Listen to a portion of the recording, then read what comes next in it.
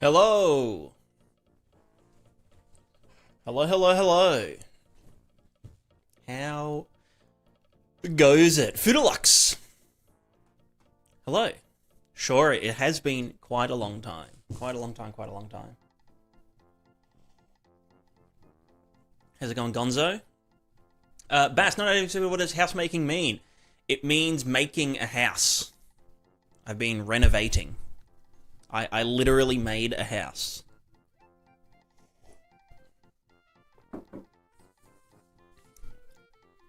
It feels like I made it from scratch, you know? But I didn't. I just...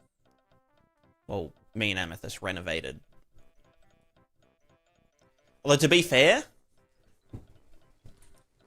it probably... probably should have just been rebuilt from the ground up. Maybe. Sorry, I'm just trying to get all my Twitch stuff sorted.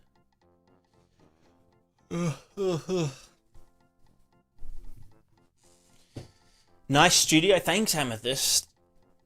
Yours is great too.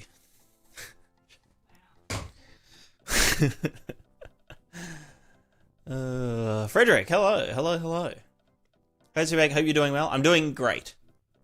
I'm doing very good. Life happens, hiatus from a computer comes and goes, same as me from last. Yeah. I mean, it kind of just had to be done. Although, to be fair, I'd been on, like, computer hiatus for, like, a couple of months before I got this house. And then I was just like, oh, well, you know, I'm not posting videos and shit anyway. May as well take 6 months to renovate and just do it all at once. How to make a house in Unreal Engine? That's a great question. You know what? We'll actually be tackling that at some point with my grand ambitions. My ideas, man, ideas.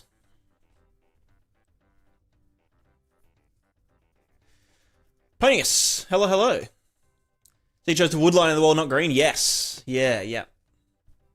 Well, yeah, in here it would have been red, but I mean, yeah, with the lounge room as well. I don't know if you guys can really see back there much, but there's like, yeah, it's like the rust color, and then there's the wood line there, and then up to the eucalyptus green.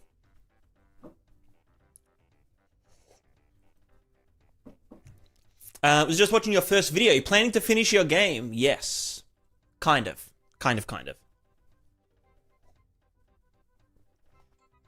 I think I'm gonna look at the game, or what was the game, as more of a thing. Do you know what I mean? Like maybe we'll examine, you know, what is a game? What is a game? What does game mean? What does it mean to be a game? What does it mean to be a game developer? What is the concept? Do you know what I mean? Because I mean, it sounds pretentious as fuck, but you look at stuff like The Sims 1 and, you know, SimCity, and it's like, are they like games? You can't win The Sims, you know? I feel like a game... It's less of a game and more of a toy. So that, I think that's sort of the approach that I'll be taking in terms of, like, design and what's worth doing and what isn't doing. It'll be more based around, like, what is fun, or less about what is fun and what is interesting. Ow, do you know what I mean?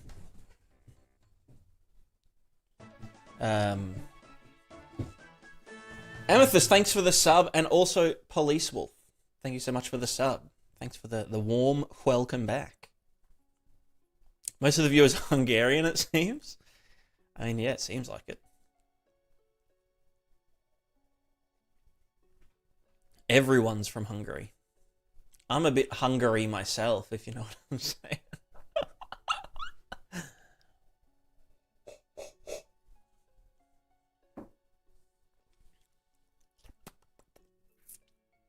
But yeah, so I think I might make a video talking about all that, and maybe we'll do that today. Like, write up a little manifesto. The GameDev manifesto.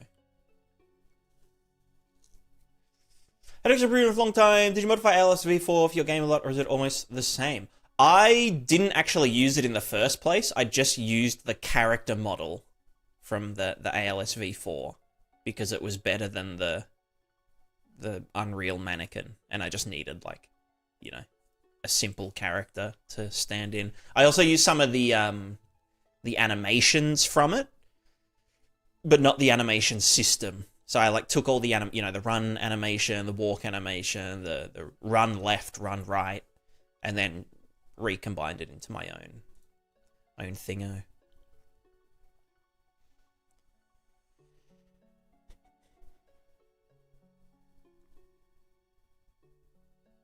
As an example, conclusion: The Sims did not follow the definition. Yeah, exactly. Yeah, it's like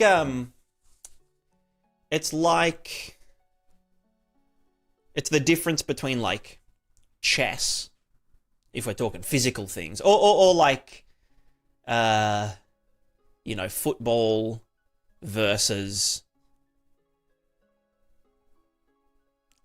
a stick and hoop, you know, or like, just like kicking a tire down a road. It's like, it's not a game. It's just like a toy. There's no goal. Well, I guess the goal is to keep the tire moving or whatever. So obviously there can be goals within a non-game. Or like, the stick, the cup and ball and string, cup and ball string. It's like there's a goal. There's an intended mechanic for you to toy with. But it's not like you need to do it 10 times in a row and then you win and then it, like, explodes in confetti or some shit. It's just like, it's a little thing and the user imposes the challenge. And I think that's kind of the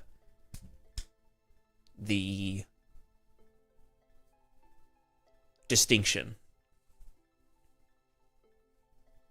Playing chess versus playing house. Yeah, exactly. And, like, both of them are rewarding in their own ways. And the user can set their own goals in both of them. But I'm more interested in the totally open-ended, chaotic kind of thing. With a lot of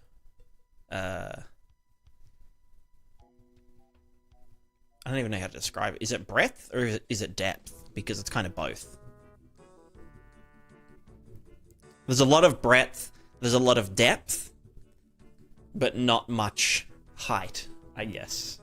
I don't even know what the fuck height would represent in this analogy. Height is probably like effort, handcrafted effort from developers. Because I've been gaming a bit. I've been playing Kingdom Come #2 because it was on sale, and like, it's like it's so good, and the world, I don't know.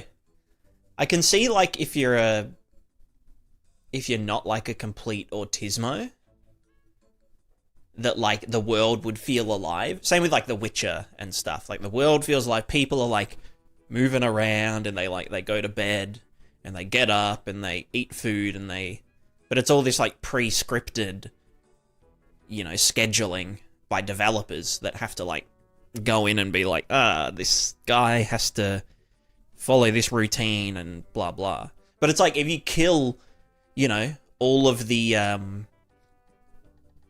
let's say, like, you kill 10 of the charcoal burners, and there's one left, he'll still go to work as though nothing's fucking happened. He'll just go and he'll do his little part. He might be the guy that cooks the food, and he'll still cook the food for the rest of the guys that are all dead. And, like, they won't hire any additional people to come and do the thing. Have I tried that? No, I haven't actually. But, like, presumably in most games that use that kind of system, like in Skyrim and whatever, it ends up, or they just respawn at some point if they're, like, unnamed characters or whatever. But yeah, I think the approach that I would take is more like everything is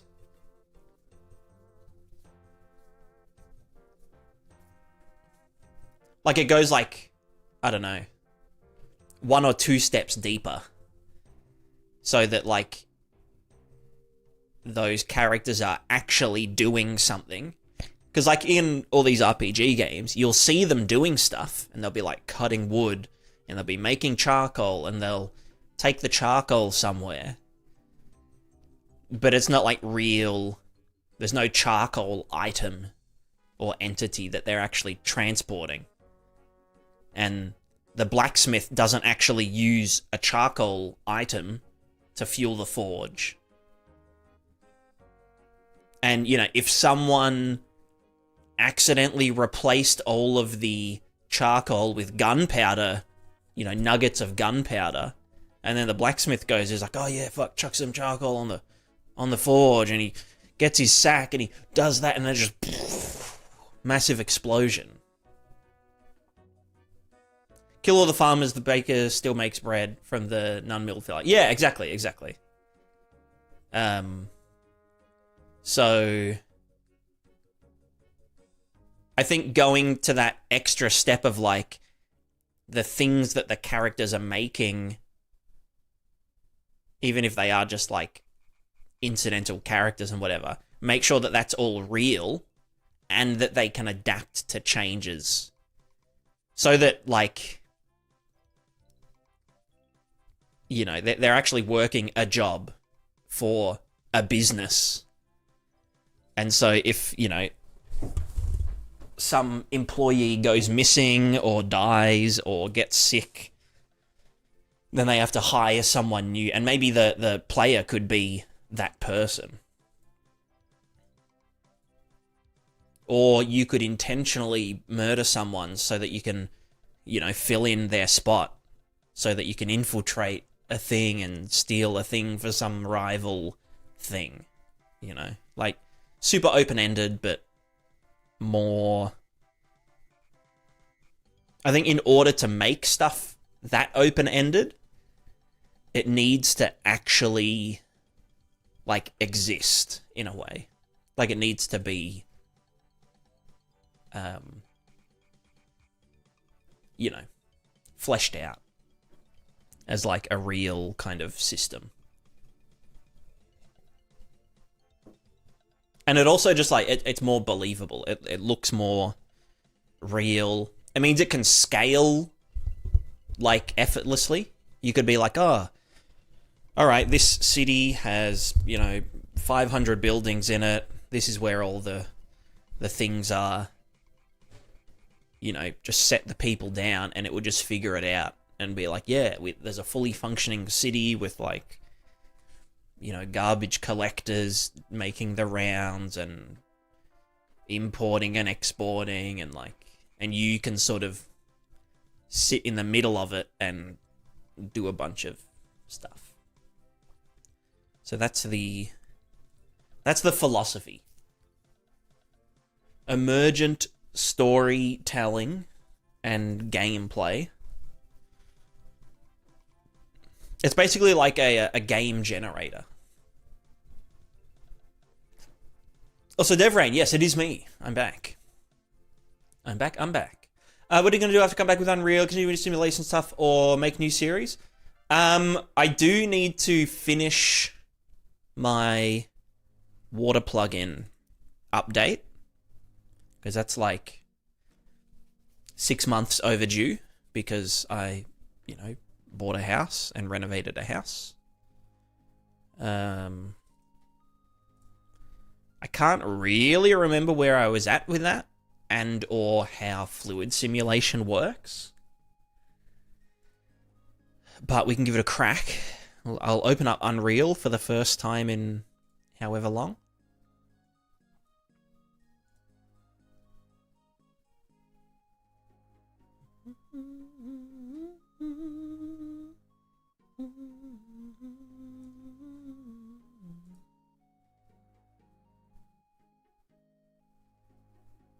You don't finish simulating everything that was in type with this game stuff you were doing, wasn't it? Yeah. I'm not yet finished. In fact, I haven't started. I feel like I haven't started.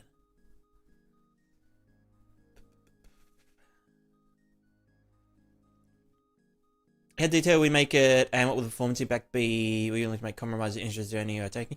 Yeah, so I think like as detailed as it can be.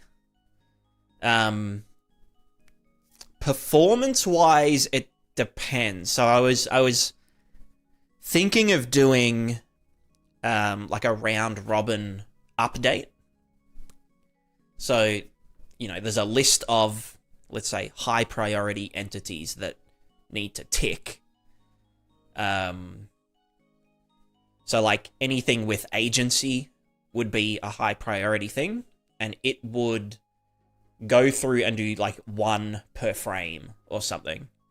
And, there might be, like, 10,000 active entities at a time, so it might take, like, a couple of minutes to loop back around. But it'll be using the delta time between updates, to scale everything. So, if they get hungry by X amount per second, and it's been 60 seconds, then we just do that, 60 times. And yeah, say with like characters moving around the map, they won't actually be moving every frame. They'll essentially be like moving into the future.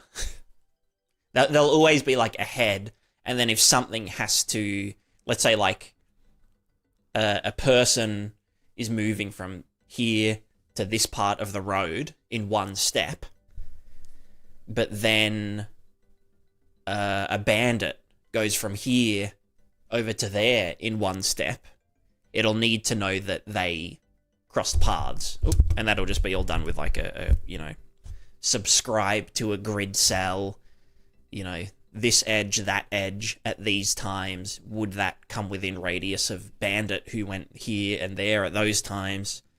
If so, we can pull this guy back and they can, have an event entity that's like bandit robbing merchant.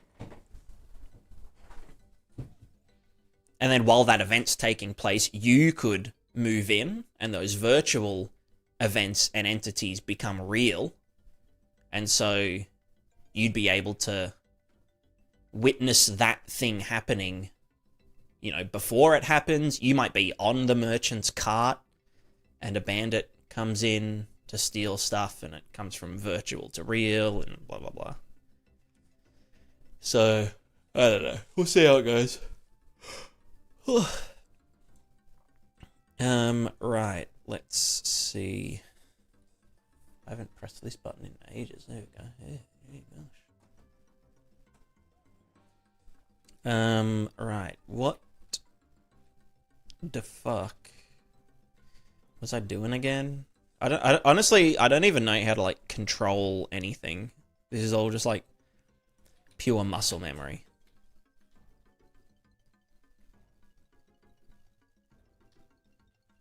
Waterhole.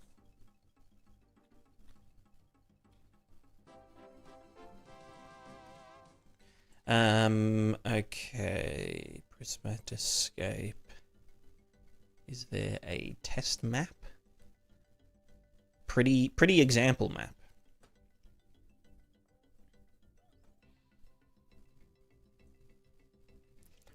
Is really going to be developed as an RPG anymore? I mean, it still is an RPG. But it's more of like a... Oh, God, I remember what I was doing now. More of like a simulation.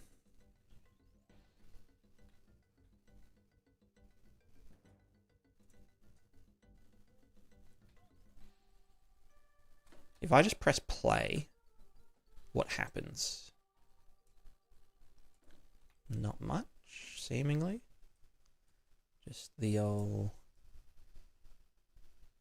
Right, and because I put a river here, that's just gonna water all this shit.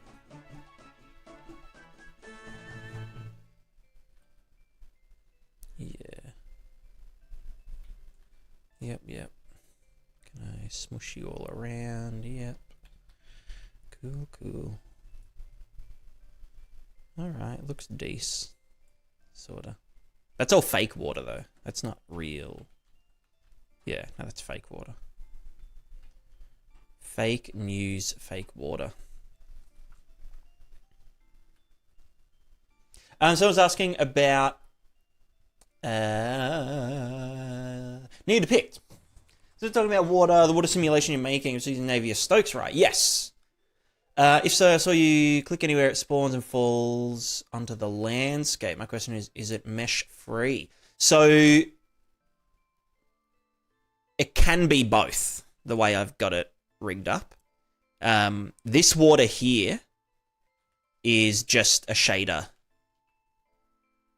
So this water here doesn't have a mesh. It's literally just like paint on the landscape. And it just looks like it's real because the normals face up. Yeah.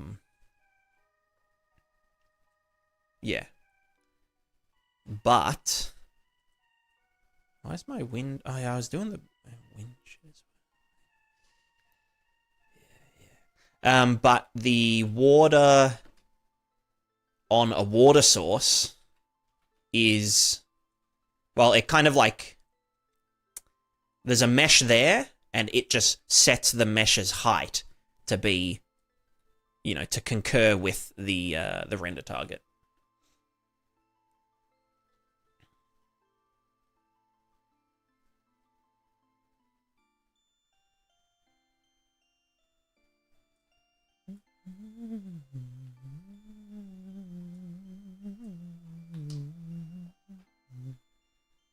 So again, this is all fake water, which the fake water is never going to be this deep. It should never,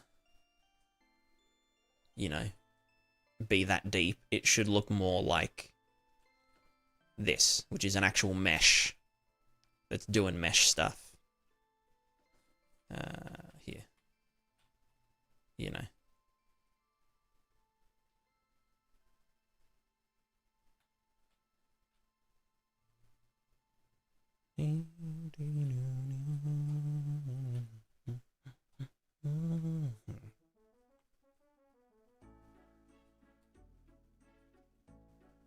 But yeah, the reason that there's like the fake water is that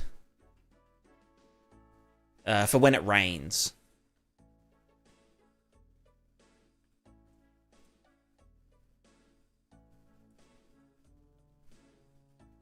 So that it can, you know, be in places that there isn't supposed to be shit tons of water.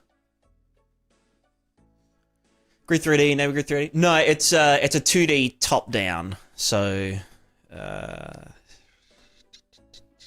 let's see where I left it. Render targets. Water render target. Here we go. So I think this is the depth. And that's the normals of the water. And then the velocities are in here. Velocities and foam, I think. Yeah, A is the foam. Foaminess. You can see it. Schmoving around there. And this is like super cheap. 384 by 384 render target. Like, it's just the coarse flow. And then all of, like, the micro-flowing is done just with flow maps and whatnot. Kind of like Crimson Desert Water. Yeah, I don't actually know how Crimson Desert... I saw a video saying, like, oh my god, it's so cool. But I didn't actually watch it. But I'm not sure if theirs is fully real-time.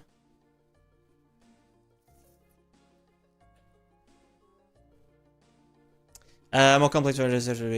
Well, it still uses Navier-Stokes equations, but it represents them as columns rather than cells. So we still take into account the depth. So it's still like 3D, but, you know.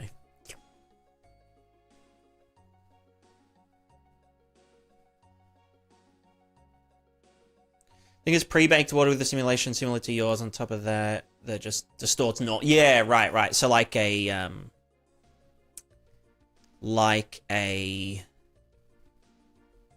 it's like what they do in or the Witcher demo, or like in Unreal, they've got like a water baker. Like what Fluid Flux does.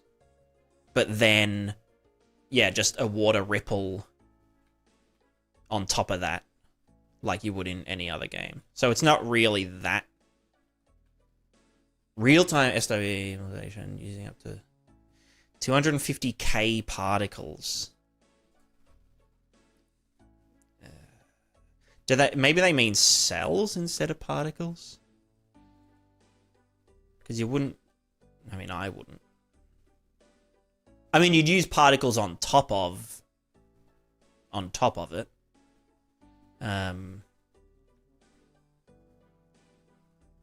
But maybe they mean that, like, the grid density, you know, like if you've got a 512 by 512, then yeah, you've got like 250k cells, which are being treated as particles for the sake of the thing. So yeah, maybe that's where it comes from. But it's real time, so...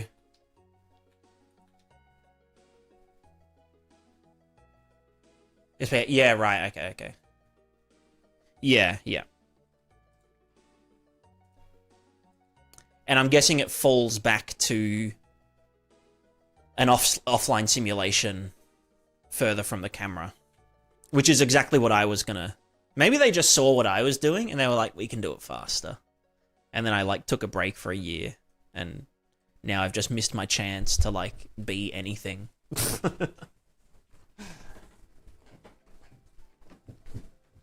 But yeah, I definitely think real time's the way to go.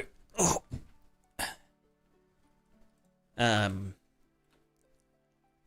Because for my project specifically, why is that so like distorted? That's crazy.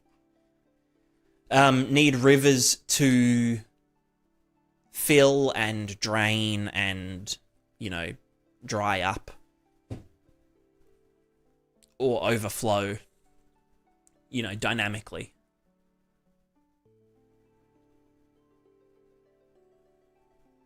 Same simulation like you have with pre-simulated rivers. Yeah. Awesome. Yeah. The one thing that I haven't seen anyone demonstrate is where I haven't opened this in so long. You know, Niagara Grid Drawer, sim input, water emu, water sim. Get water puddles. Do I have a handle rain stuff? What's in you? Hot edging mask. Water column height, and we're just... Oh. Well, yeah, it would work, yeah. So you're doing like dynamic raining. Oh, wrong button.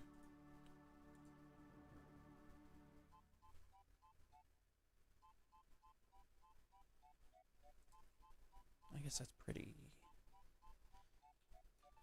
There's probably a better spot to...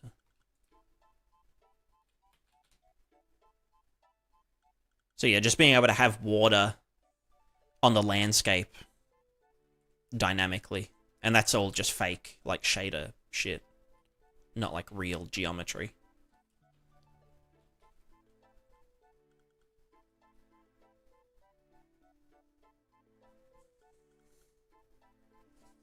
Was you flying with scaling meshes or WPO? Just WPO. Yeah. The whole system is just render target based WPO stuff. So no actual physics.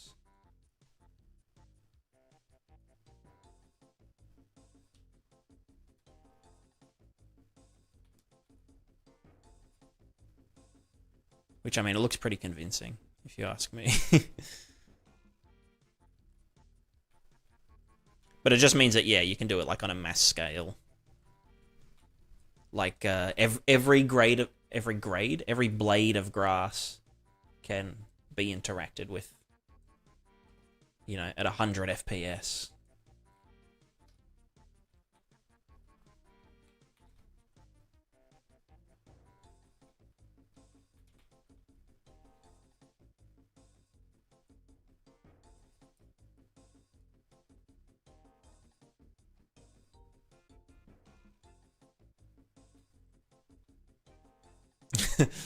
All good, all good. I have a more normal sleep schedule as well, unfortunately. But, yeah. All GPU lie? Yeah. Everything is a lie. Although at some point it does have to coincide with the CPU for things like audio. You know, like, oh, I'm rustling through a bush, therefore, you know, I need to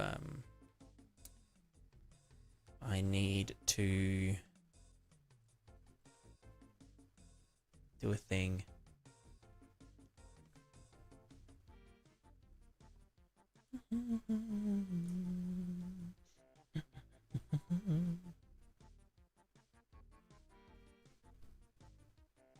Ghost of Tsushima. I think Ghost of Tsushima does it as a particle system. Like, each blade is a particle. Which I never really understood the appeal of, because it just sounds like... I don't know. Like, why not, you know, simulate a grid of grass? Because, like, this is just going off of, like, you know, this here. And it's just like, oh yeah, at this location on our very low-res grid, you know, you should be bent over that way. You know, or like the wind is doing X, Y, Z. Is that the wind? Yeah, wind. Wind.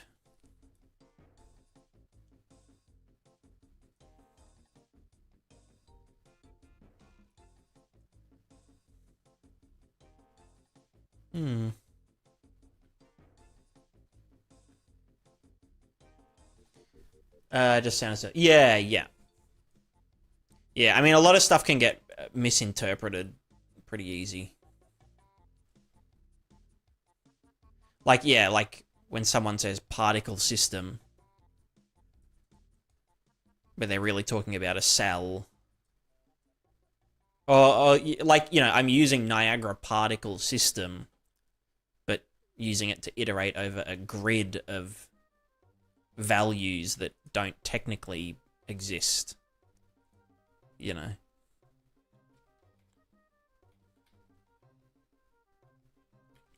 But yeah. With Crimson out there, so many random people now throwing around random tech art and graphics programming terms, doing analysis on things I have no clue about in videos. It's infuriating. Misinformation keeps on piling up. Gets harder and harder for people who just started learning by themselves to get credible information and learn. That is true. Yeah, I have seen like a lot of videos about like, you know, the future of gaming and the graphics and the better than nanite and the, I don't know, fucking whatever other buzzword shit there is. Ugh. But yeah. Oculus, hello, hello. It's good to be back. Mozart, how's it going?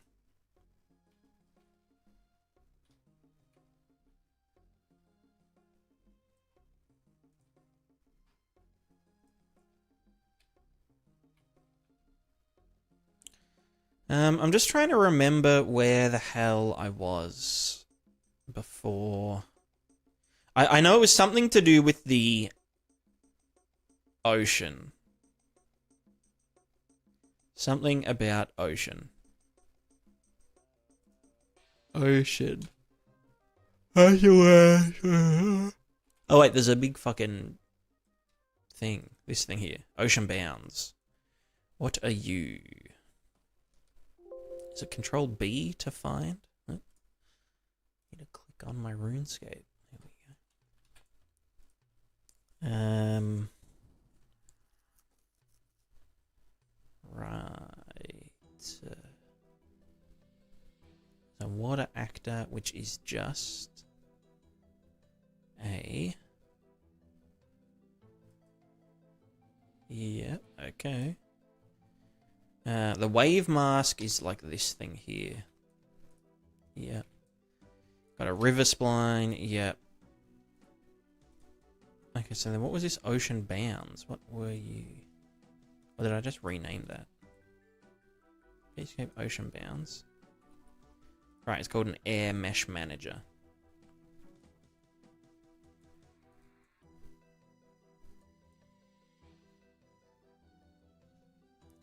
Been using PSK for the last years, backbone of my couch co-op game about tutorials doing yard work with a haunted shopping cart. Hell yeah.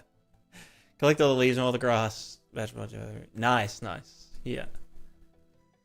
Playing my LED settings last time. I think, yeah, what I was doing last time was...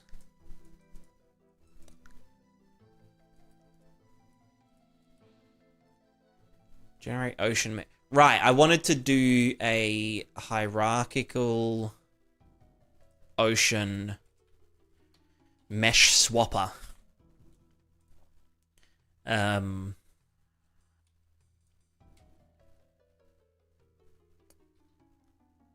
Yeah. Oh, fuck, I can't even... How do I even... You know what I mean? Like, what even is...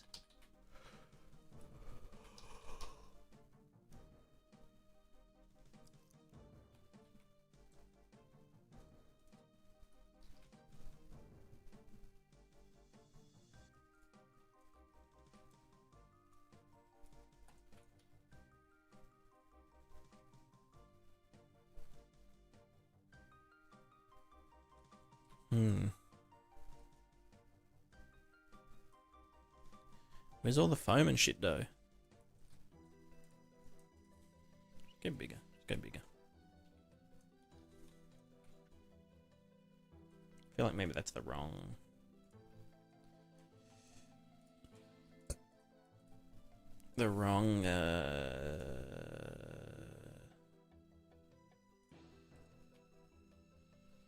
Nope, nope.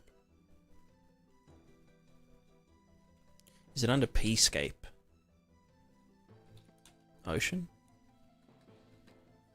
What about, water? Priz? Water? Anywhere? Anyone?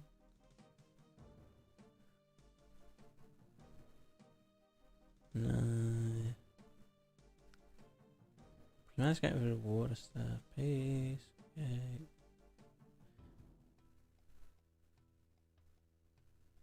It should be in... You know what? It's probably in new water.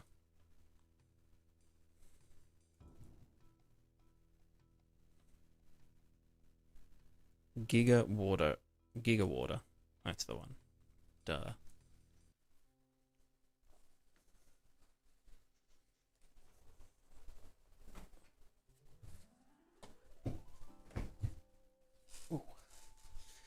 So you can the devs use silhouette parallax instead of any kind of geometry-based tessellation. Apparently, there's an implementation of a similar tech in UE4. I can remember there being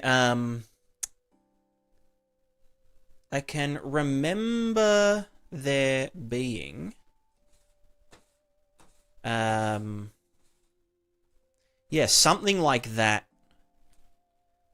with like parallax occlusion. Like I remember it being in the you know, in their little test level thing. The test zoo. Content examples.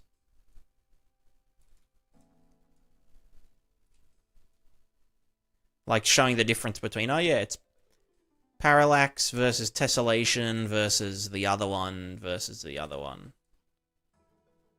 And being like, oh yeah, that's cool. That's cool. It's very interesting. But yeah, I mean, I've got no idea how it works. I'm guessing it happens at the depth pass stage. As like a kind of parallax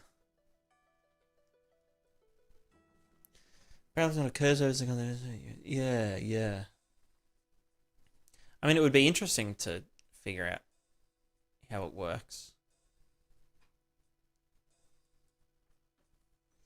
I get you could almost do it as like a post-process or just like a separate render stage where you take, you know, the stuff that needs to be silhouettized and almost just like distort the depth pass in, you know, because you can like calculate where it would be.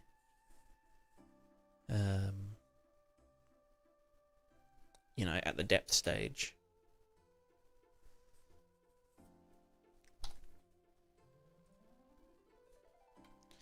I wonder if I just placed them down there, if they'll still actually work.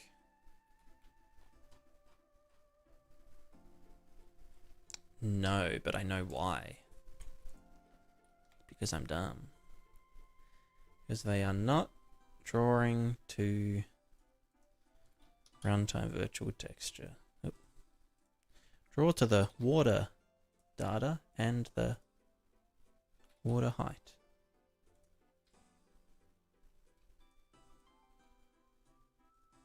But wait, why are they not?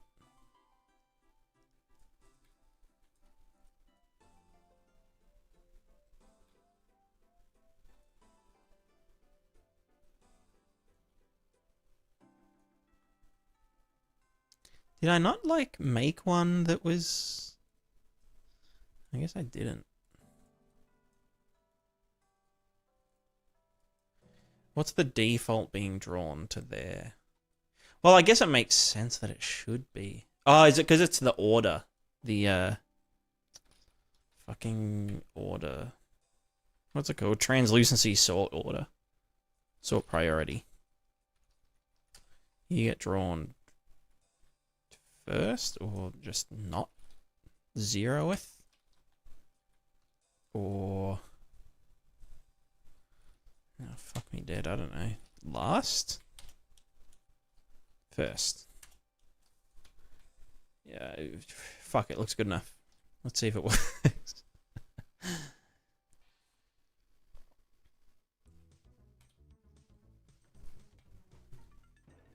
Oh, you know why it's going super fucked up? Is because I've got that rain thing clamping the water down. Is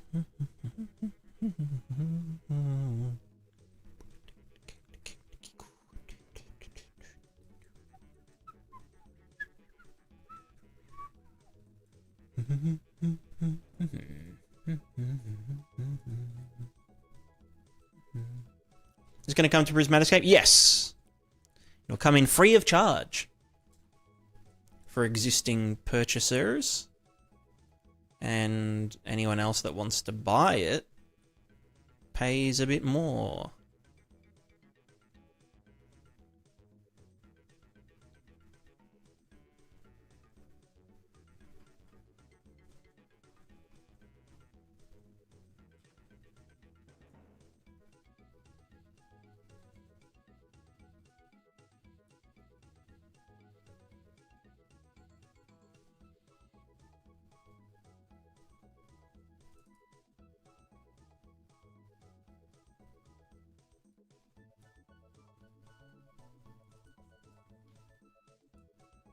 Ah, that's right.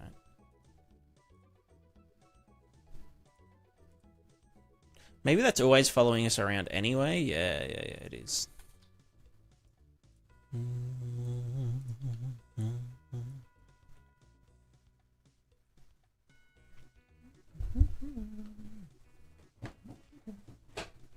Get out some of Black Prismatic Skate end of this month. Payday. Well, it'll still be the original price at that point, so don't you worry.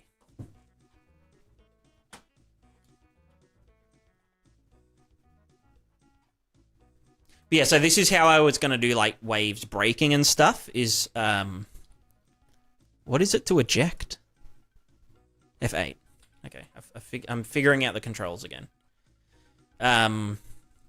So these particles you see here, right? The initial idea was to like constantly be like querying everywhere on the grid. Like, should there be a wave splash here, or should there be like a bit of foam or a big like explodey kind of splash?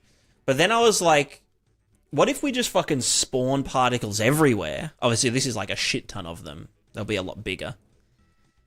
But just keep them invisible until they're needed. Because all of the foamy water coalesces at, you know, the front of the waves and stuff. And you can see that naturally, if these... if the particles are left to flow in the water, then they also coalesce at the wave fronts. So instead of finding the wave front and spawning particles, we just spawn the particles everywhere, give them the simple water buoyancy shit, and they just kind of like act like, you know, they all end up where they need to be naturally. You can see there's literally just waves of particles building up. So then what we do is, which I think that's what I'm doing here, whenever the particles are black, it means that they've left the surface of the water. And so that's when they will kind of reveal themselves, and they'll look like, you know, foamy, splashy stuff. And then when they dip back under the water, then they'll, you know, fade out again.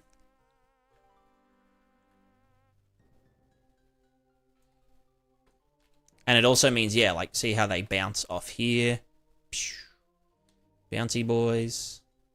It all works out in the end to be quite cool. And the other cool thing is that, yeah, the particles can work with the emulated water as well. Although we don't let them go out here into the virtual water. I don't know. I'm just making shit up. Just making up words.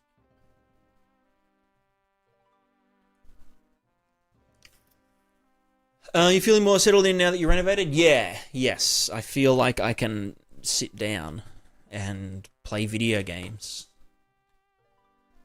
There's still like some renovating to be done, but it's like further down the line. Like, you know, remodel the entire kitchen and bathroom and laundry. But like the lounge room's done, the bedroom's done, and my studio's done, the hallway's done, Amethyst's office is nearly done. Soon, TM. But, yeah. Ugh.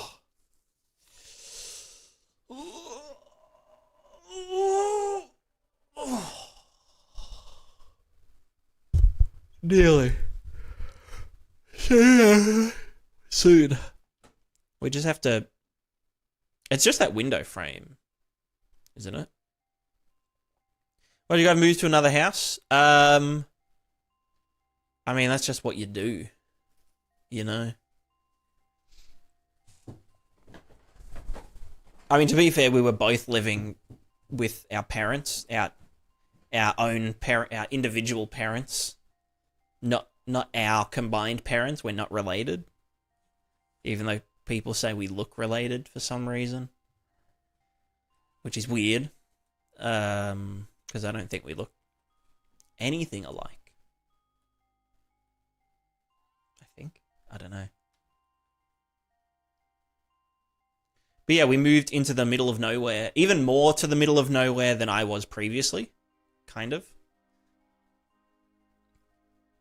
And then we renovated because we're both very poor.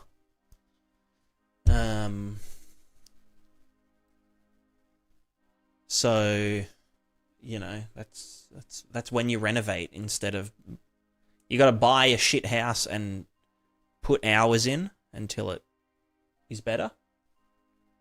And then yeah, then you can just live.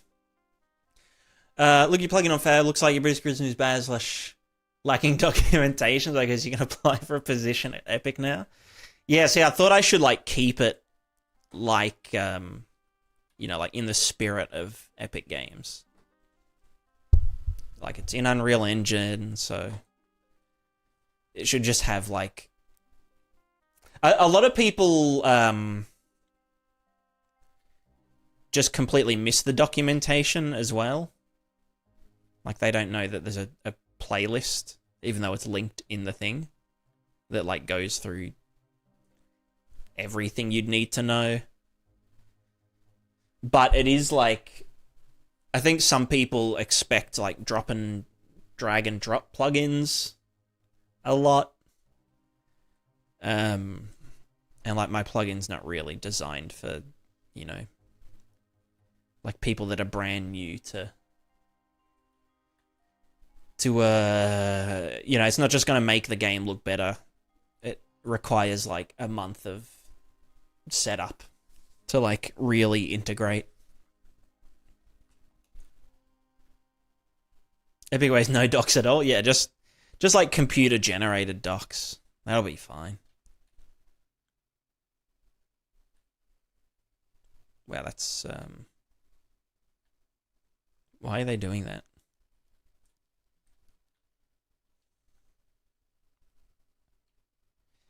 They're ascending.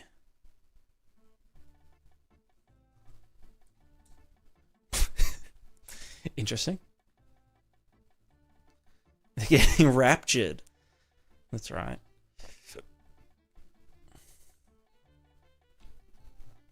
Yeah, I might put the water on hold for a little bit until my brain works again. The thing that I remember doing previously, before I left, was doing like a self-segmenting,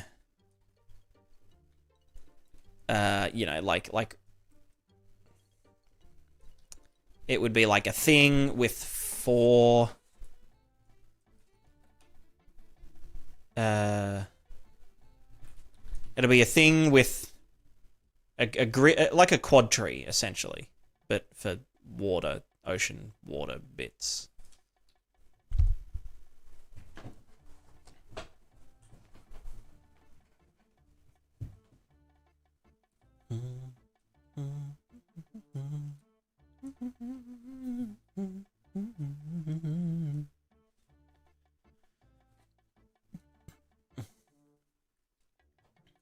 So yeah, I don't know.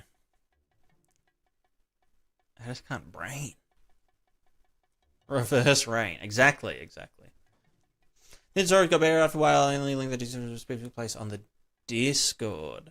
The link to the playlist should be on the Fab page, unless maybe they removed links or something with Fab, like when it moved over. But yeah, I don't know. Yeah, I think I might put a pin in the water update for now. I will update the plugin to the new engine versions, but I think that the premium water update,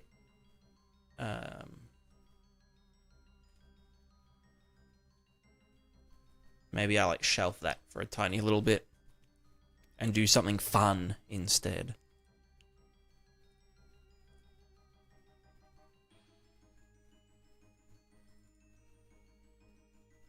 I had more thoughts about remember when I remember when we were doing balls, I had a thought of making it even more stupid and complicated. Oh, preparing shaders. Hello, shaders. Oh my god, why? why are they doing that? So yeah, previously we were using balls, and we ran into some issues. Okay, you know, yeah, just fucking. I guess I'll just die. Where's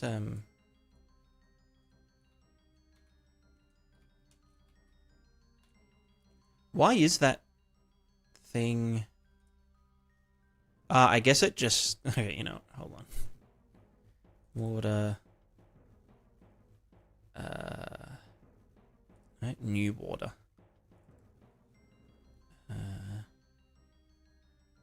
Water particles base?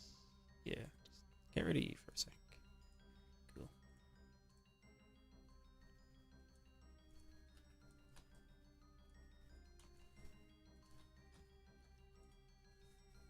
So yeah, we were doodling with like physical character movement, right?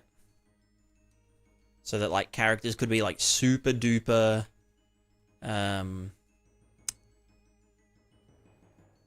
accurate and like interact with each other and balance and knock stuff over and be knocked over and all that. And we were using a ball bot as our sort of basis, right? However,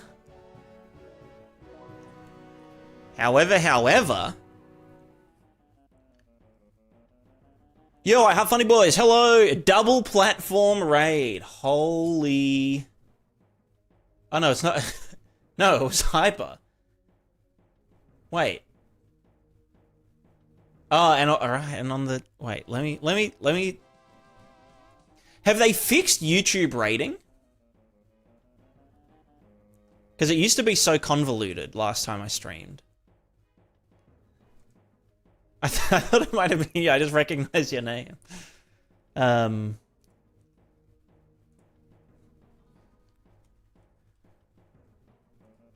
Yeah, no, crazy. I don't know. Welcome. Welcome one, welcome all. It's still convoluted? Okay, okay. Yeah, you gotta, like, allow specific people to raid you and be raided by, and it's like... I don't know. It's just a... It's a whole thing. Anyway, you guys have joined at a fantastic time. I was just talking about... we're talking about balls. Well, you know what? Let me go back just a second. We'll go back to what we were doing before that. But if you're new to my stream... We do a lot of, it's kind of just like mad game dev science, right? Like we don't really do anything productive, but we do have fun. Mainly with like graphics and, you know, silly simulation systems and whatnot. So previously we were just looking at my water and ocean simulation stuff, which is like all this. Wait, how do I... What's eject again? F8. This is my first stream in like a year, or maybe 6 months, so I'm a bit rusty.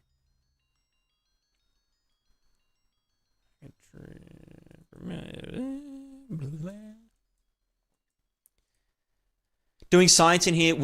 You could call it science. One could call it science. Or just like craziness. Crazivity. Where do I have an ocean manager, don't I? It's all coming back to me. Apologies if I'm like giga scatterbrained. Ocean Waves Manager. This is the guy. And then we had a global waves amplitude multiplier. Yeah. Oh my. Okay. But this is very... Okay, you know what? Let me just give me a sec. I just need... A wise man once said, give me some time, hit me, baby... No, give me a sign, hit me, baby, one more time. Is this drawing to our runtime virtual textures? It is. It is. Great. And that must be at the bounds. That's right. Alright, we're going to have some higher res water now. Well, long break, glad to see you back. I bought a house. So now I'm in debt, which is a lot of fun. But then I renovated said house for a long time. And that it just... I'm not really good at, like, switching modes. So I tend to just, like, do one thing at a time. Okay, this is still super... Let's go, like, this big. And then you can die. And then you... See, this is what the the ocean thing was supposed to do. It was supposed to manually create this, like, quad tree grid so that I didn't have to do this with my bare hands, and so that it could work with procedural terrain and whatnot as well. Okay, this should be fine. What, how's that where all the plugin money went? Exactly. And that's where the plugin money will continue to go. Because, you know, housing in Australia, and the money, and the bulky, and the man, and the... Yeah. Yeah, I'm even poorer than I used to be. But I have a house, so it's fun. Yeah, so this is what I've been working on. It's an ocean/water simulation that does, like, oceans and rivers and ponds, and it interacts with everything, and it's real time, and it can, you know, have tides, and it can have rivers flooding and drying up, and it can have rain, just like raining down in the cracks of things. Like such. Handle rain stuff. Well, is this gonna work? It looks like it's kind of working, yeah. So yeah, we've got rain. Oh, that's not what I wanted to click on. You silly goose. No, I don't want to open the documentation. What documentation?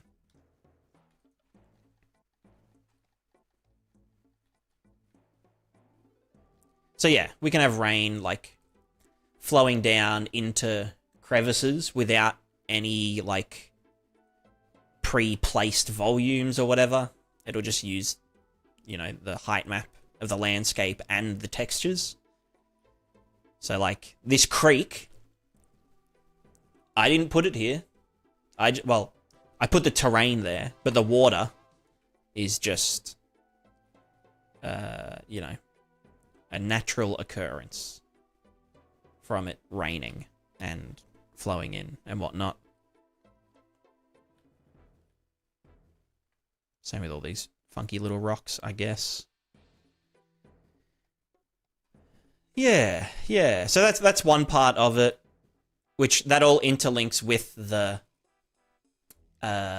foliage simulation and other stuff that I, you know,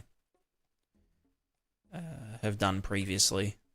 All the grass doing grass things. Every blade of grass having physics. Which is kind of a lie, but also kind of not a lie, but it's like, it's, you know, it's an exaggeration. But what I was gonna do just before you guys raided was to look at... Actually, you know what? First of all, I'll show you the rainbow water. because it's a bit of fun. No, that's ocean wave data. Where's ocean? Oh no, it's in the new water. The new TM, water TM. I put this on and I go, save. And then I'm about to log out from idling too long on RuneScape. So I click that and then I go here and I go back to the water. Down here. And this is where things get a bit juicy. But we'll essentially be using these particles to do all of the splashes. You can see they're already behaving like splashes. But pretty much just spawn particles at random, use the buoyancy function that we built, and then the particles just naturally, from the buoyancy and the water's velocity, they coalesce at the wave fronts and where there is, you know, more turbulence. So it kind of just works out. It means we don't have to, we don't have to constantly scan our render targets for like, oh, where is there a wave front, and figure that out and make a, you know, spawn a particle here. We just spawn them at random, and then they just kind of do their own thing pretty chilledly. And that'll be the same for the rivers as well. It'll just kind of coalesce and be fine. Yeah. So that's exciting. And it looks nice. And I can use my super wind powers to blow the water around with the wind.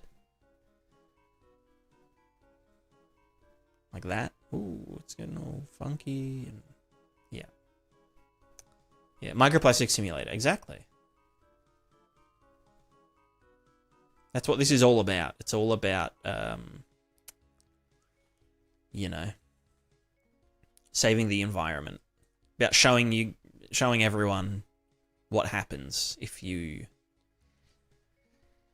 throw plastic in the ocean, I guess.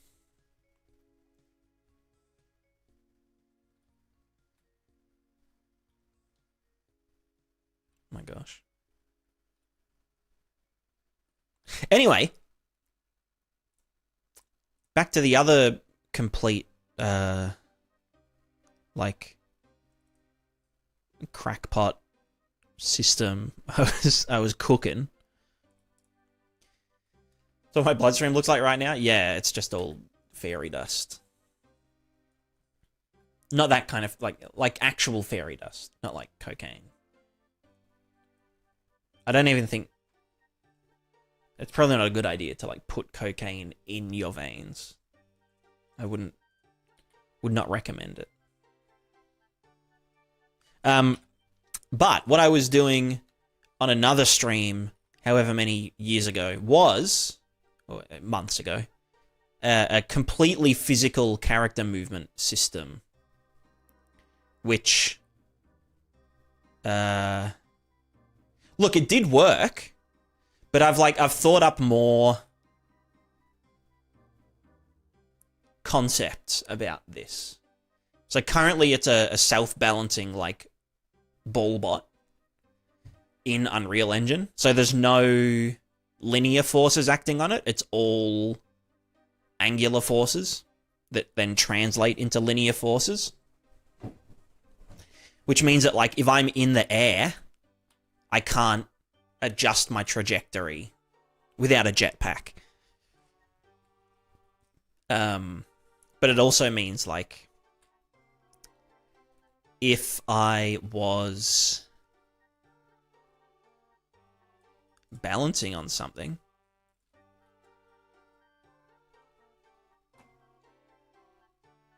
something really thin, like that, am I going to land on that? End. Nope, I missed. Oh my eye, what the hell is it? What the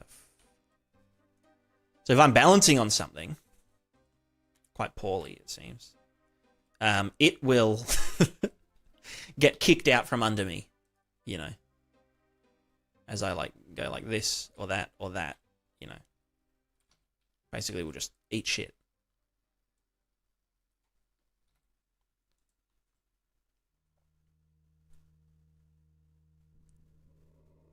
But yeah, you can imagine that a ball would kind of fall apart when it comes to like going upstairs and up slopes. And you would be absolutely correct. Like up slopes, it kind of... see how it like...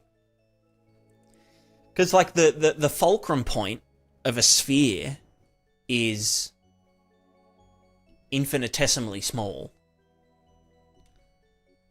Like on a theoretical sphere, like this. And so like the friction in the physics engine, I don't know, it just wigs out. It just can't handle that.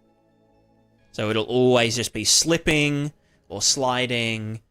And so without, I don't know, it's a bit of a fuckfest. And then stairs is just like, don't even try. Like it's just not it. And then you also run into issues with other characters if you're using a ball bot. Because the... Where are the dudes? Or the dudettes, I guess. So like I like to have my character collisions really thin. Like to be at the torso of the character and leave the arms out of the collision and then do an extra soft collision that, you know, is sort of their personal space zone that can push things out of the way and that kind of thing. But then for this kind of like ball bot locomotion, the bigger the sphere is, the more stable it is and the more kind of you know, things that can like step up on easily. But then if the sphere gets too big, it you know, it's bigger than the character and your character starts bumping into stuff. And then also I've noticed if you bump into another character's ball, if you bump balls with another character, it can just get a bit fucky. So my new idea, which is very similar, but also different, is to essentially... We're getting into the paint.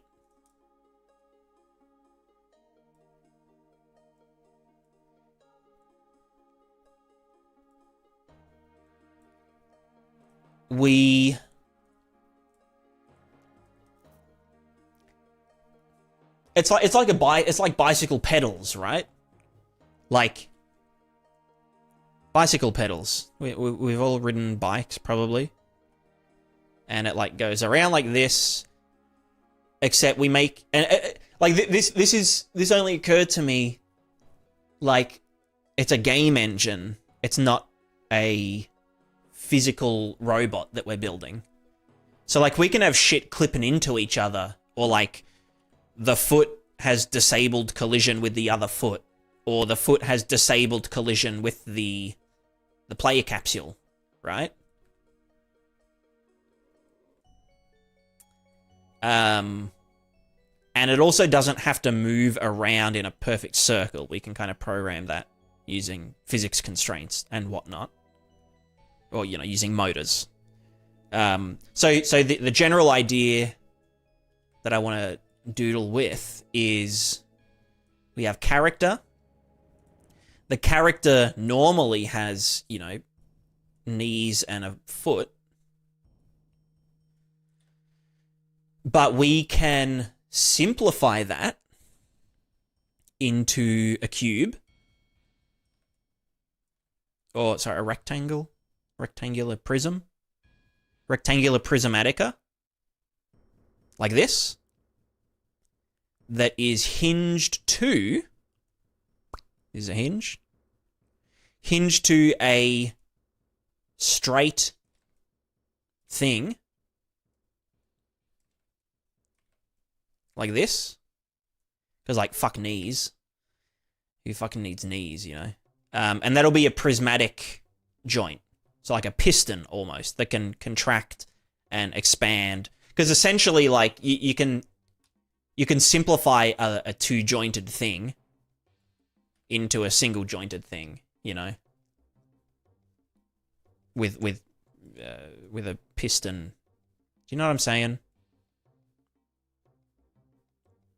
So as this leg gets like closer down and whatnot, you know, like this, if they put their leg up like that, then all we do is move this to here and retract the piston.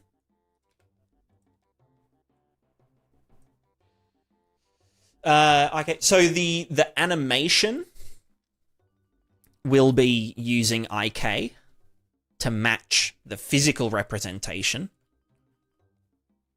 But then the physical representation will likely get driven by animations.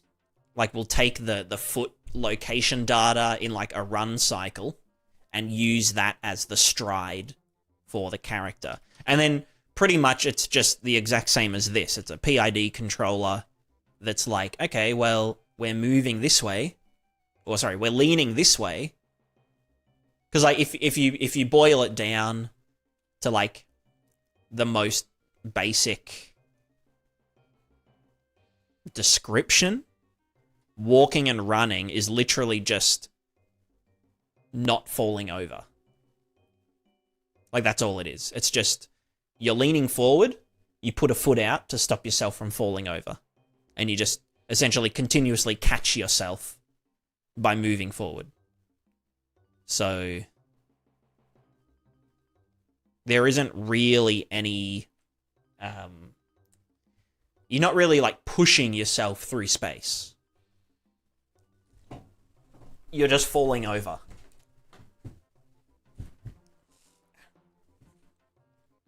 So in essence, instead of rotate ball, which was always a bit finicky because you get like weird gimbaling and stuff, instead of rotate ball, it will just be cycle feet.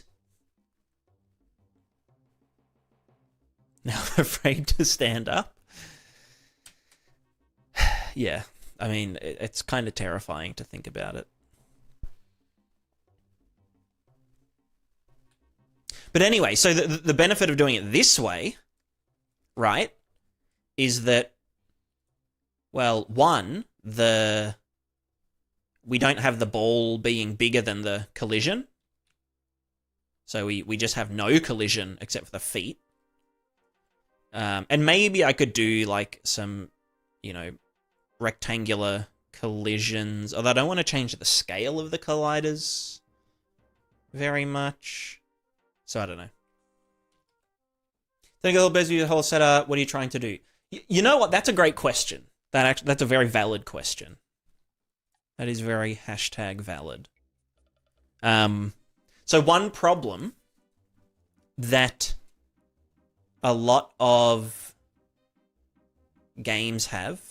Why is this so unhappy? Well, okay, let's just take Skyrim for example. And you're trying to get through a doorway. Or you know, we'll go theoretical. We'll go top-down view. There's an alleyway, right? And you're trying to escape from some people. You're going this way. You see the alleyway. There's two like sus-looking guys just like chilling there, right?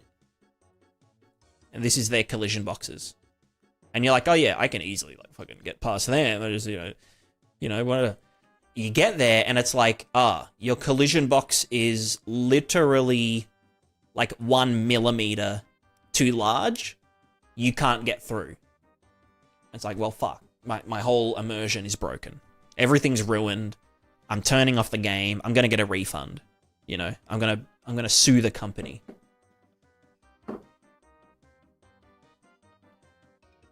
So what you could do is like, okay, yeah, on collision, bump them out of the way. It's basically in 99% of games and in most Unreal Engine implementations, the character movement is kinematic. Meaning that it's just like, on this frame, the character is moving 400x velocity. Therefore, I'm going to set its new location to be here. And then on the next frame, set it to be there. And they're slowing down, so I'm going to move it over a little bit less this time. And whatever. It's like very, like, this is what's happening with the character. And you don't get a say about it. And then as soon as, like, a physics object hits your character takes priority over the physics object. And then any kind of like, oh, I want the character to get knocked back by physics objects, all that kind of stuff has to be manually implemented with like collision, and then you need your own kind of like knockback system, and then you just like this really weird, like incestuous soup of physics and like game code, which is just, like, horrible. Because there's always an edge case. Nothing adds up. You get, like, weird, like, infinite force generate. You know, like, in some games, you can, like Super Mario 64 with, like, backwards long jumping and, like, building up negative momentum infinitely until you teleport into, like, a parallel universe. Oh, right. What about? Alright, I'll come in a sec. But it's pretty much about avoiding that by putting the character movement in the physics engine. So it's all completely physics-based, rather than, you know, kinematics. So that's the that's the gist of it. And essentially, yeah, you get, like, your character actually weighs something and, you know, moves around and that kind of stuff. So, and I need to take a quick, tiny little break for 5 minutes, and then we'll actually get implementing. So, BRB. Where's my? No. BRB. There's a BRB.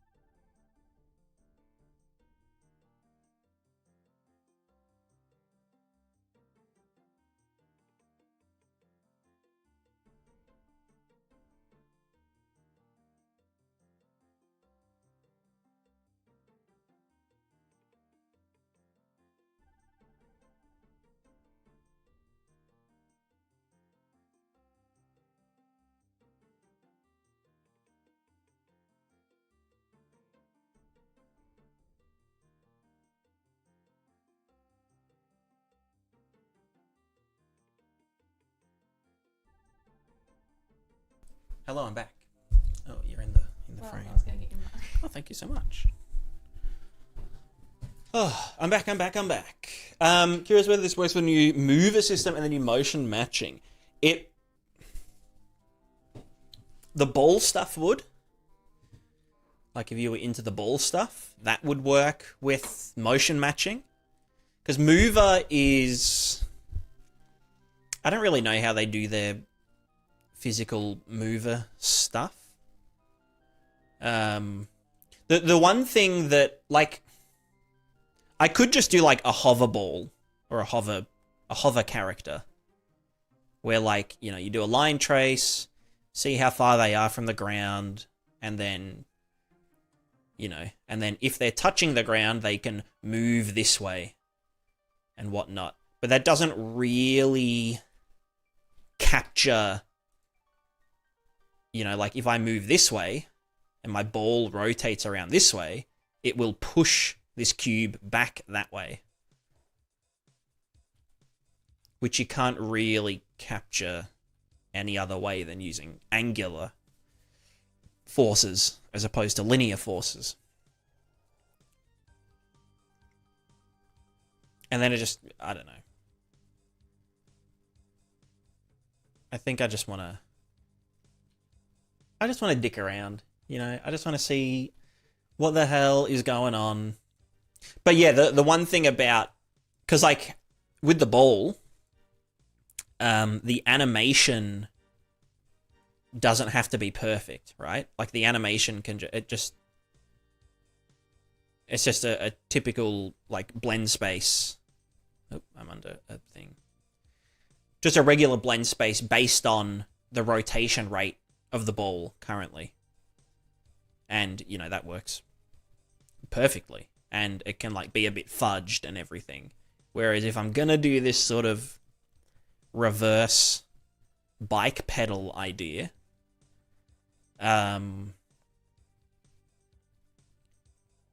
then it kind of has to match the the animation has to match it perfectly. Because then, like, yeah, like the IK wouldn't work, and like if you wanted to go up steps, I mean, it solves steps, which is good, and slopes, it would actually like have friction on a slope, but it is a bit more work. But yeah, like currently just the steps just, it just sucks, and slopes suck. You know what I mean? It's just, it's not happy. So yeah, I think maybe we give that a good old crack-a-doodle. Which means, do I want to start a new... More force on the slopes? So it's not necessarily about force. So she'll work with the spheres as long as the friction's turned up high enough. Kind of, but also no, because the way that friction works in the physics engine, at least from my understanding, is like it'll calculate the surface area that is frictioning. But on a sphere, that point is always like 0. Because, like, theoretically on a sphere, if that's resting on a plane, there's like only a single point of like a one-dimensional point of contact, which means that, like, it's a bit fucky. And like obviously it works like on the ground fine. Like, you know, am I maybe just talking shit? But then, you know, if it like bounces a tiny bit off the stairs, then it just loses it entirely. So I think, yeah, moving to like almost like a walker, like a what do you call it? What are those things from the Star? Those things from Star Trek: Revenge of the Thingo. You know, the Stargate, with like, you know, Obi Kenobi.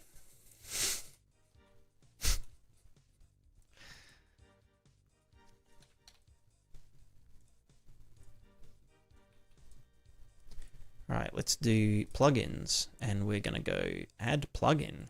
It's going to be blank. The author is Prismatica Dev Deck. Description. Physical feat for characters and for creatures of all sizes. Plugin name. You have the force of the sphere pointing up the stairs or directly onto the stairs. There's no directionality to the force. It's rotating, which is the whole kind of point. Is that there's no jetpack pushing them along. It's all the movement is derived from rotational force, like in the real life, kind of.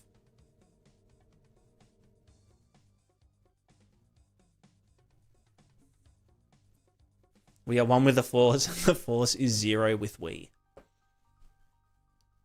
That's based.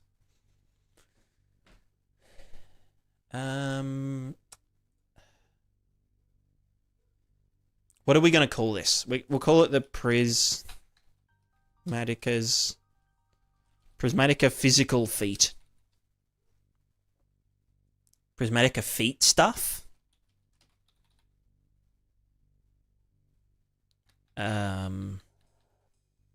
Just Prismatica feat?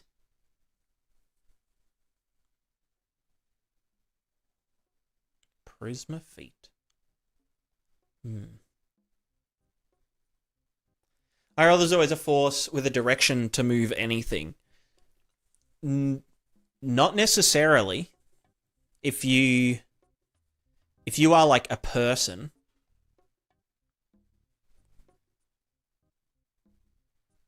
and you just lean forward, and then you just put your foot out to catch yourself,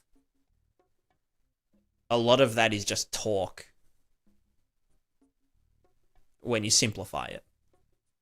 Like, if you're standing still, you can't just, like, move forward. You have to let gravity, you know, do that a bit, and then you can convert that by moving a foot forward, but your center of... Anyway, if we were just moving the sphere, that means that if we were standing on, like, a seesaw or something, and we were just moving the sphere, then the seesaw wouldn't go backwards the other way, which would defeat the purpose. Inertial feat?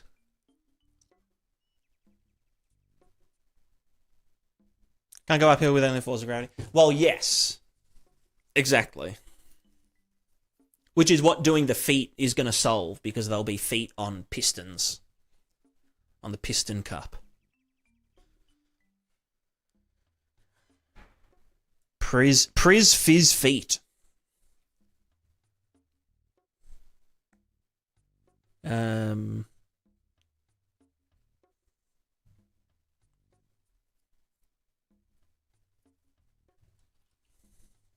Physical feat?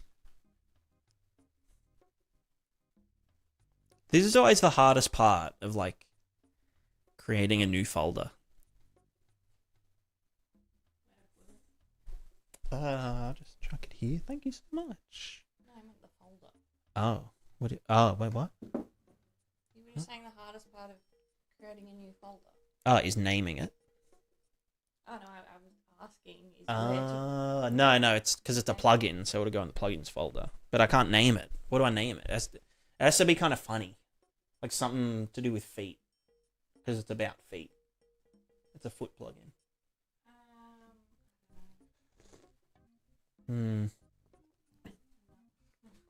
You're not into feet?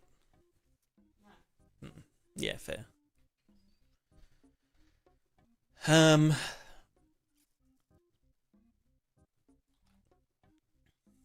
What about pea feet?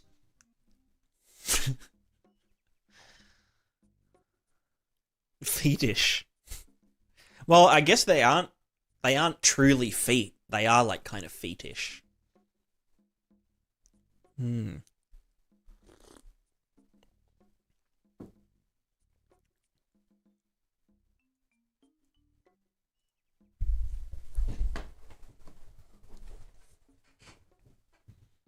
I'm just gonna call it feet for now. Physical feet.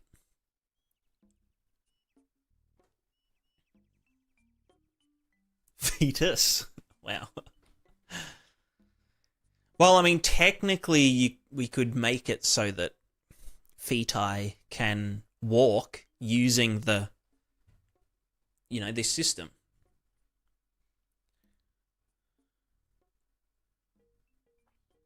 If we go down that route.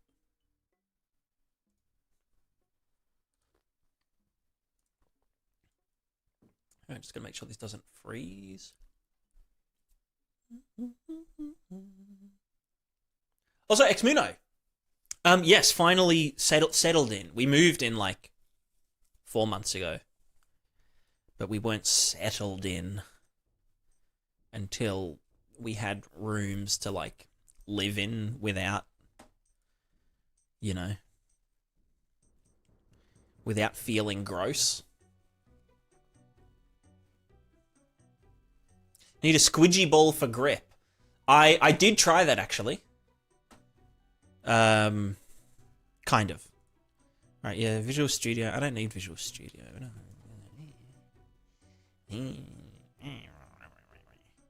Ball doesn't have real grip like rubber. Yeah, exactly. They use this for quadrupeds? Yes. Definitely. And hexapeds. And pentapods. And millipedes. Maybe. Alright, is this... Yeah, whatever. I don't need to... It just opens it. Thanks.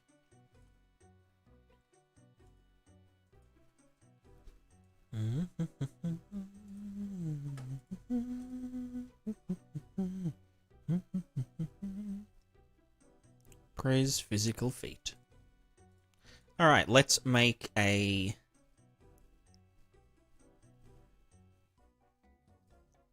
new map.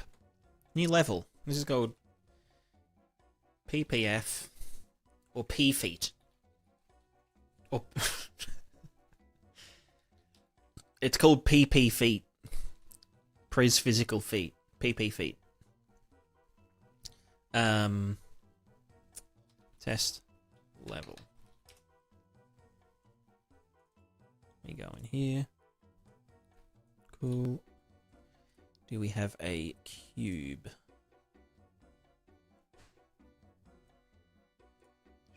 Cube.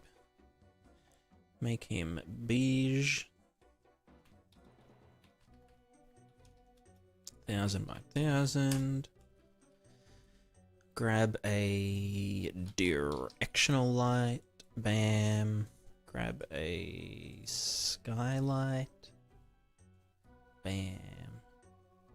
Project does not support blah blah blah. You're movable. Directional light, you're movable. We move out here. Alright, shapes, more sphere. What? Cool. What a shape into your game, by the way. I'm from Germany. You learned a lot from you about materials. Originally had me in studying academy, focus mainly become a 3D generalist. So after the whole working benefits. Hell yeah. That sounds lit. In terms of the game, yes. I'm still like working on it in my brain. It's just like it's more of a long-term kind of thing like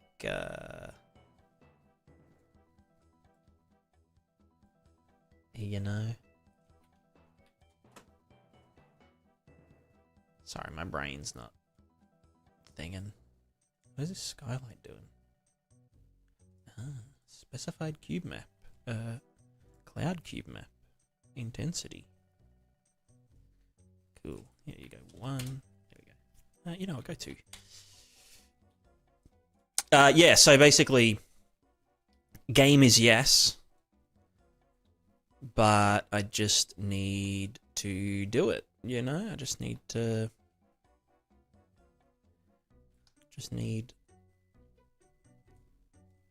get everything done.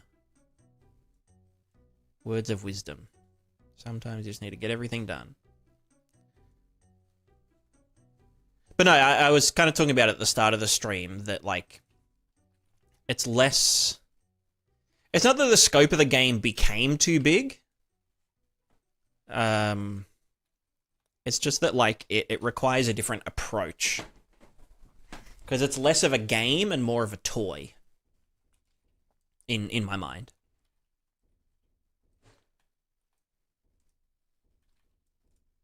Okay.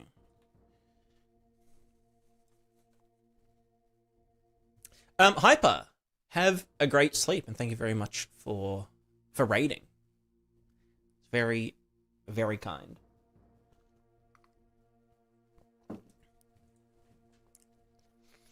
All right, let's do... I guess it is a component, isn't it?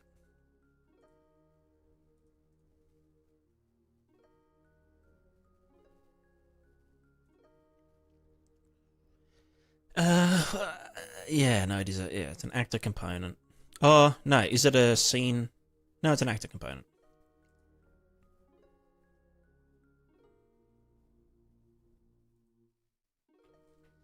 PP feet. Biped. Just base. Base. Beast. And then you will have a child called Biped. Humanoid. Well, you know, I'll just call it Biped for now.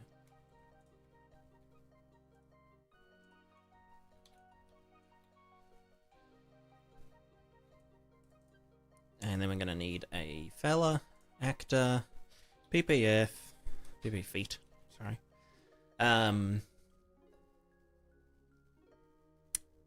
This is just our test guy. Right, test guy, what do you need?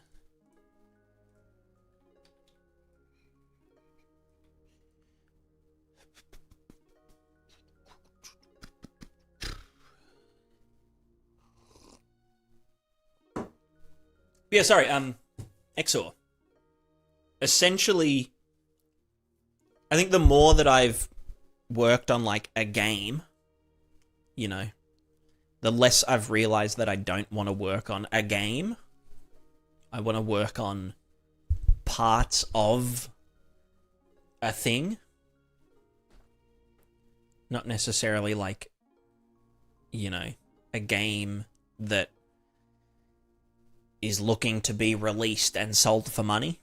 It's more just like, you know, I've always wished that this was in games, so I'm going to build systems for my game that I'd like to see other people, or, you know, people put in their games, or take inspiration from. You know, like, if we simulated everything, you know, batshit crazy idea, but if we did it, what could it be like?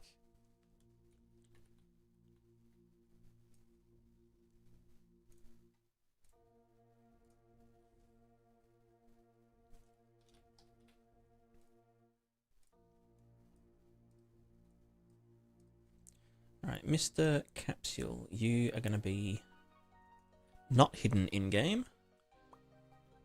And you are going to be visible. Yes. Well,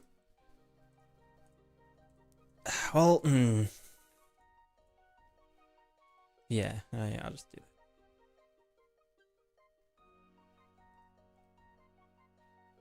And you'll need a mesh. What the hell's it called? A scaly mesh. A scaly mesh that's linked to that, and you can just be all fixed, ready to boober. Oh, but why are you there? Ah, right, because the root of it's there.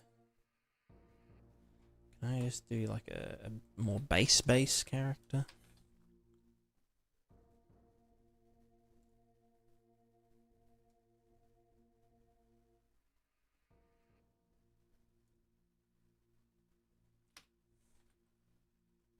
Alp, how's it going? Is this just really small? Half height, 44. Or is this guy just really big? Or did I scale that and not...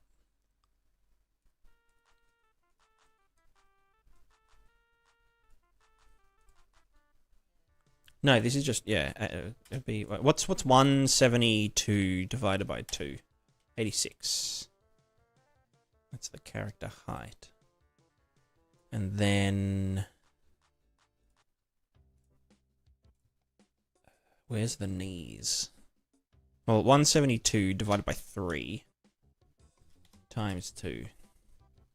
No. Yeah. Wait, what? 172 divided by 2 divided by 3 times 2. That's 2/3. 2/3 half height. So that's where we're... actually no, is the pelvis? No, that's fine like that, right?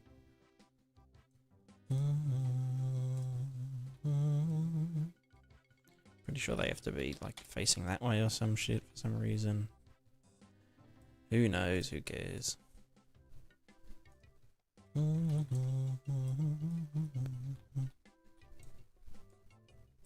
if we hit play... No, that's the wrong friggin' game mode.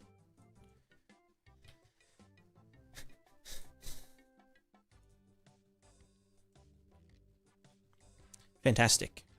And then if I hit simulate physics...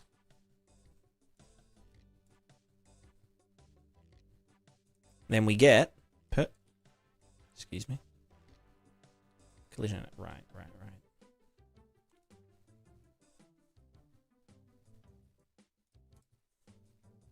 Collision. We want to block all. And yeah, generate hit events. Why not, mate? Cool. There you go. There's our character. So beautiful. Well, I think we're done here. You will find that we are done.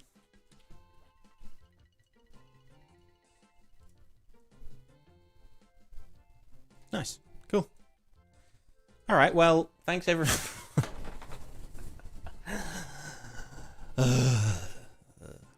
Also, how's the audio for you guys? Is the music loud enough? Did you guys realize there's music? Am I loud enough? Am I too loud?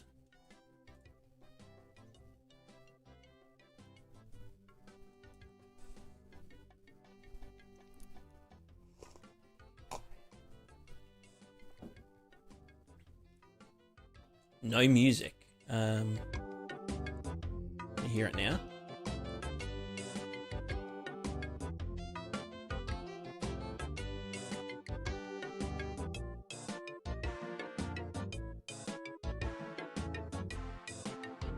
Is that better?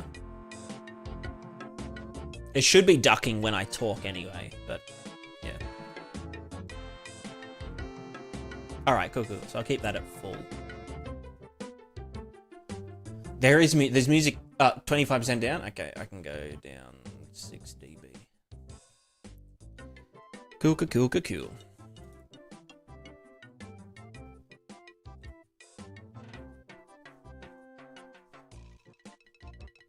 I think for now what I'll do is I'll just raw dog it in the bipedal Spengler.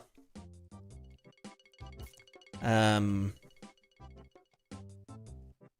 then...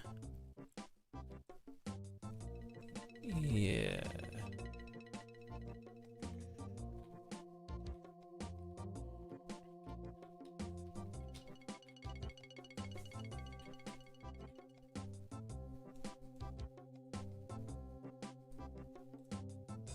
I could use component tags so that you put it in your...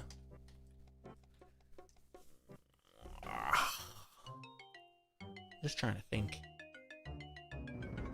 Because I could do like add cube. Cube? Or collision. Box collision.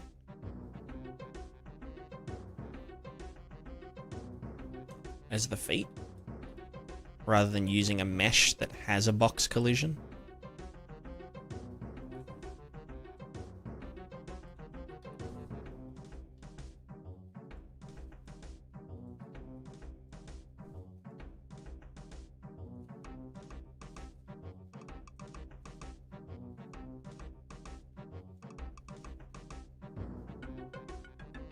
Or should I be generating this, like, you know, as we go?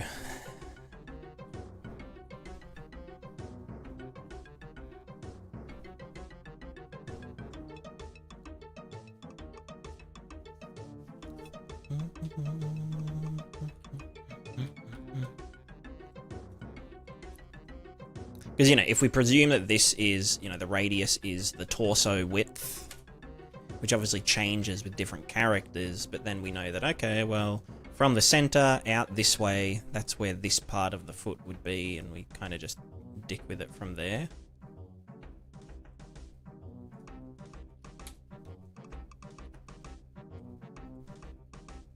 Do you know what I mean? But I don't know, maybe we just do proof of concept first. And the proof of concept could be just entirely done in this actor, which might be worth doing.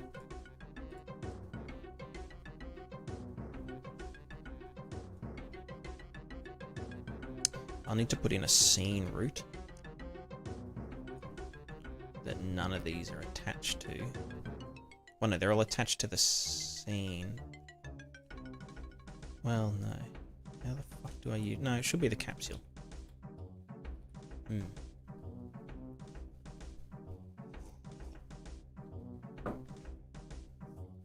Ooh, nice, Excel. Yeah, I'm gonna be doing characters again. Very, eventually.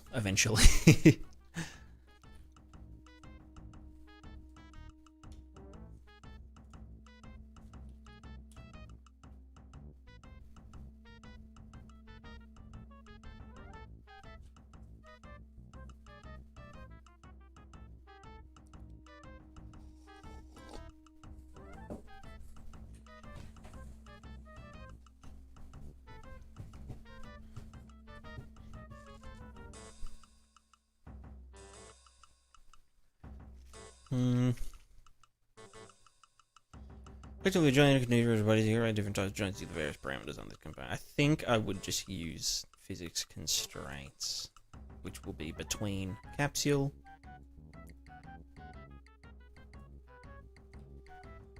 and you will go from component name 1. Yeah, right, so this would have to be all done. Can I rename? Foot left.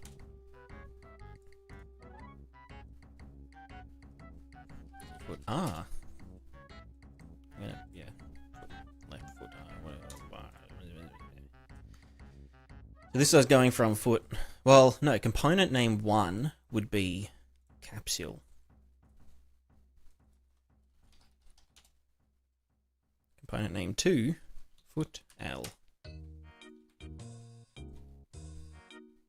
No constraint bones, blah, blah, blah.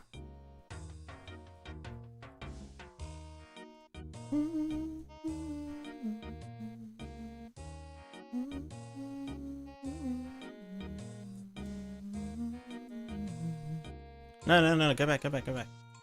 Foot R attached to there. Foot R attached to there. U attached to there. No, going back. Piece of shit.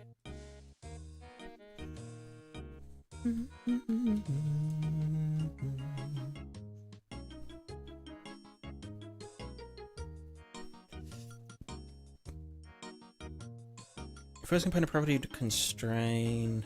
We'll look within owner if this is null. What if that was foot L?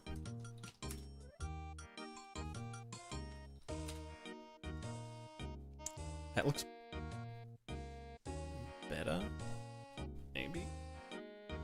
I don't know.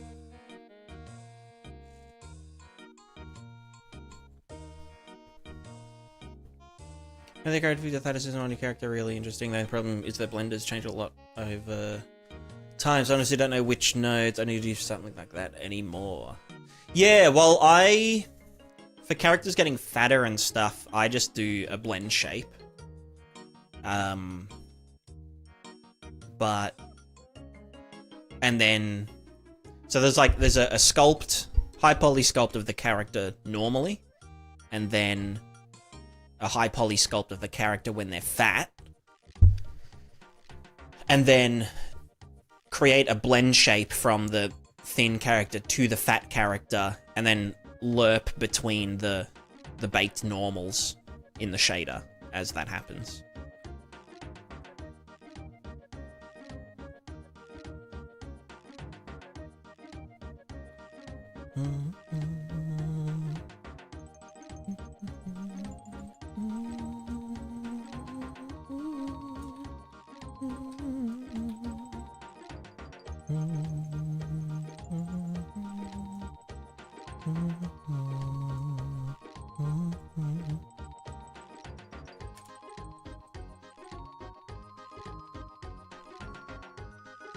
What do the two different positions mean? Is that just like... God, I don't know. Then there's a constraint behavior, projection, post-solve, position, angular fixer, do correction procedures, whatever. Yeah, shock propagation. Yeah. Just keep it all locked. Alright, we'll see if that does anything. And you know what, we'll chuck another one in.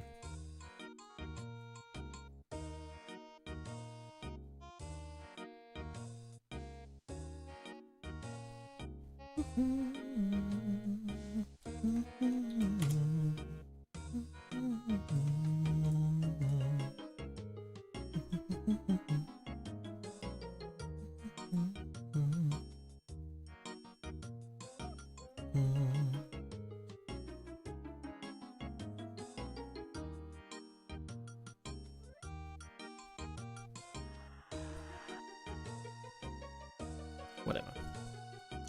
Let's just see how he goes. Right, they're not visible in game, but whatever.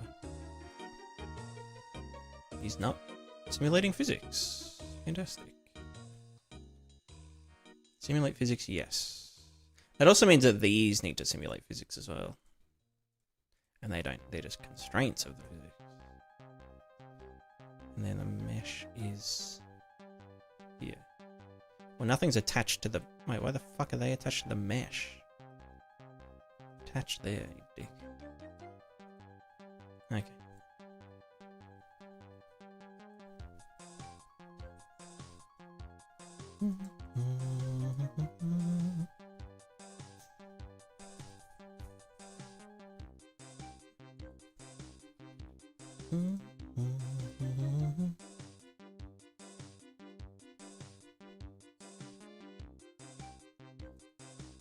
Wow, great. Let's see if foot can have Gaussian. Block all. And block all. Bam.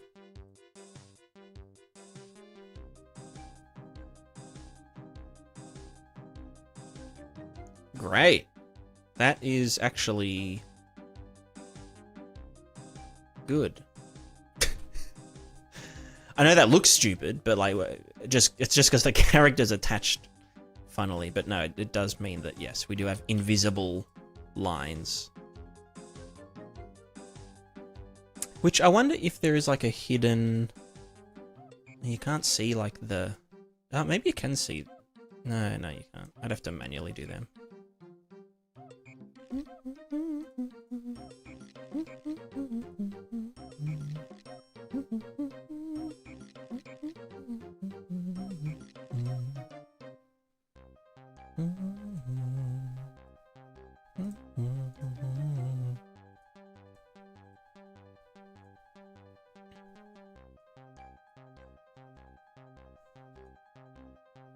See, I'd need that to attach to there, but how do I even, like, do that?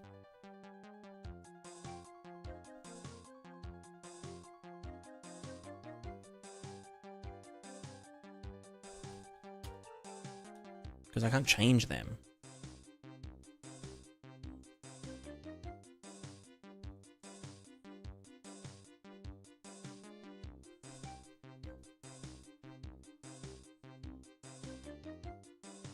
No collision between bodies joined by this constraint. That doesn't really solve anything though.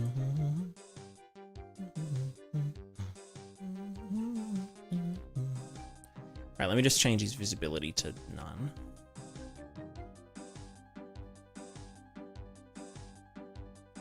So yeah, this is the character.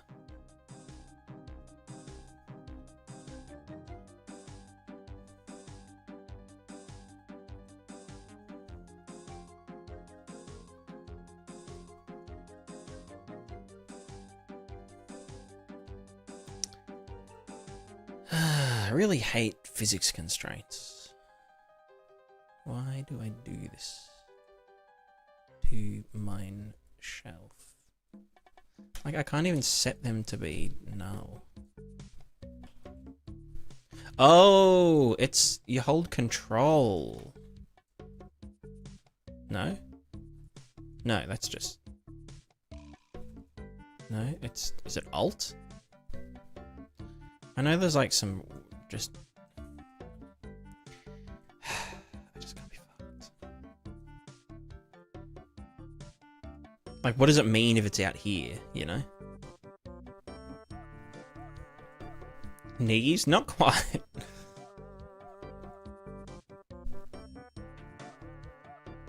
Oh god, and the frickin' aliasing from the... Can I make the lines thicker? Line thickness. Right. Let's go like 10. Or maybe 5. 5's probably fine.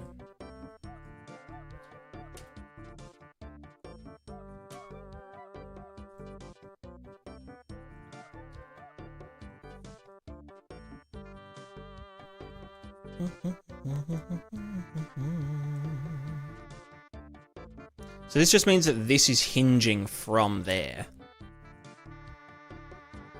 And that this is stuck to this guy. At this point. Is there any way to make this, like, visible? No.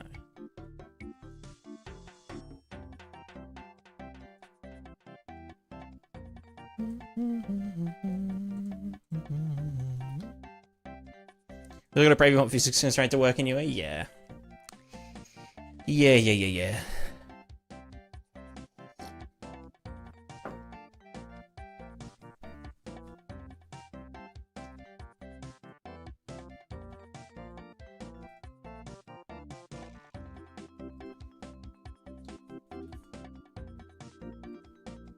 Like, yeah, I want it to hinge from here. Like, that much is, you know. That bit's fine. Like, I want it to hinge from just this guy wherever. But... linears are all locked, and they're all free. Which I wouldn't want them to be. I'd want them to be limited, but...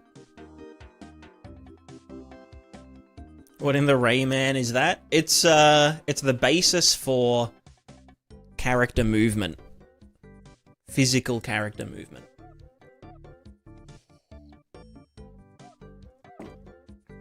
Like we're actually gonna make a character walk.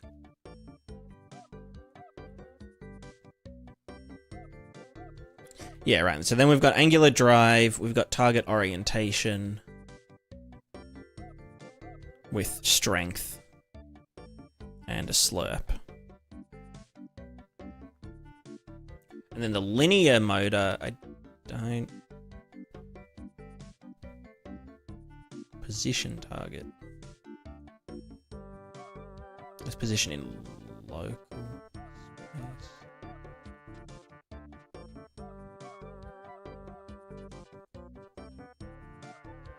Is it like a joint type?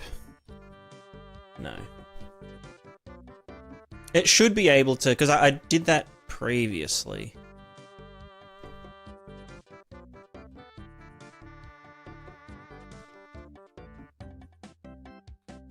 Yeah, so he's just gonna fall on his ass, because obviously.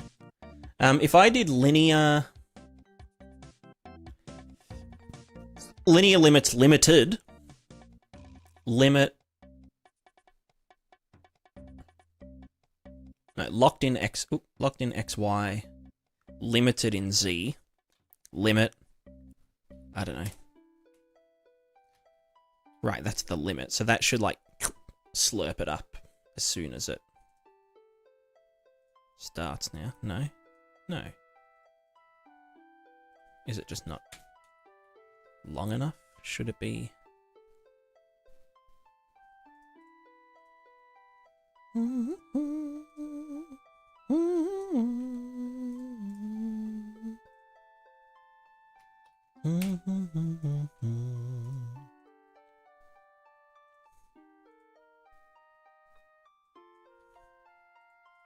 What if I did both of them?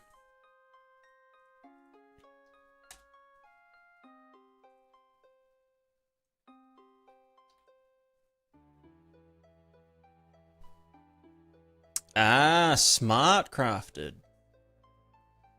Never, yeah, so like a Fresnel from the camera vector.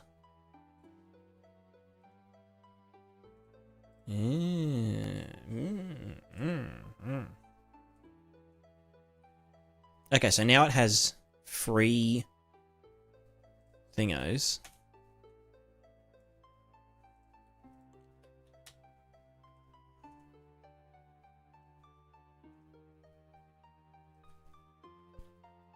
It's almost like it's going the wrong way, you know? Like, fuck off. No, don't tell me I crashed the engine somehow.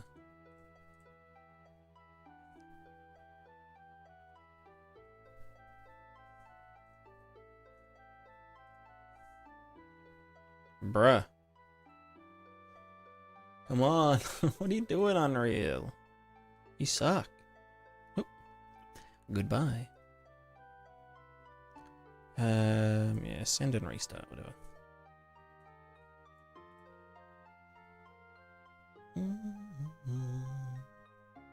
Just UE things. Just UE things.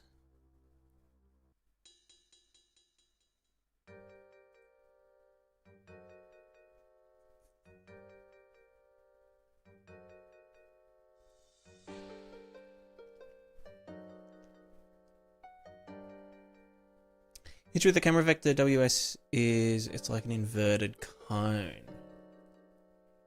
Yeah. Yeah? Yeah. Yeah, whereas if you use forward vector and transform that. Yeah.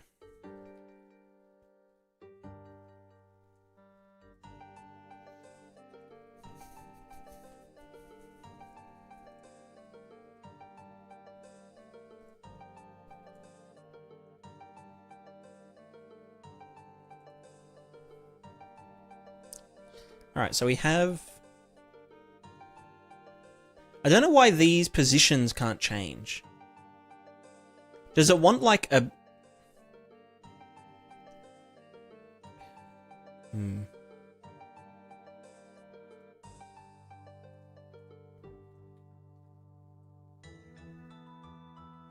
Anyway, let's just do limited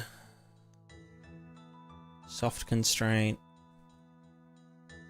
Do I even want a soft constraint, or do I want to use a motor to enforce?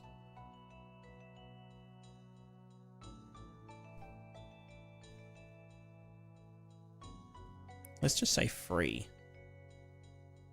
With a linear motor position target.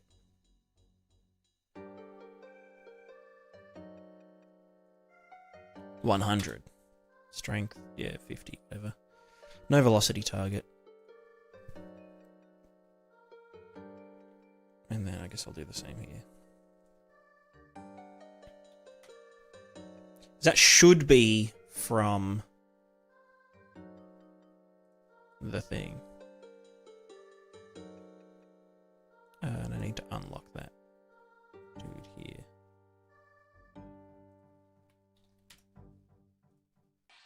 No, I set it to free, didn't I?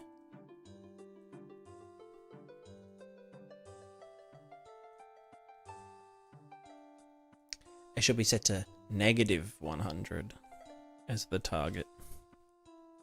I'll go -50.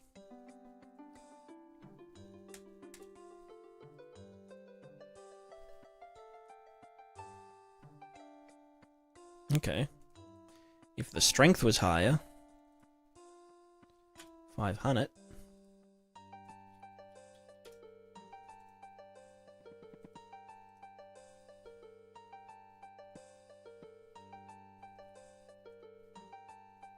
But yeah, there's no like joint happening there. All right, first thing to do is disable gravity.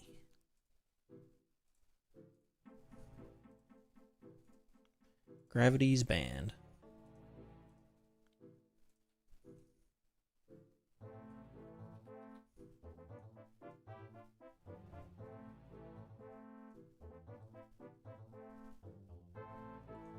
Okay, so then if I say orientation,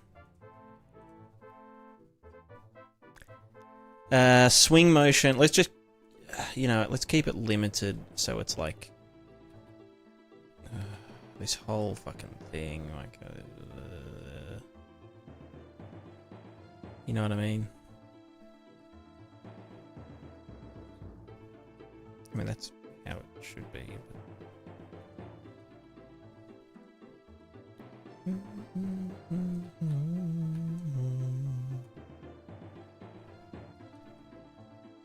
something like that. And then we'll say angular motor, target orientation, driven with a slurp. So that should maintain this. Is this 0 degrees? The resting position? Who fucking knows? We'll find out. Find out next time on Pokemon.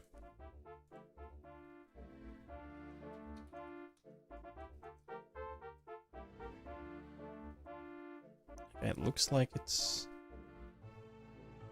yeah, trying to keep them at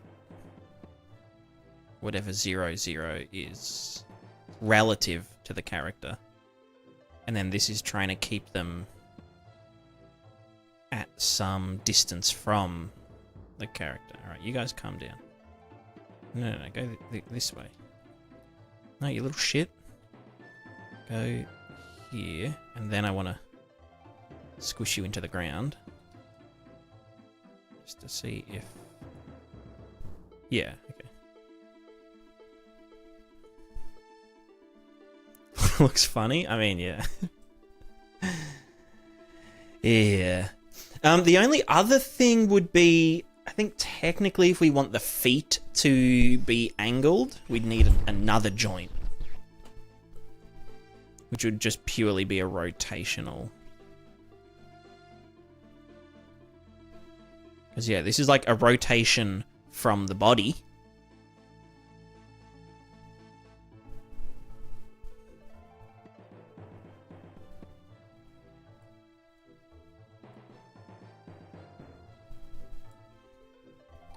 Yeah. Like a knee. No, so we're foregoing the knee, because you can simplify a knee into just a single thing with a retractable length, like a piston. Like, if considering like the mass of the leg doesn't really offset the center of gravity that much. I mean, it kind of does, but I just can't be fucked dealing with an extra joint. We can just simplify a leg into one thing that, you know, rotates around this point and then can change its length, you know, to a minimum length, which is like the length where your heel hits your butt, and then maximum length being the length of the outstretched leg. So we don't actually need a knee, but we do need an ankle, which is annoying.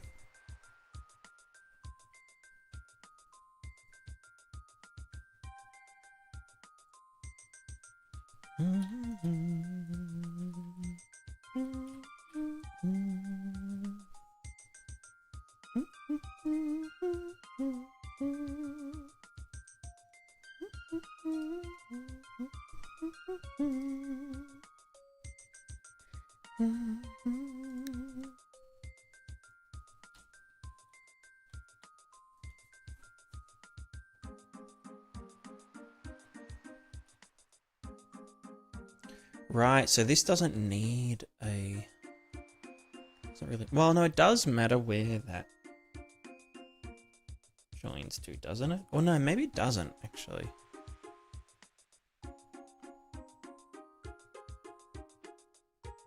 Still game OSRS? Maybe.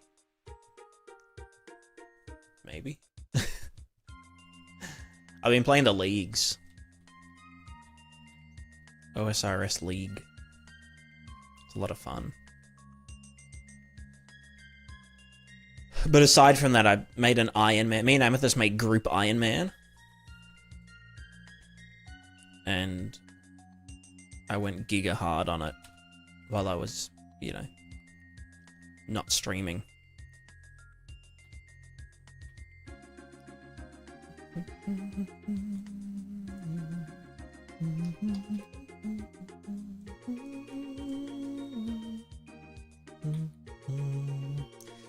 See much more of the game there? Yeah, exactly.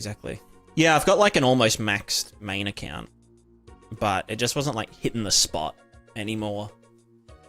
After you get like to a certain richness, it's like, well, you know, I can just get all the best gear and go kill bosses. I don't know, there's not much progression.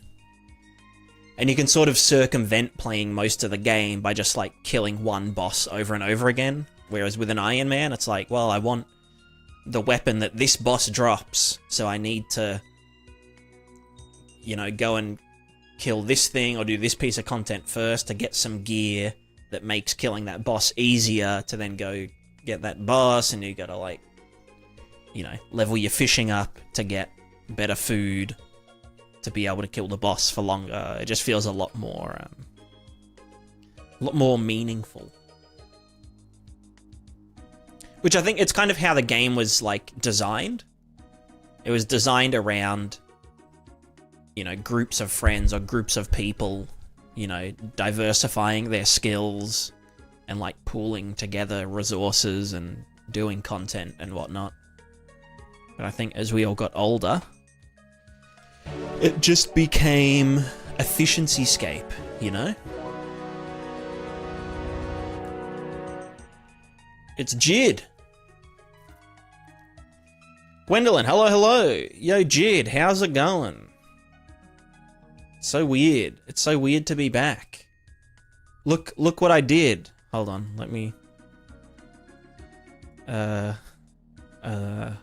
gravity... Look what I've done. I'm back. I'm back at the doing the thing. Check this out. You ready? How's that? Look, see? Did you see? Did you see what I did? So good. It's perfect. What do you reckon? 10 out of 10? Would you buy this? Would you buy?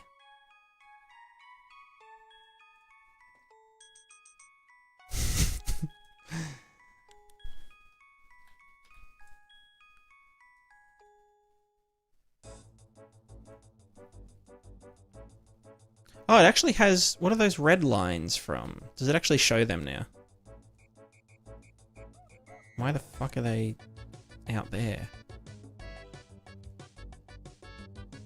Is that what the linear... Bro, I'm so fucking confused.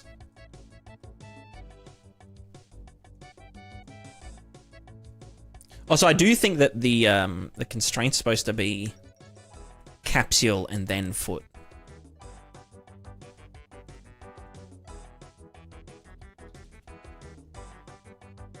Also, is that even the right... Yeah, that's right, foot. Foot L. I don't know what this is going to do, but, you know. Also, I feel like X is this way now, because that's kind of upside down. So maybe that the Z motion should be locked. It should be the X motion that's limited. And then that should be X 50 or some shit. I don't fucking know. I don't know what's going on. I don't know physics. I don't know anything. I'm just dumb man. Dumb silly man. Do funny thing.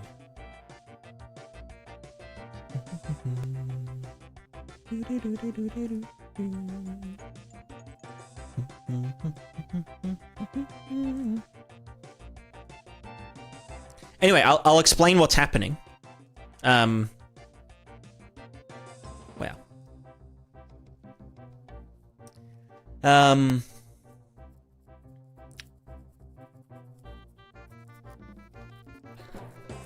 So, remember how a while back I was doing this?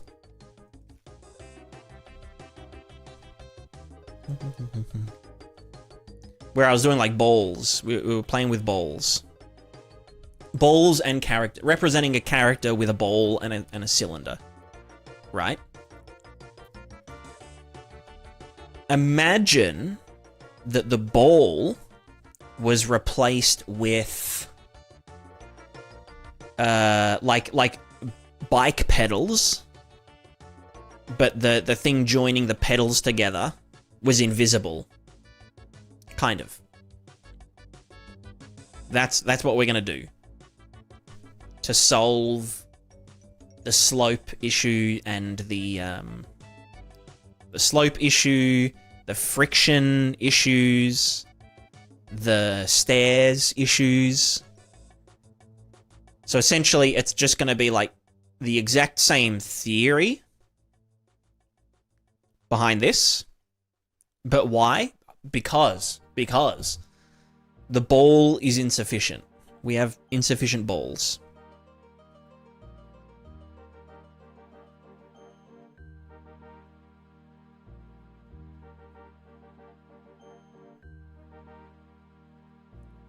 But yeah, essentially we're going to be, instead of rolling the ball, you know, having like a target angular velocity, instead we're going to have, you know, a cycle of, you know, little boxes doing this. So it'll act the exact same. But, yeah. Put a force on the ball to push it up the stairs, like the feet would have on the person. No, because the ball is the feet. In this case. You know? The ball represents the movement of the feet. So we can't just add a force. It's supposed to only rotate. Still keeping the ball, adding the pedals, or deleting the ball and replacing it with the... We're deleting the ball and replacing it with the pedals. Technically, it isn't like, it won't be set up like, here's character. It won't be like a unicycle with like a joint here and the pedals like this. It'll be more like,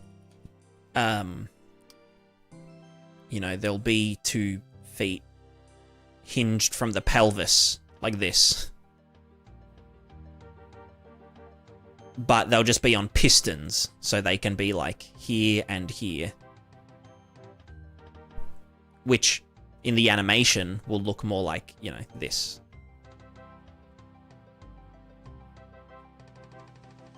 You know what I mean? But for procedural animation, kind of.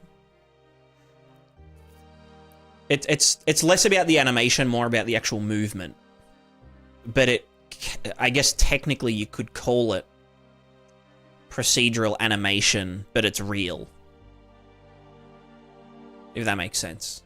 Usually procedural animation is kind of like, oh, we've got this spider robot, and it has this kinematic collision that's just like getting and setting position based on velocity every frame.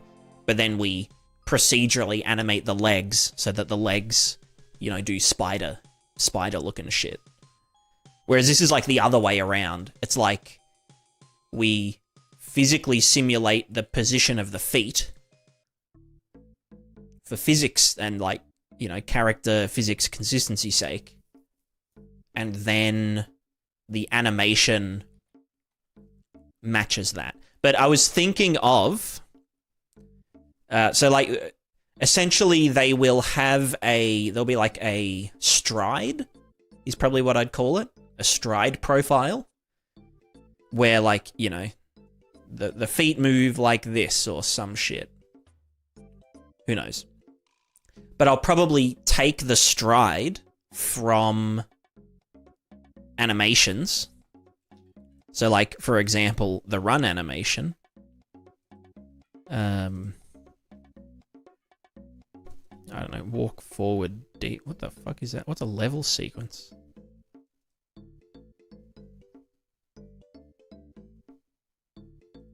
What are you? Oh, that was to fix some shit. Right, so they're just whatever. Run neutral. Alright, so, like, taking this. Why not let the animation drive the physics? Exactly, that's yeah. So we use the stride of the run to be where the target, you know, the target of where the feet collisions should be.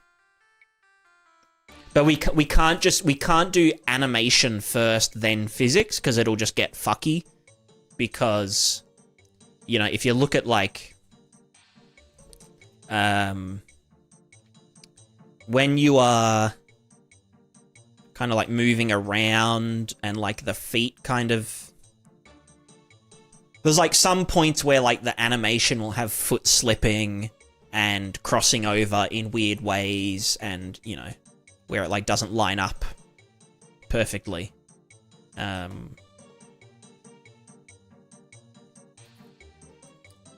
other thing is that the... Yeah, exactly, Org. The other thing is... Well, the idea would be to, yeah, pull the stride data for, you know, to do the stuff, so that, like, the ball, or to replace the ball, in this case, to replace the ball with feet moving in a circle, and, you know, be able to adjust that for, like, stairs, and, like, have, like, a target placement, whatever.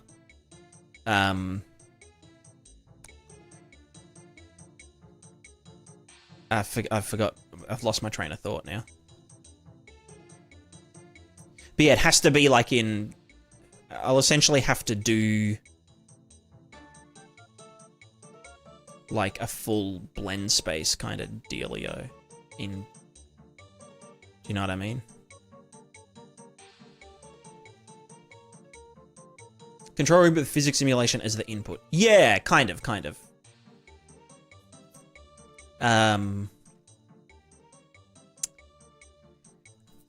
But yeah, it's more like we can use the current stride, you know, what's it called? The stride timeline, the current position of the stride timeline can drive the animation blend space. So we'll still get matching upper and lower body, you know, if a character's running, for example. It should look, in theory, exactly like the animation. And we'll also do some foot IK just to, like, you know, account for, like, if there's, like, a rock and they step on a rock and so their knee would be more bent. So yeah, it'll be animation. The stride is defined by the animations, but then the animation matches the stride. But they're not directly driving one another. Well, the animation isn't directly driving the physics. But the physics will be based on the animations ahead of time. Center of gravity in humans, pelvis, not the ground? Yeah, yeah, absolutely. I mean, the current in here, yeah, the center of gravity's here. Although that's in an upright person. I did, in this system, account for characters, like, carrying stuff. Like, if this thing... Is this the test... No, that's not the test player, though, is it? There we go. So, yeah, like, if we had a big thingo... Wait, what? How do you get weight? Or mass? Mass, 40 kilos or something. So we were, like, carrying this big, heavy thing. Oh god, okay, yep. Hold on. Okay, that was a bad idea. Let me just... Let me just do this. So yeah, the character's, like, leaning... slightly because this is like, you know.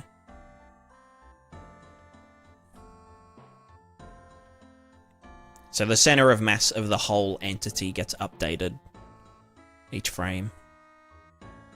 Also, it's really hard to, like, turn around with this big thing because of, like, the torque. And that's all just from the physics, you know.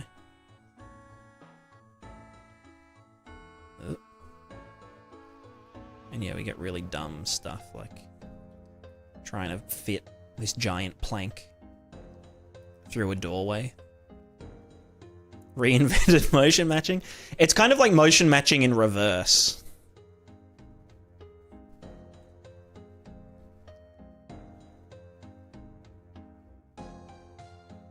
Oh. Is movement speed also being simulated? What do you mean, Org? In what? What do you mean, the movement speed?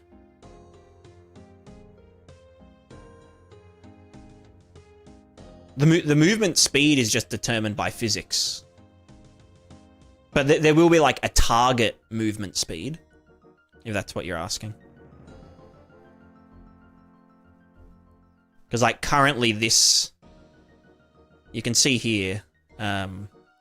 specify the what? Yeah. So there'll be a target one, so you can see when I... Maybe I have, like, T for time. It might fuck it up, though. But if I go this way, the velocity target will go to 400 or 500, I think. So then the target lean here, you know, will start leaning. It doesn't really work with time dilation for whatever reason in this, you know, prototype. But yeah, so... There's a target velocity.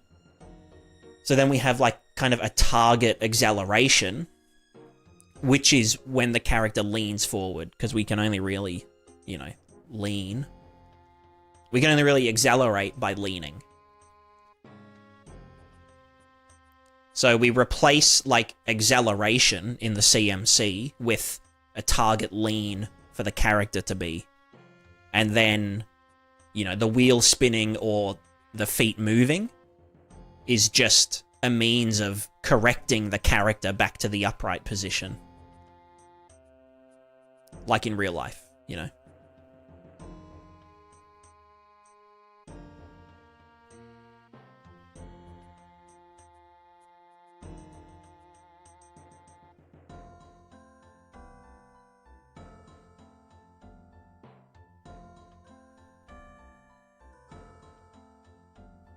Oh.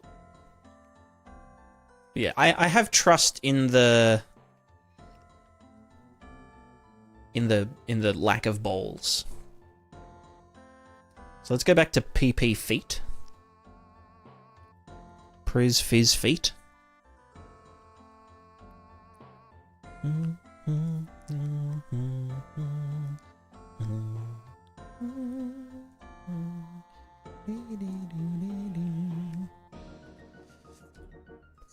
And then we just need to, well, fix everything.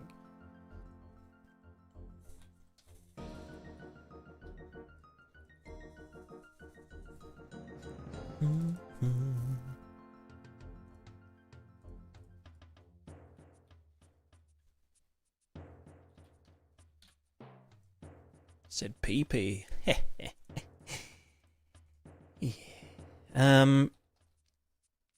Is there physics? Yeah, there's just physics constraint, physics control, control initializer, physics handle, physics thruster. Yeah. Where's like the... Are they actors? Like the... physics... Like joints. Like the prismatic joint. No. Is it joint? I don't fucking know. Can you not use more physical material friction to solve the problem? Not really, no. It's almost like a geometrical problem as well. But yeah, because we're using a sphere, and a sphere can, if a sphere is touching something, it's touching it only at a single one-dimensional point. So the fulcrum, you know, area is infinitesimally small, and the physics engine just hates dealing with it, basically. Like, it's always sliding just a tiny bit, or slipping a tiny bit, or as soon as it bounces, even, you know, 1 millimeter, it'll not be in contact anymore. So it's just, the sphere is like, the sphere works perfect on a flat surface, but it's just not robust enough for, like, everything.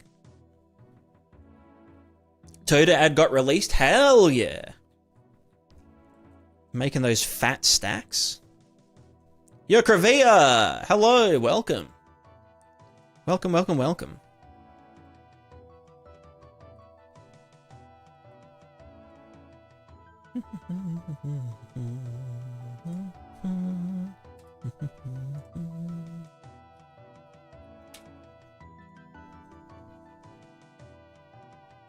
Don't you create an invisible ramp so they can use it without things like that? Yeah, exactly. Like, yeah,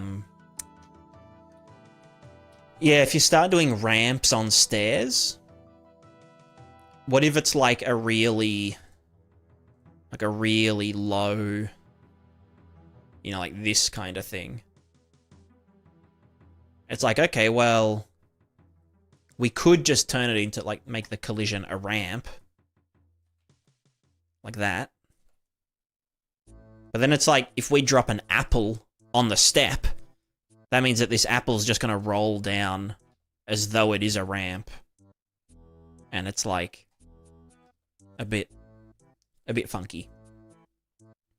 It works for some games. I mean, it's definitely, yeah, like if you're not worrying about heaps of physically simulated objects being everywhere all the time, then like, yeah, ramps is #valid.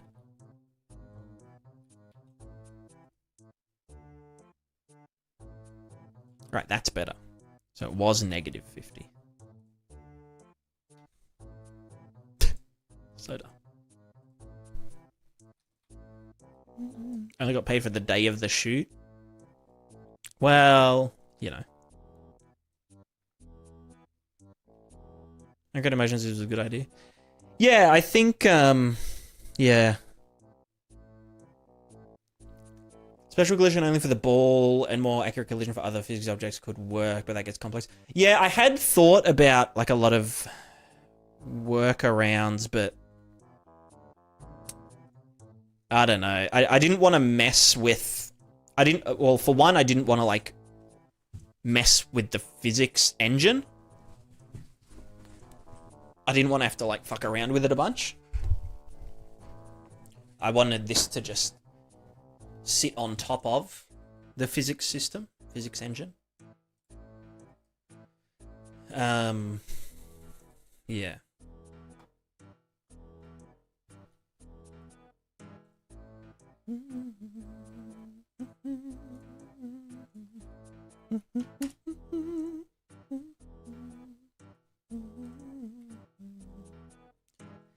Alright, well, okay, our character is actually, like, stable, which is hilarious.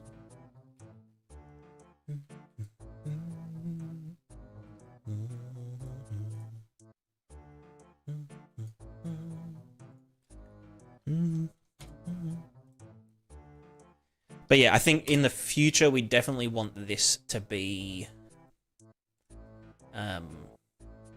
This is the other thing, right, about doing feat, is that the character can actually be stable without any corrective force.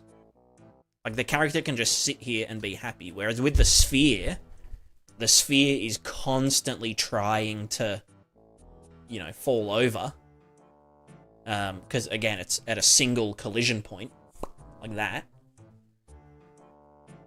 So it's constantly falling over due to gravity, which is part of why, on a slope, there's always that little bit of fuckery. So this, because we actually have, yeah, like a very big fulcrum point. So we've got 1, 2, 3, 4 corners, and that creates this big, you know, squared area. Then we can just stay completely still. In theory.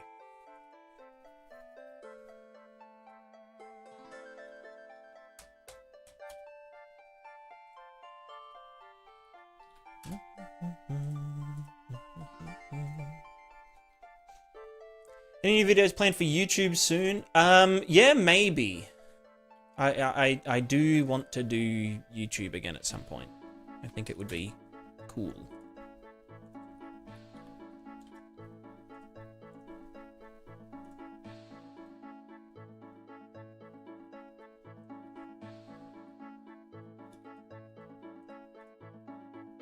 Wait, no, I want the target position to be 0 because the 0 is the current position. So no, if I just set it to 0, then it should be pretty much... Well, if the strength is high enough. There'd need to be a makeup strength, but yeah. Physics or materials? I'm gonna do a character series about, like, doing, you know, custom modular characters, you know, crash course in, like, rigging and skinning and what the fuck does skinning even mean? You know, like, sort of a bit of a rundown of the fundamentals of it. You know, like, oh, this vertex is assigned to this bone, so whenever this bone moves, the vertex moves along with it if it's 100% weighted. But if it's slightly weighted to this one, then it'll move, you know, with a linear lerp between this and that. And it'll, you know, that's how skinning works. No more fluid tuts? I will. There's just so much. There's so much shit to do. So much damn shit to do.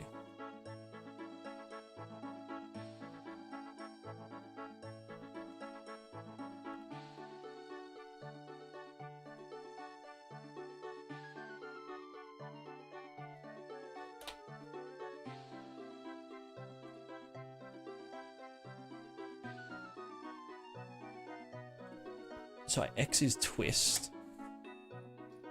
What would that one be?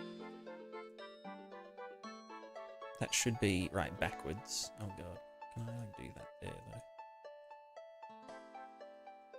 though? No, bitch.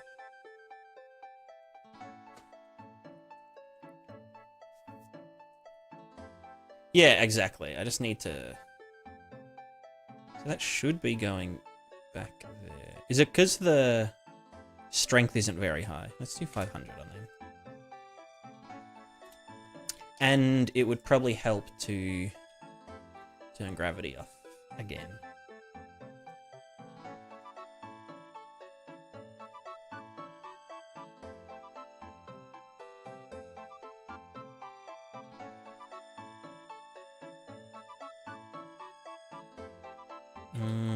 I see. Why did that happen? That physically shouldn't happen. Because it's not motoring continuously, right?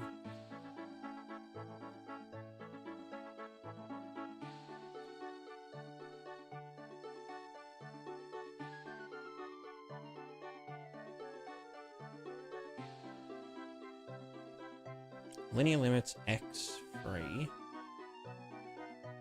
Angular limits limited. Is it? Right, that should be at like 90, 90, 90 or some shit. Or, you know, just free. Just be free.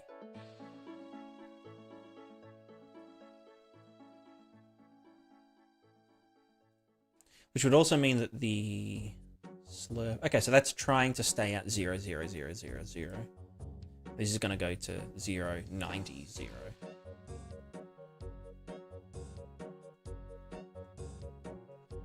Yeah, okay, so let's move the leg back this way.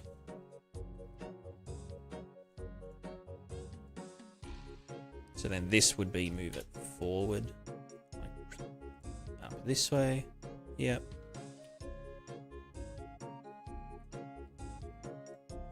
And then this would be our outward swing.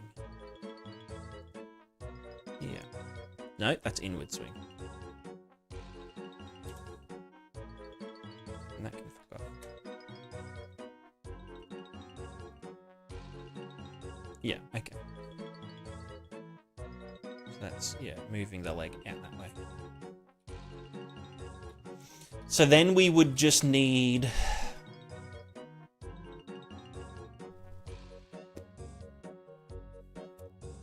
We would need a heap of shit.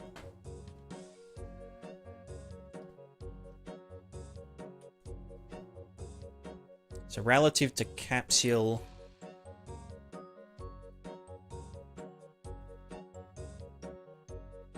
The capsule will be moving. Yeah, no, that should be fine. So essentially we just want these to move in circles. Although they will sort of, it'll almost like when a character's accelerating, it'll kind of spiral, you know, like it'll start with little steps and then big steps and then get to like a maximum stride length, you know, and then when it slows down, it'll spiral back in.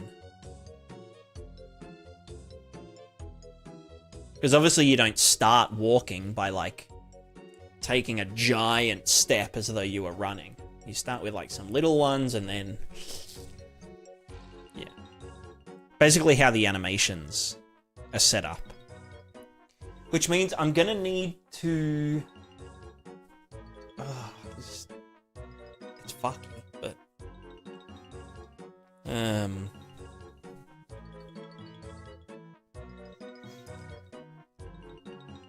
I'm gonna need to do 3-dimensional blend spacing in...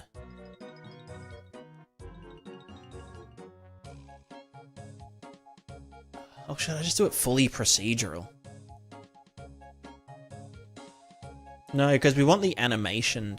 Well, here's the thing though, right? Is that some people's animations, if someone else was to use this and had like a run animation, it can't really be that stylized. It has to be like physically plausible for it to actually function, you know?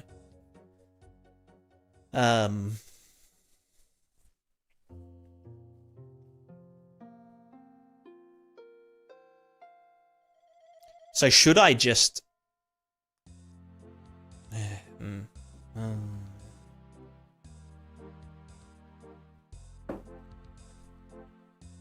Like, do I need to pull it from the animations?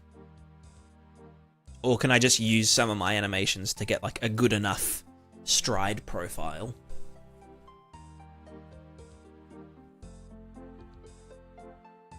What do we know? Does it make me move to something? I'm doing physical character movement using feet. Physical feet.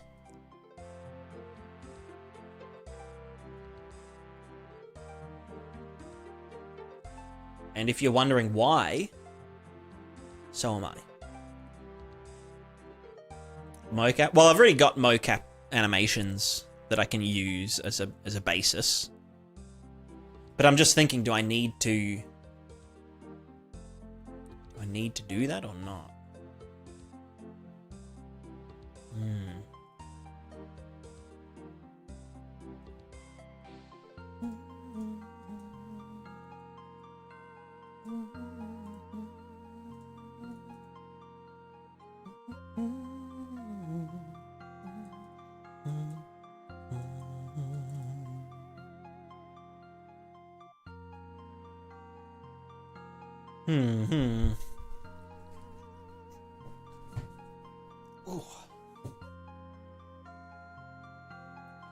Let me just double check. So if I do constraint linear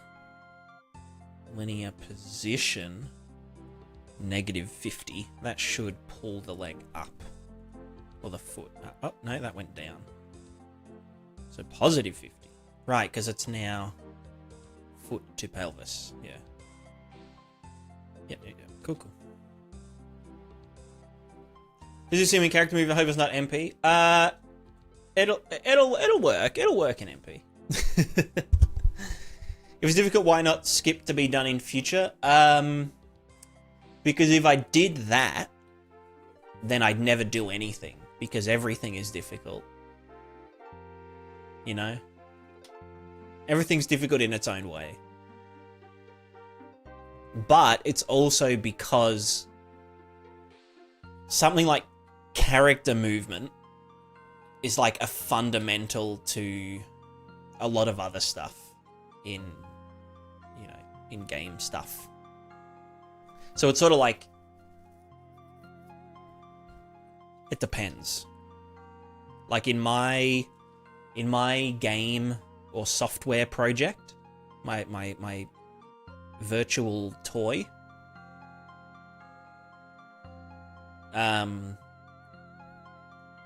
there's kind of like 3 prongs that we can approach from. Ow. Or like you know, there's a few pathways we can take separately without interacting with other bits. So we can start with like the world simulation, the world sim, WS.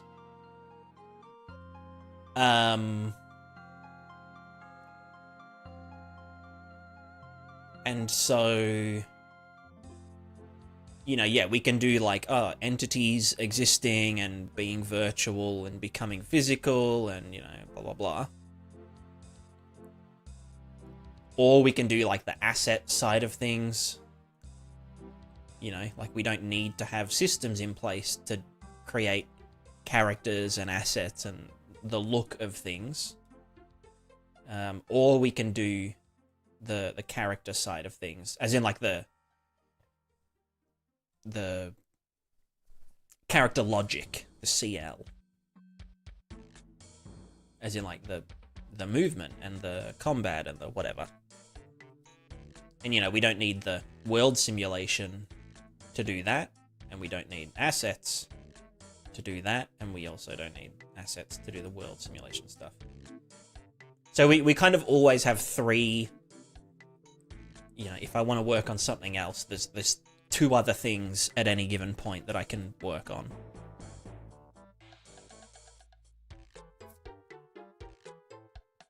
It's not possible to do the rest. Yeah, exactly. It kind of has to be done. Well, I could just stick with the default character movement and kind of do everything else, but then it's like... It's annoying to go back and change it. Especially, like, once you start doing things like, oh, I've got root motion animations. Now I just want it to use the physical system. It's like, well, that's a whole thing.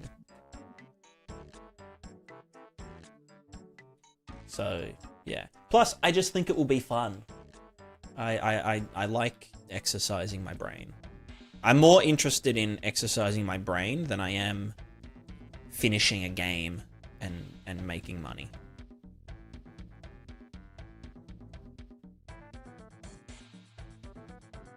Can't skip the foundation of a building and start building 6 floor. Yeah, exactly.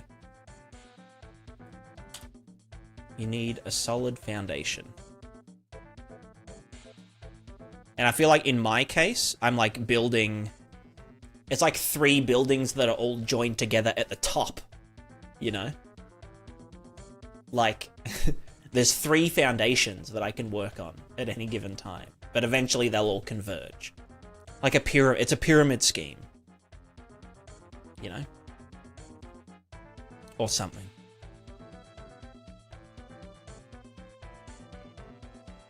Alright, let's put gravity back. Actually, no, you know what? Screw gravity.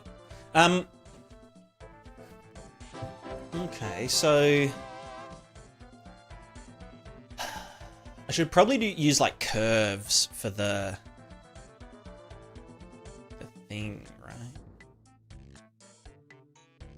Therefore, you may as well be using motion matching, etc. Get procedural once you have the stride, the rest is math. Yeah, motion matching or just blend spaces. Like, I'm perfectly happy using regular old blend spaces. And you can drive blend spaces... Instead of having an animation rate, you input a... like the play time, or like from 0 to 1 of a full animation loop, and that will be the stride. So... I can just use the current physics stride to drive the current frame of animation in the, you know, running, walking, strafing blend space.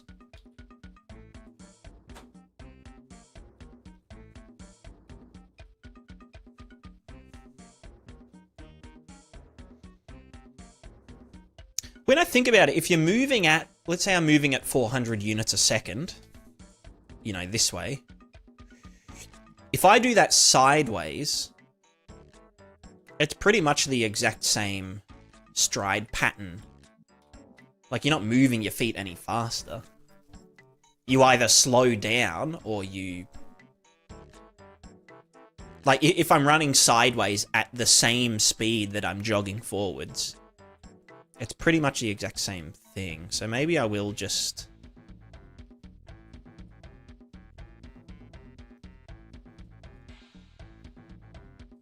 Maybe I'll just doodle dick it for now.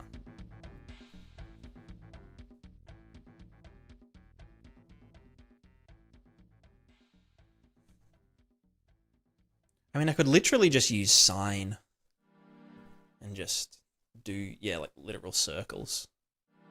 And then just rotate the trajectory based on, you know, if I'm going forward, it's like this. But then if I'm going sideways, we just start doing this. It's until the legs cross. Well, that's the beauty of this system, is that we actually don't have legs. The legs are invisible. It's that's like... It didn't cross my mind. I'm like, wait, we're in a game engine. We're not building a physical robot. So things can, like, clip through each other or just not exist in the first place. So yeah, we don't even have to worry about legs crossing over. We don't even have to worry about feet hitting each other. When you go from forwards to back, your legs need to reset. That'll be accounted for because the stride will... If we're going forwards and then we, you know, go backwards, the stride length will reach 0 before we start doing the backwards one.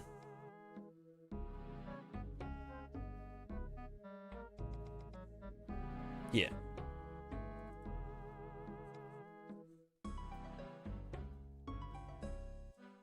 I have faith. I have faith.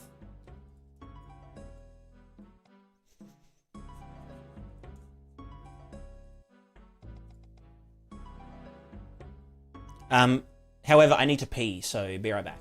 There's an ad playing anyway.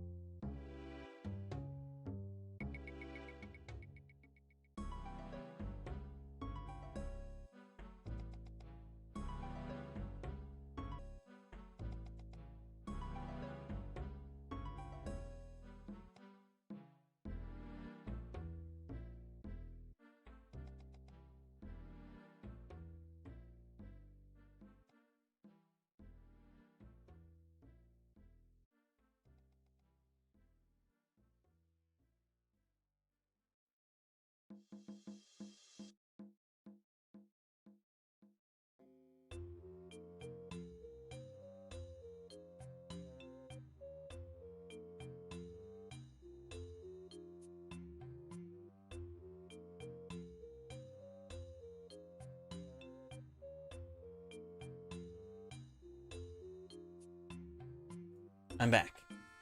I have peed. I have peed. Check a movie with real people on YouTube to see details. Yeah, yeah, and I'm pretty... I've gone pretty deep into, like, locomotive mechanics. Oh, Fatty! Hello. Doesn't like getting picked up, do ya? You big chicken. Oh, off she goes. Okay. She disappeared. She's gone. I gave her a pat, though. I did give her a pat.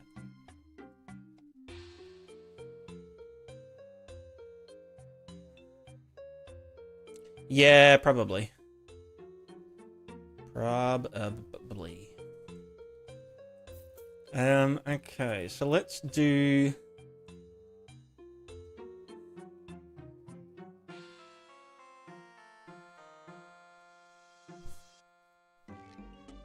So I just need to reset my audio.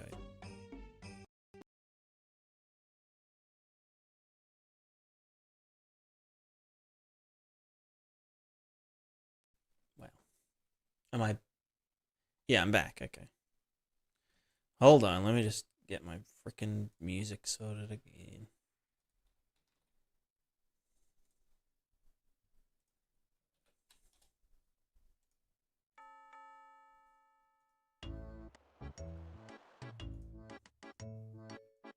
Think something like a unicycle, then how the legs will work. Can even spring the body up and down for jumps, which would be cool. Yeah, no, exactly. Like, if you look at the ball example. Yeah, that would be lovely. 4-piece? Yes, please. If we go to this. So with the balls. Which essentially was a unicycle. Oh, you piece of shit. Right, hold on. Oh, yeah. Yeah, the ball bot was like sort of the first prototype of fully physically simulating. Which, like, it was like a local maxima, right? We reach local maxima, which is like, with this thing, this is as good as it can get. Like, you know, like we reached the pinnacle. We reached the absolute pinnacle of a smaller mountain, you know? This is where we want to be. And we put in all this effort to go up here. Doesn't mean it's going to directly translate over to there. But yeah, if you see here, if all those particles would piss off. The jumping is literally just we make the target here, and then we set the target, you know, distance, the piston, to be, you know, this length, and then we set it to be the max length, and it will actually spring itself. Meaning that, like, if we were on a physical, I don't know, hover pad or something, then we wouldn't be able to jump as high because the hover pad or whatever would give out underneath us as much as we, you know. Do you know what I mean? Does this one even do... Is there one that just...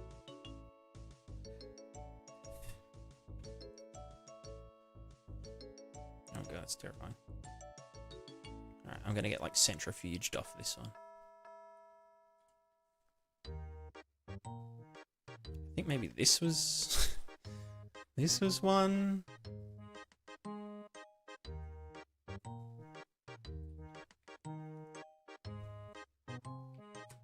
Well, yeah, basically when I jump now, it pushes the thing beneath me down as much as it pushes me up. And because it's all within the physics engine, there's no, like, additional forces being created. Like, arbitrary forces.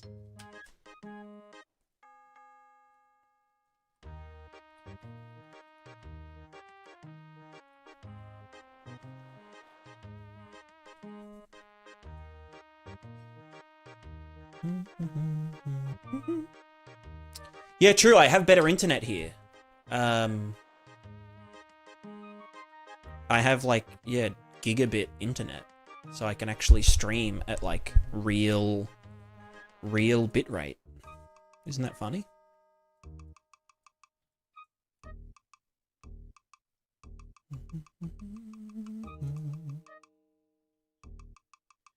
Traversing hills and cliffs are engaging, has an actual gameplay thing. Yeah, exactly.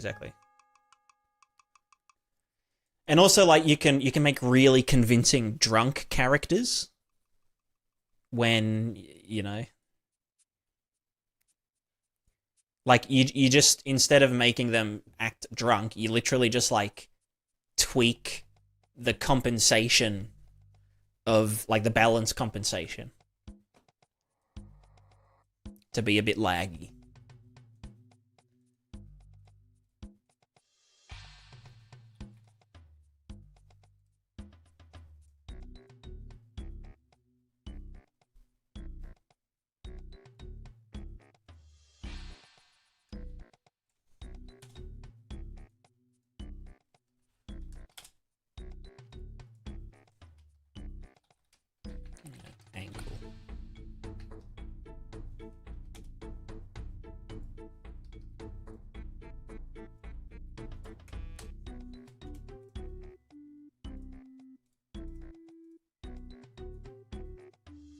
Balance minus 20. Yeah, exactly.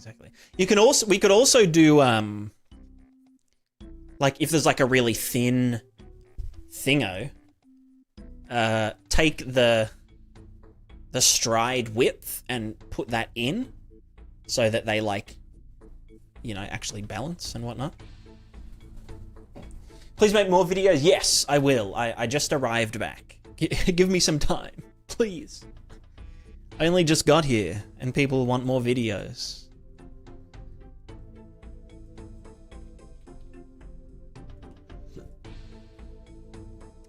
So how is this even? Foot. So leg L attached to... It's already attached to the capsule. So is leg R. So then we want ankle L to be attached to that guy. No, not to that guy. To leg L. Ankle L. Ankle R should be on leg R. Foot R goes on ankle R. Foot L goes on ankle L. Do you use PCG in your game? I've tinkered with PCG. Yeah. Yeah. But I'm not sure. I don't really know what I want to do. The more I use Unreal, the less I want to use Unreal stuff. You know?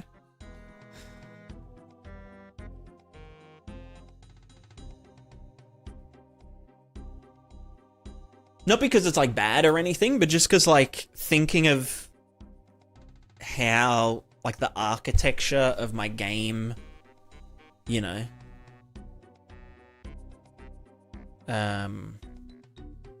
it's like, how does it all fit together? Because PCG is, like, built for a specific thing, and that is cinematography. You know, I mean, it's usable in games. Thank you very much. Ooh, yum. Well, look, when you're streaming, I'll serve you. You know. Well, we'll finish it off. We just need to sand that window. It is just that window, isn't it? It's just that window left to finish. But then we'll have to build a desk. Oh, yeah. I forgot about building a desk. Anyway.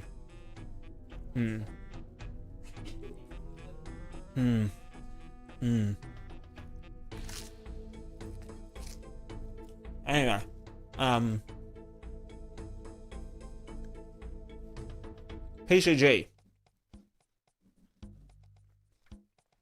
Super cool. But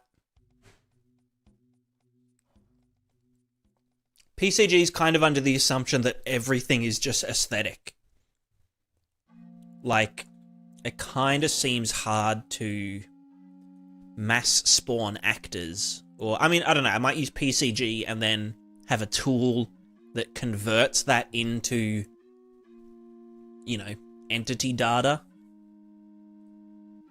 Because, like, in my game, I want to know how many trees are in this 100 by 100 meter cell. And while I'm off on the other side of the continent, how many trees got cut down? Starting from this point in a radius, you know, where the woodcutter's shed is, to have been cut down. So it's like, you know? So PCG could be a good starting point for that kind of thing. But then it's like, as the world, like, evolves and, like, trees grow, or if someone plants a bunch of trees, then it's kind of like... Then it's like, well, yeah, maybe it just has to be custom. Or maybe it's like, okay, well, there's a tree here, so then when we come back, we do a PCG to spawn smaller plants around the tree.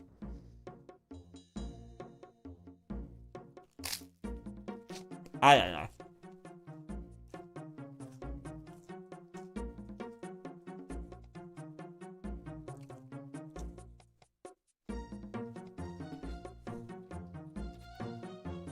Ankle L.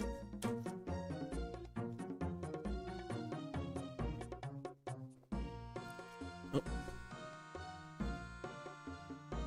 Oh.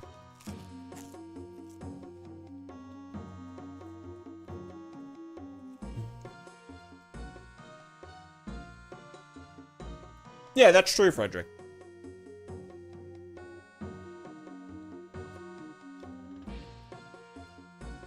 I mean, in essence, PCG is just an efficient way to query points in space.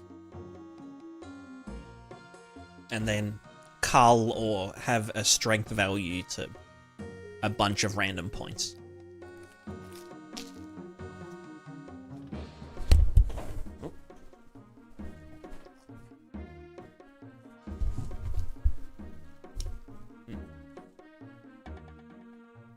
Sorry for the chewing noises, by the way.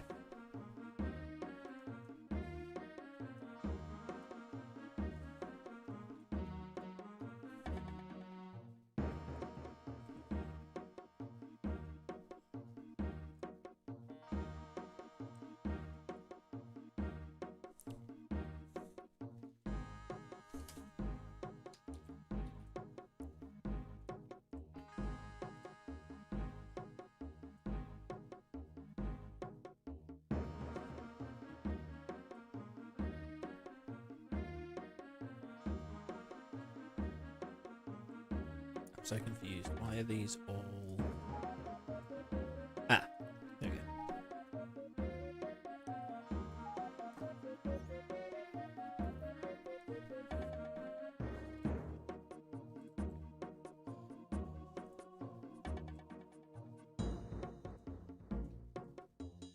What the fuck happened here? Why are you out there? Okay, leg L is joining you to here. And then that should be going from capsule to ankle L. So then the position of ankle L should be down here. Let's go minus 80. Minus 85. Yeah. Good. Pardon me. So that's the ankle joint. And then the foot should sit out from there. Let's say 8 units. Bam, bam. And then ankle L needs to join. Wait, what does it even join, though? Itself?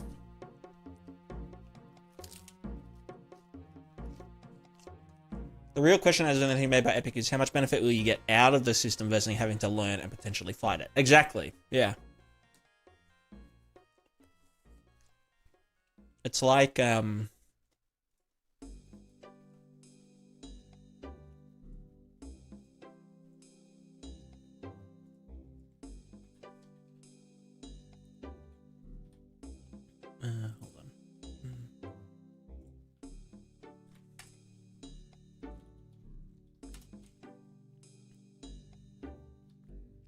15, 25.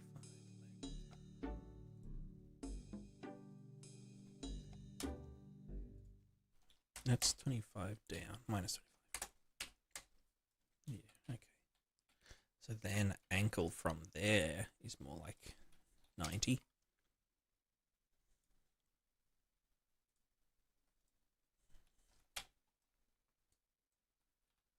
And then foot moves forward 8 units. You know, I'll go 7.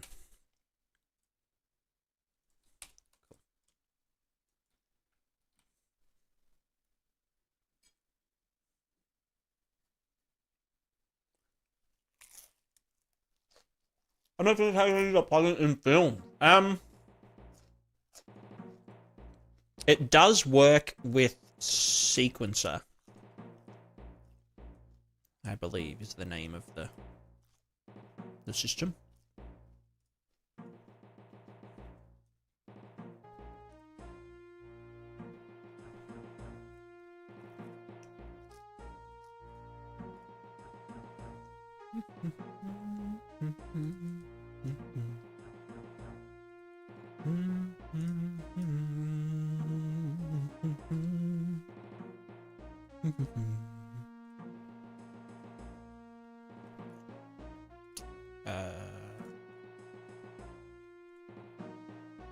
Simulate physics.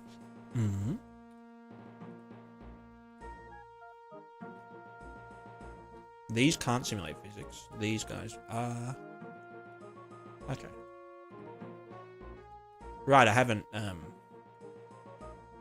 told these what they're going from. So what is this attached to? I guess it is leg L to foot L, right? Except it's on the fucking right. When the fuck did I... You know, fuck it. For now, it's fine. So then ankle R is from leg R to foot R. Futre. Nothing.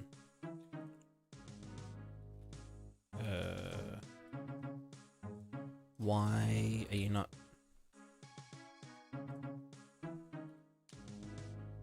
So the capsule is top dog.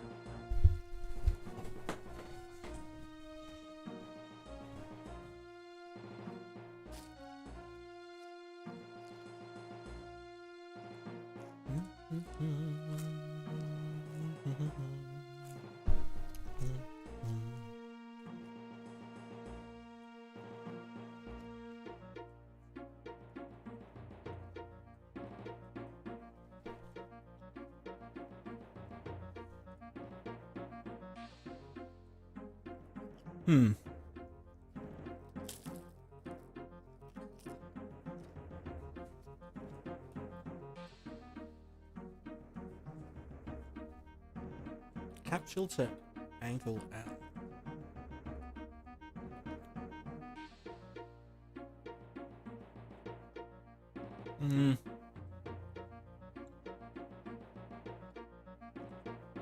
Or is there not even supposed to be another...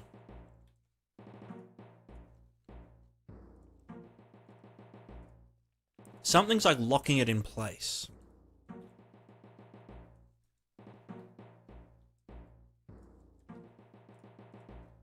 So why can I not get, like, the... Where's the frickin' movement widget?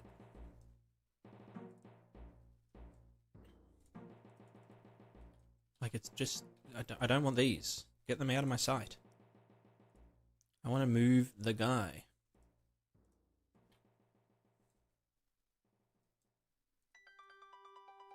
The fuck? I'm so confused. Reopen the map? Nope. Can't move the guy.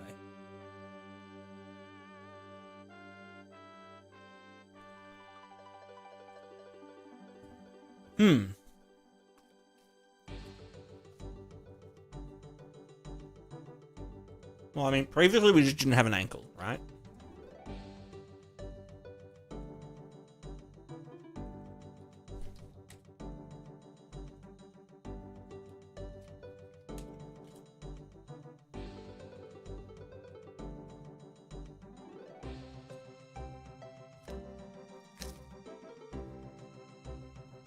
Capsule to foot.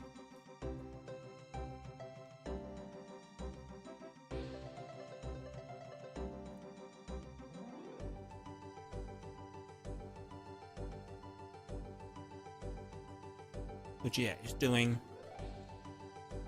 a joint from here to there.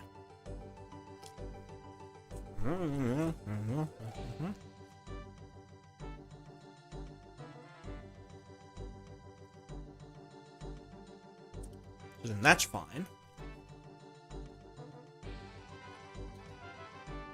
Why can I not move this dude?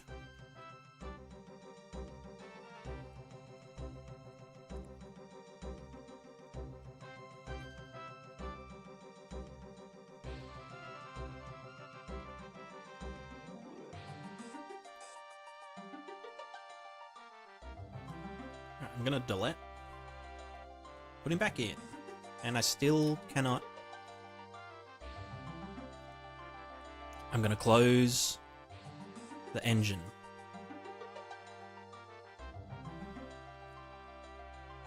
I'm gonna reopen.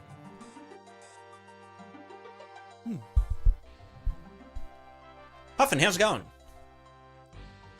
you need a scene component? I shouldn't need a scene component. The capsule should be the root component.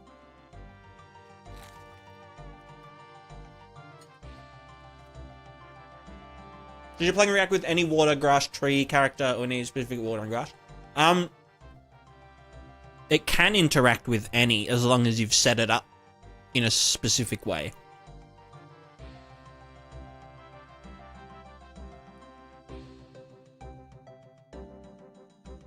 So, like,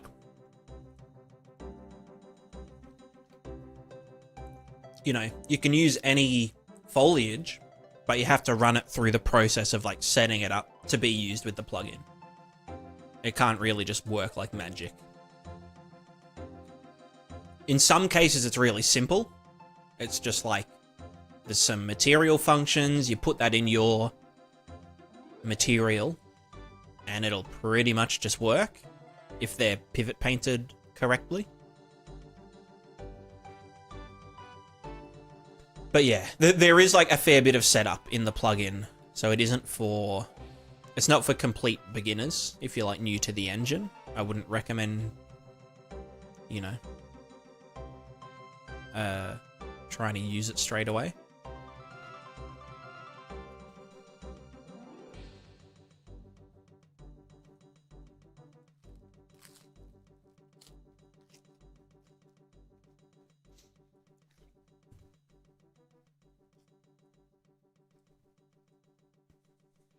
I got hiccups.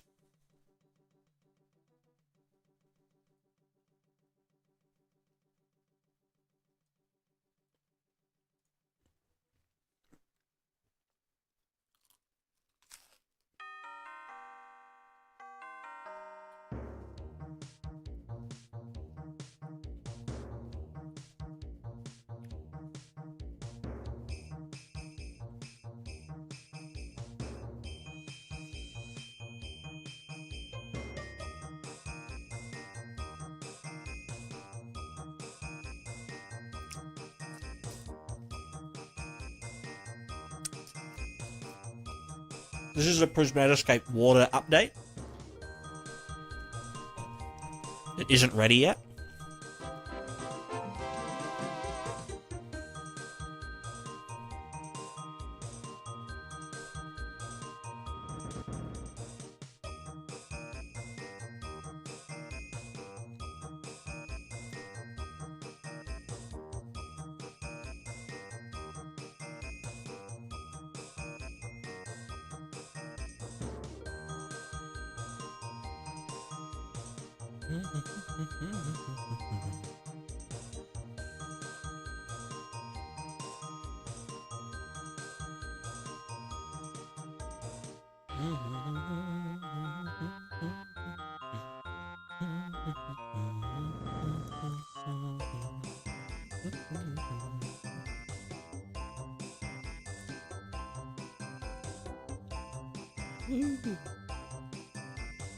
Use a smaller scale like cups under a table, spilling, etc. I mean, if your game was like a tabletop simulator game, and you wanted to be able to spill water on the table, yes.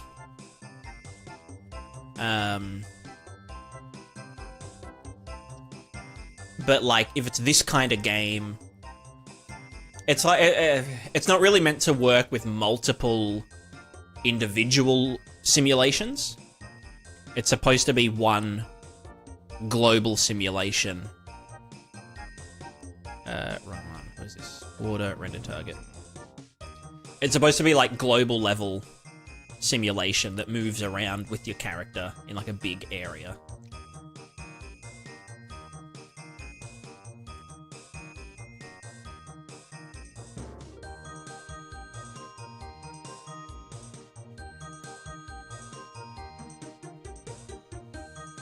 Yeah, you could do it, and the bounds could be... Well, this is boundless, but you could just set the center to be the center of the table, and then spill water on the table. And it would go around, as long as, like, your other cups and stuff were set to draw to the height map. Like, for example, I think one of these is movable. Somewhere. Can I just set it to movable?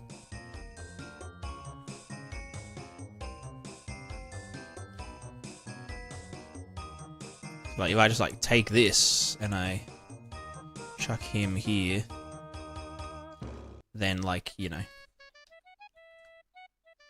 Yeah, your other cups and whatnot could be... Also ignore the weird glitchy stuff, but...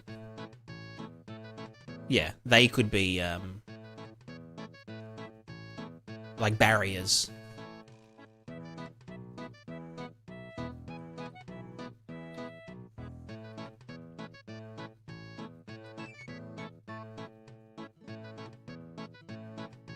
Yeah, I mean, yeah, you could do that. You could also pull it apart and take bits and use it for that specific thing. I have been thinking, in my thinking time, that I might turn this, like, two-dimensional water simulation... I don't know, it's... If I essentially ran it twice... Or not I don't know. Basically to have two levels of water simulation. So you could have like a pier or a bridge and then a river going under the bridge. And there could be water on the bridge that could flow and then end up in the lower level simulation. So you could have like one level of overlap. With just using like portals. Well, it would essentially be instantaneous, but you'd use some particles to, like, drop it off into the bottom simulation. Because I was kind of thinking, like, oh, what if there's, like, ships? And there's water around the ship. But you also want water on top of the ship, because that's sick as fuck. Although for a ship, I'd probably do a separate one that's just the bounds of that ship that moves with its... tilt, you know, and then just take in the tilt into account, and so that the water could slide off. I don't know. Who fucking knows? I don't know shit. I don't even know what a video game is anymore. Who am I? What am I? Who? What? Why anything?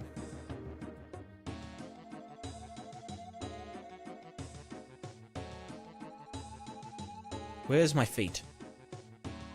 Physical feet. Chip sim when? Honestly... You know, soon? Oh, right, now I can move the guy. That's fantastic. If I do this, he'll do that. He'll just sit there. Please, myself. So I did just need to restart the engine. Who would have thought?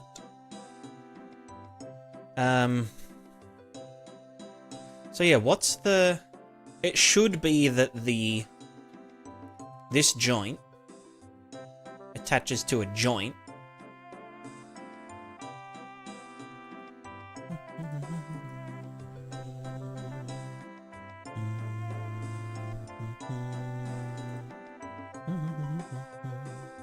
add constraint. Ankle R.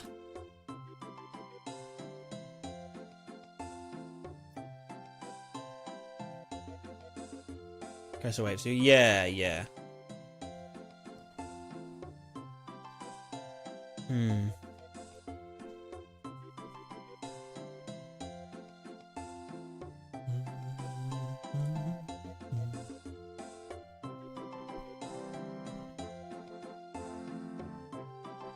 So here we've got the linear limits locked, but the swing one's free. Oh, so this isn't even the...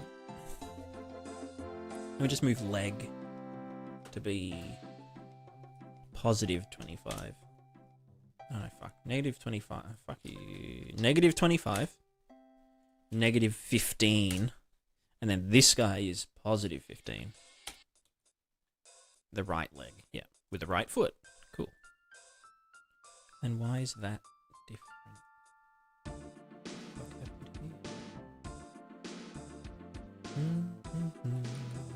Oh, that's probably... you know what? Whatever. So this then goes down to the ankle. So the ankle should be attached to that. Ankle is down here. Leg, ankle.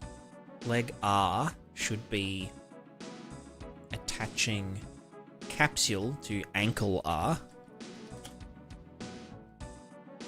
And then the foot should just be attached to the ankle. And then I don't even know if the ankle needs, like, component name 1.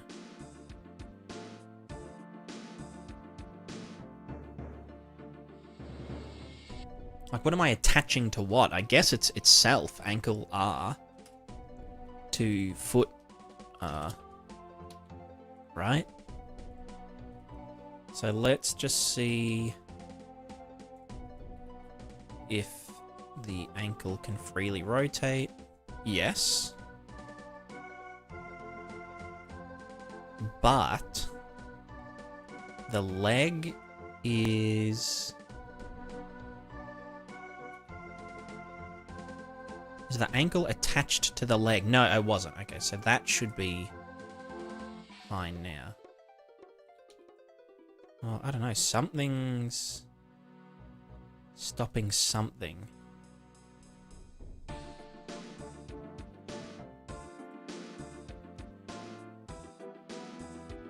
R.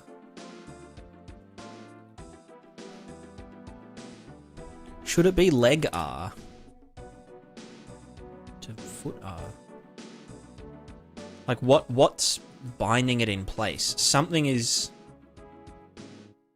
Well, now it's the leg. The right leg. Capsule. The ankle R.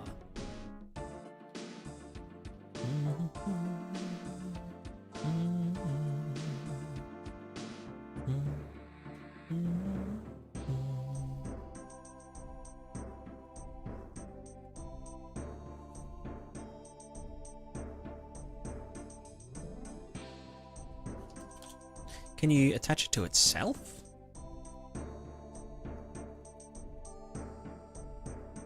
No, yeah, so for some reason, this joint here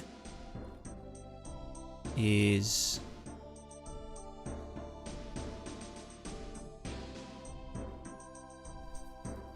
Wait, is there just one of the fucking things that I've set to be...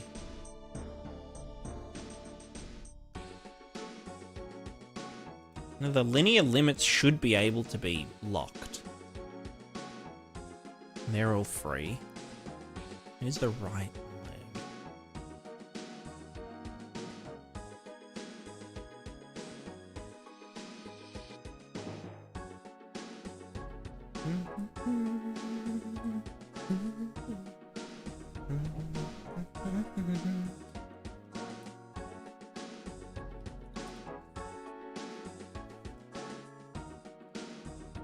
Maybe ankle R also just needs to be a sibling to that.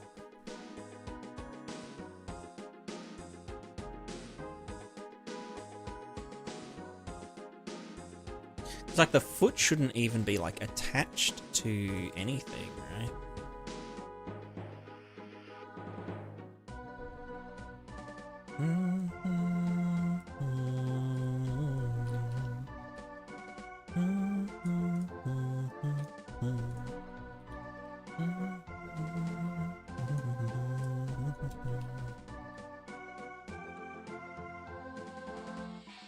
Yeah, can it maybe not do it because it's a...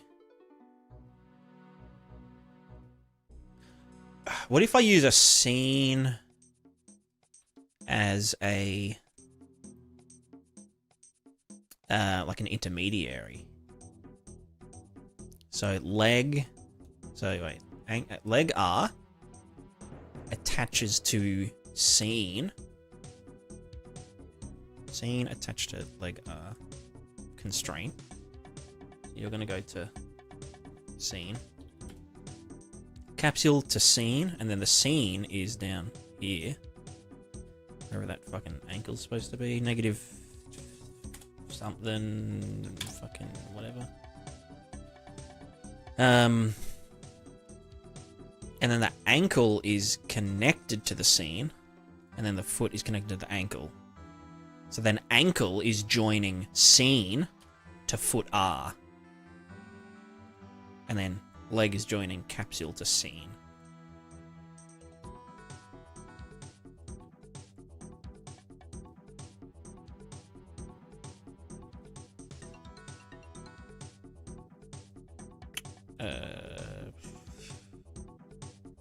What if... Everything has physics enabled, right? Physics. Simulate physics, yes. Capsule, simulate physics. The other foot, simulate physics. Cool. Because the other foot is kind of working fine, but it's just like the attachment rotation is silly. Like, yeah, that all works. That's how it should work. Although, why is it like tolerance going so far out? The fuck?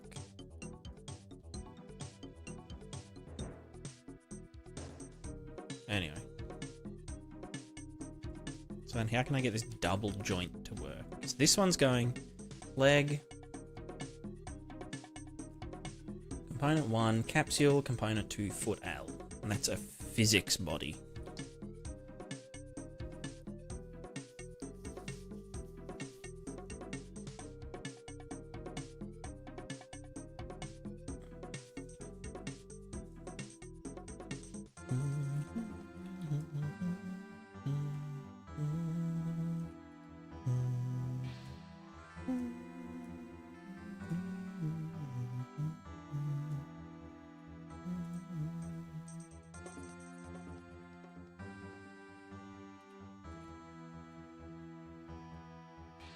Yeah, and so something is...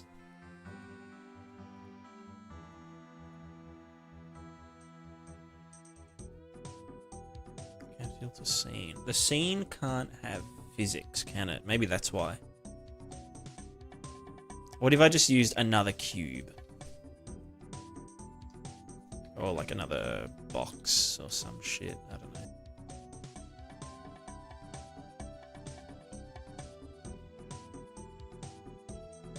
So this is called ankle joint or some shit. I don't fucking know.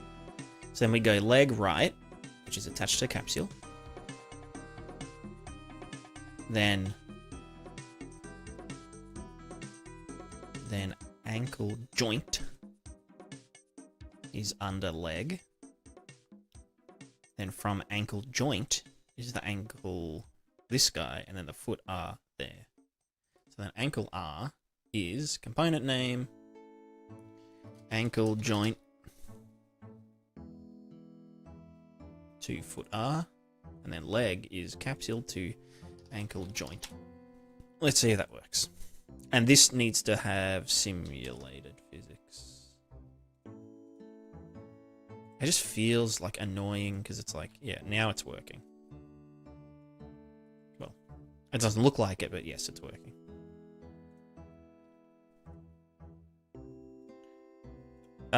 So wait, does that need... What if that doesn't simulate physics? Does it just get auto-simulated? No. It don't. Okay.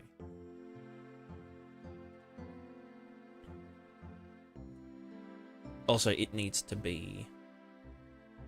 piece of shit. Well, no, if I move that, it's going to move the rest of it. Minus 85 and 0. And then this guy, let's move to there. And then this radius should be very small.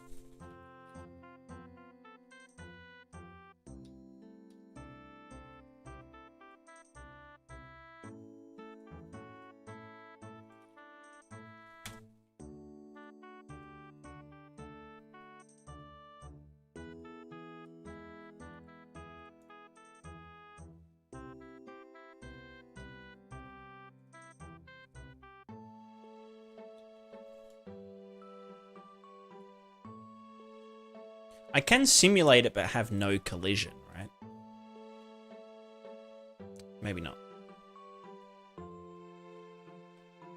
Is it because it's penetrating? Just custom ignore all.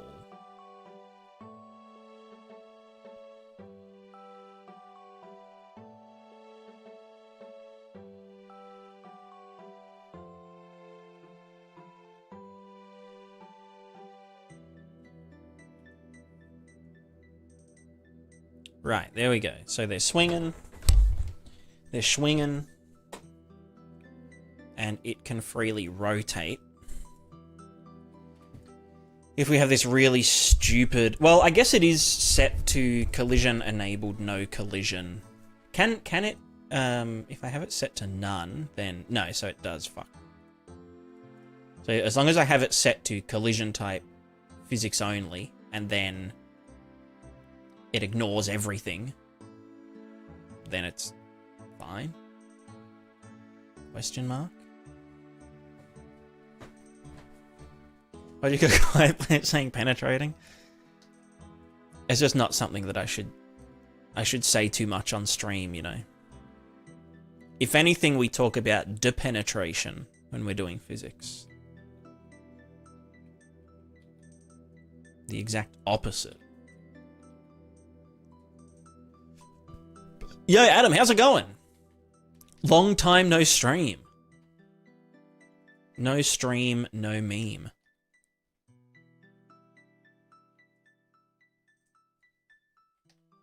Yeah, I kind of hate this little ankle joint workaround, but I guess it. So leg joints, ankle joint.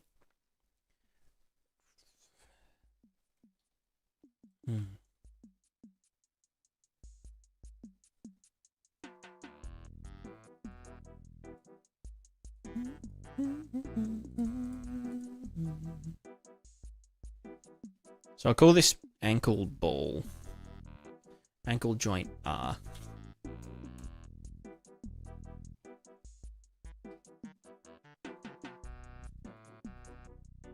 And then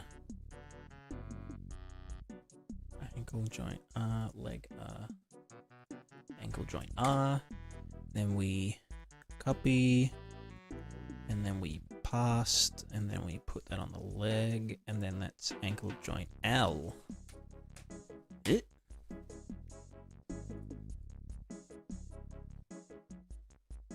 Well, no, this is more like the ankle, if anything. And this is the ankle joint. Oh, fuck, I don't know. This is...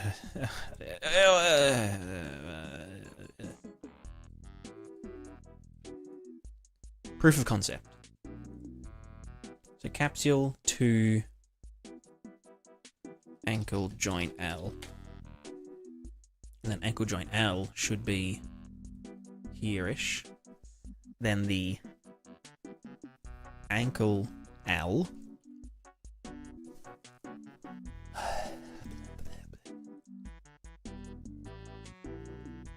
shoebox L. I mean, yeah. Yeah. All right. ankle L, foot L, ankle joint L is attached to leg L, and the ankle, yeah, and then foot L. Okay, so leg joins capsule to ankle joint L. Ankle joint L is a random sphere.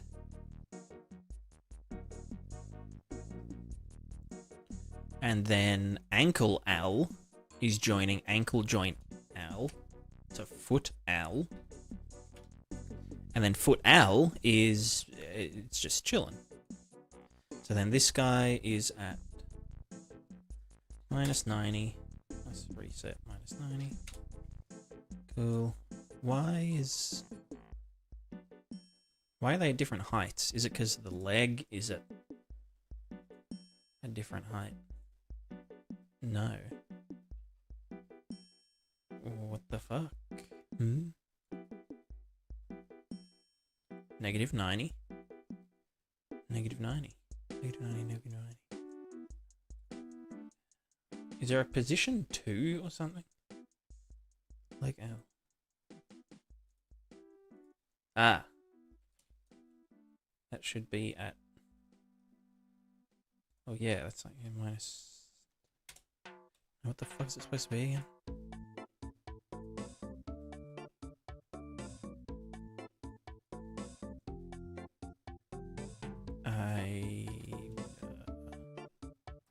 Then locally, that's there. I have no idea. I can't be fucked. Oh no, it's because the foot is slightly... What the fuck? No, the foot should be attached to ankle L. So then your location should be...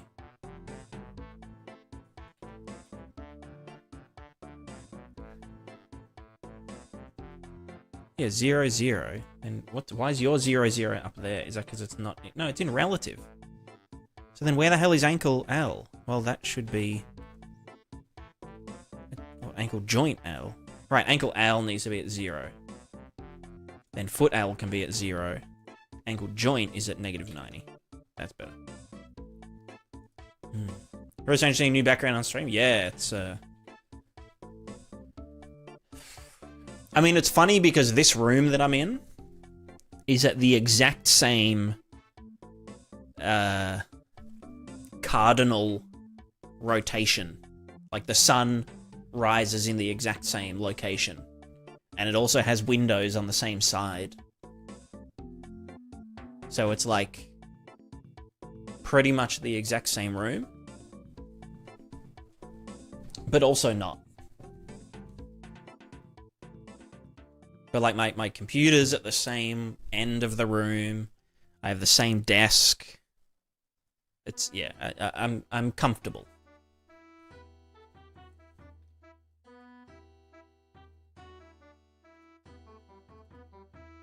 Yeah, and the door's in the same position, exactly.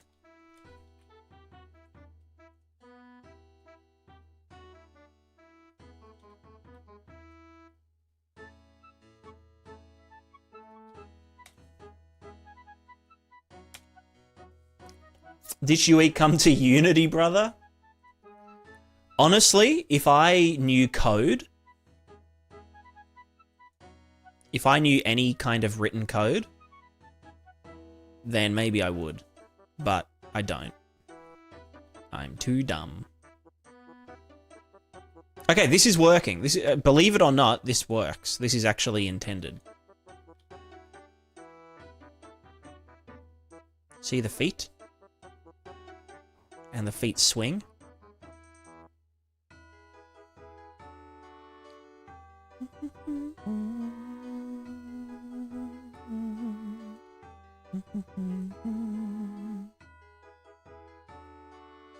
Also, I think the feet weigh way too much. Although, to be fair, no, they should just be... Right, they weigh 2 kilos each. And the body weighs 20 something. That should probably be like 50. 55 and 5. Because we have to account for like the leg as well. The leg. You Jagger. Yeah, I'm just borrowing Amethyst's chair. I don't know how I feel about it. I want to get like I think they call them ADHD chairs. Let me get one up.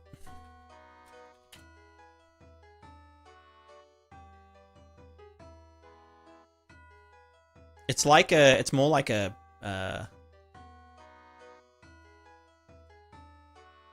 like this.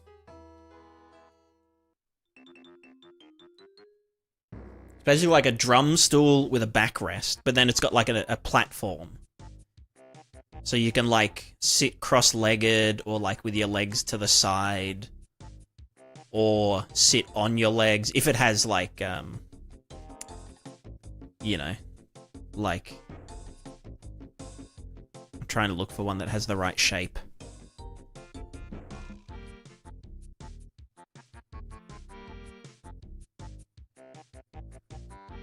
Well, essentially this, but like if it goes back as well, so that you can put your feet like down here underneath it. Or I might make one. Maybe I'll build my own chair. Also, I can't... Where's my... Where... Go away, Chrome.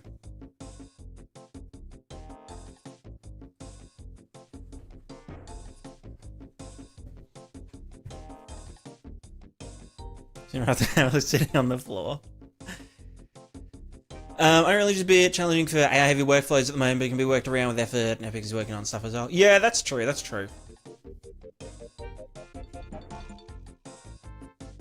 you have any experience with linking an Unreal game engine game into an LMS language model system?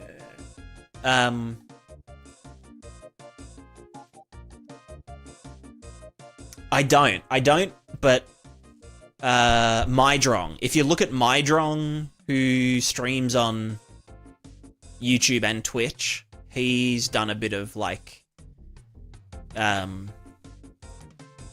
just using the text back and forth, doing some like cool, like generative, you know, like language model AI stuff.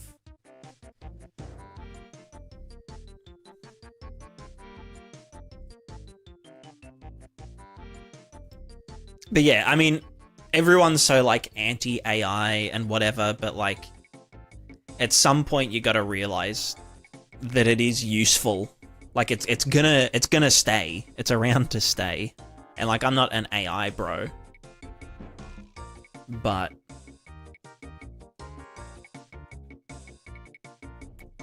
what are the...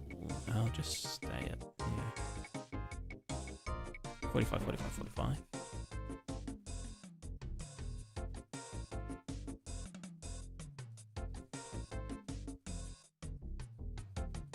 Okay, that actually did work, so...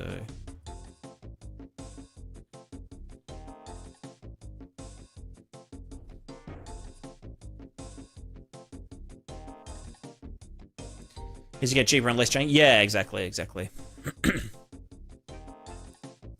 Fighting more than it helps? Yeah. I think everyone's at that point where it's kind of like... Everyone can see the potential of it. Like the good potential and the bad potential. But like it's just kind of a pipe dream at this point. And I think a lot of CEOs are sort of jumping the gun with like, oh, we'll just like replace half our workforce with like AI chatbots instead of having like customer support. And it's like, well, kind of, but no, like it just doesn't. It doesn't work yet. Like you can get a chatbot to talk to someone fine, but when it comes to like actually actioning anything, it's like it's hard to like integrate properly like fail-safe wise. Like, because if you're just going off like, oh, like you know, have like a little preamble that has some keywords to then, you know, send them to this page or, you know, unlock their account or something. It's like, that can get fucked up or manipulated super easily. So I think actually using language models to action stuff is like pretty much a dead end. Like language models can only get so far. There needs to be like some other stuff.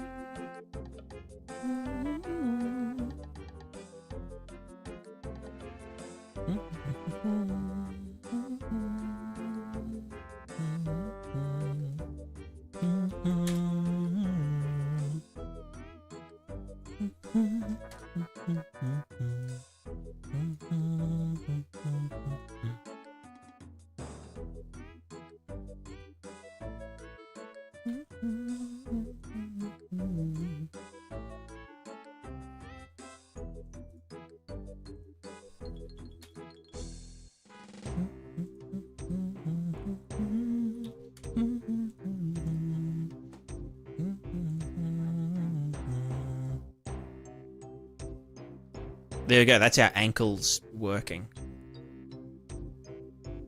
Trying to maintain 0.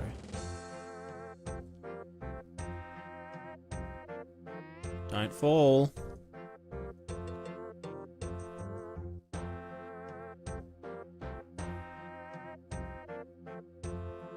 Although, do the wrong thing. Does it? Okay, yeah, so they're trying to maintain 0 relative to the character.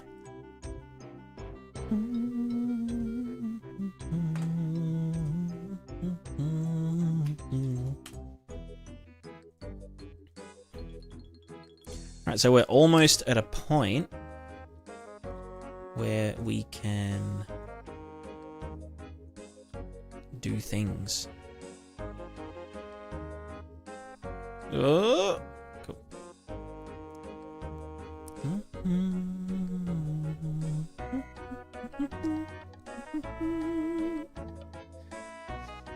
We plan to work on a lot of recursive self-improvement and multi-agent systems, needful and security for obfuscated code. Yeah, that sounds like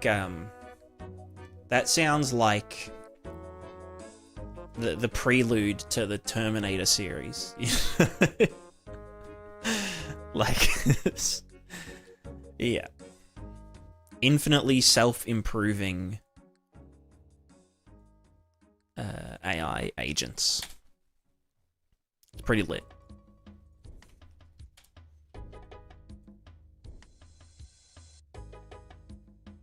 True, you can't improve the AI model. Although, I mean, to be fair... Well, I mean, you could improve the... You couldn't improve the... Well, you could improve the model using AI, but... I guess there's like 3 layers. There's what? Optimizing the training, optimizing the data set, and then optimizing the model.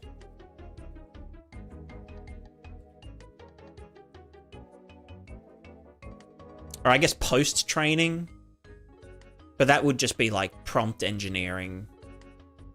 Or like, you know, like a pre-context to every input. Where it's like, you are a character in a video game. You are a farmer, blah, blah, blah, blah, blah. You know, the player has just asked this, give a response that includes these keywords or some shit. But yeah.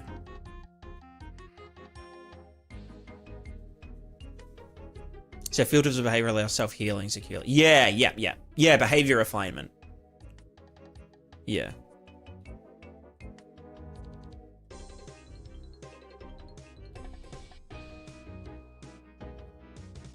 Alright, we have character. This is so dumb. Why am I doing this shit?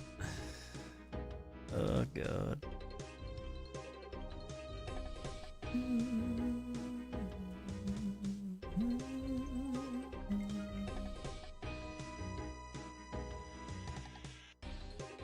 Shit.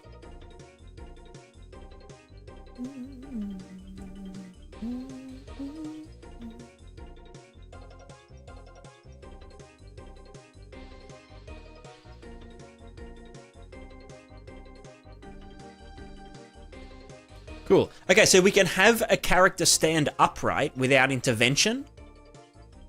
That's already, like, better than the ball bot, you know? Now we just have to make it walk. How to make walk? Well, we could start with just, like, circular feet, I think.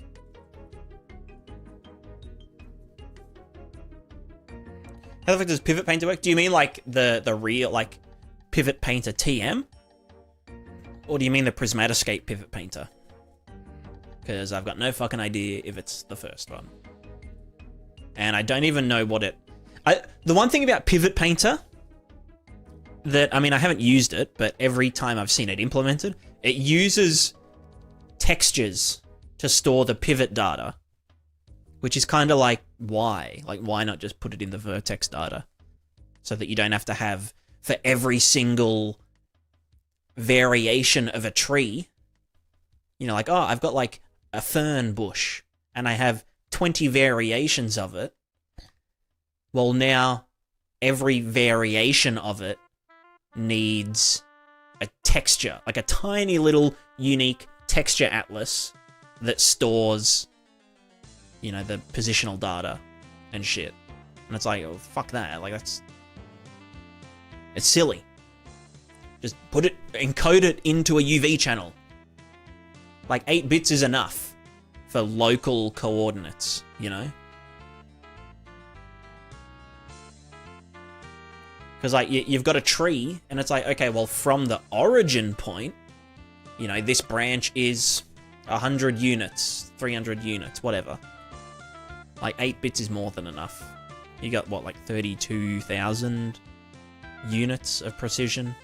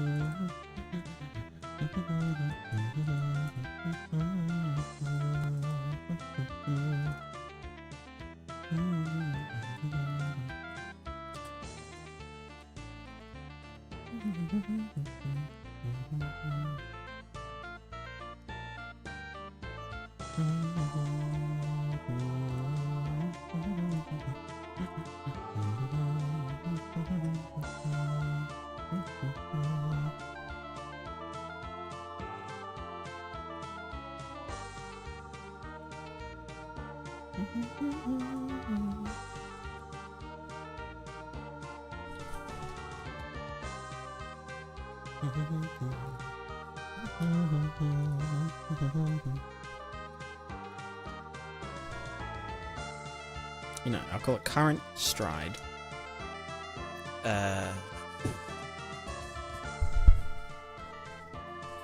We've made it out of a blender, but I'm not understanding how the Meteorological UE's one works. So stuff obnoxiously overly complex. Yeah. Well, I think the UE one might already have like a thing. Or no, theirs is from the tree generator itself? I don't know. Putting multiple objects pivot painter into one text. That's true, that's true. Yeah, like you could do all of your ferns into one atlas. It's kind of smart. I don't know, I just prefer having it. It's cheaper to put it in vertex data, but obviously you have to encode it and decode it yourself.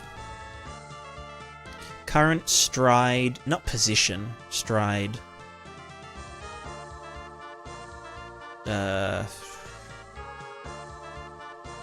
What do you call it?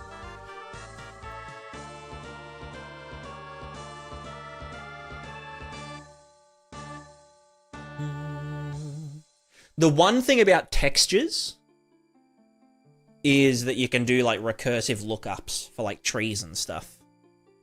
So you can have like 4 levels of pivoting, and then when you read one, you use like the alpha channel to tell it where, like, which tile to look at on the previous branch's texture. So you can have like hierarchical, you know, like the root to the branch, and then the branch, you know.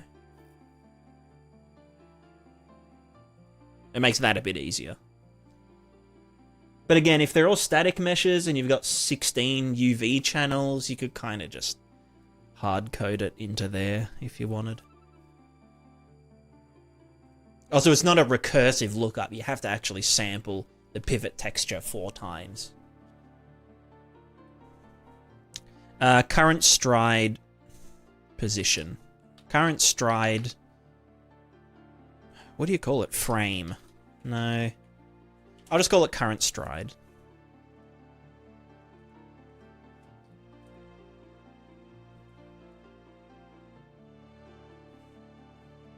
So you're saying UV channel's perfect? Yeah, I mean, you know. That's what static meshes get you. And then I think skellies you get 8 because the other 8 get used for the bone weighting.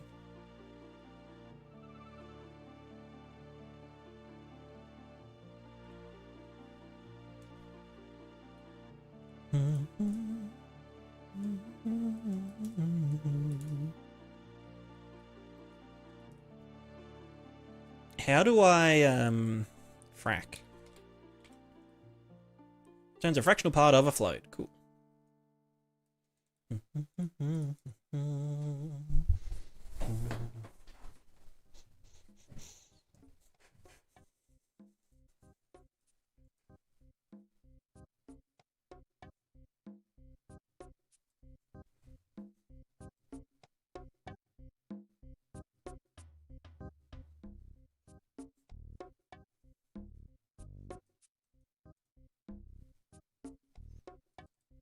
Do I want to use curves for this?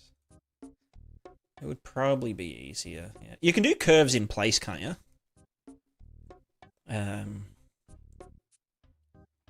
No. Make curve? No. Alright, you know, I'll just fucking do it in here. Or no, evaluate curve? What the fuck is the curve? Variable. Curve.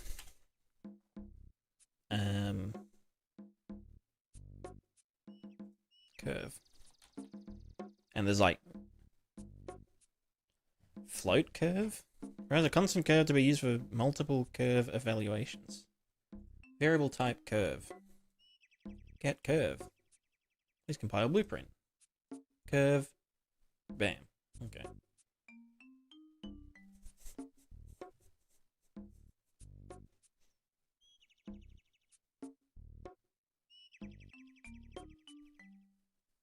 Fix UV super sand by normalizing the UV vertex positions, and then use UV tile offset for hierarchy 2. Yeah, fuck. Like use the decimal.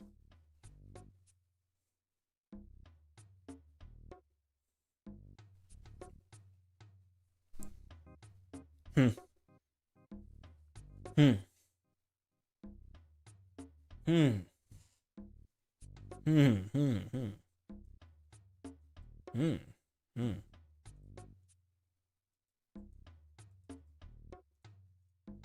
I need to pee. BRB.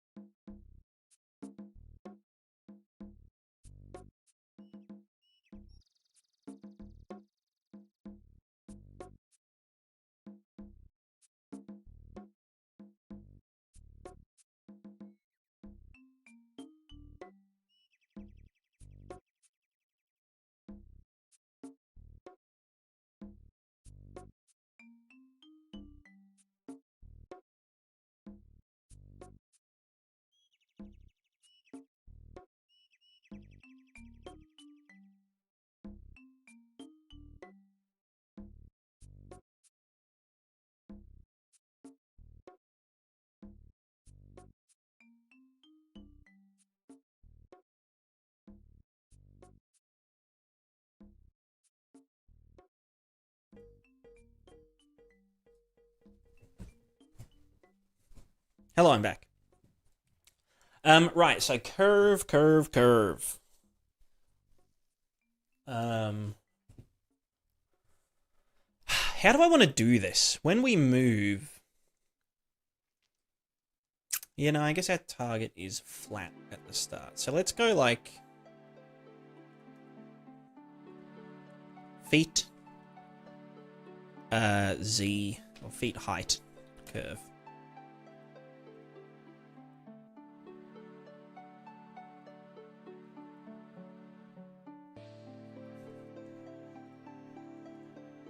Maybe it should be a vector.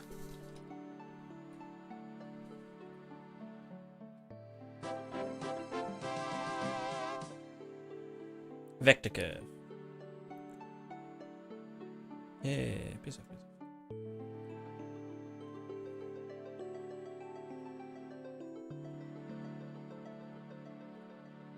And I can't edit that one in place. Fantastic. Alright, fuck it. Just regular curve, thanks. Yeah.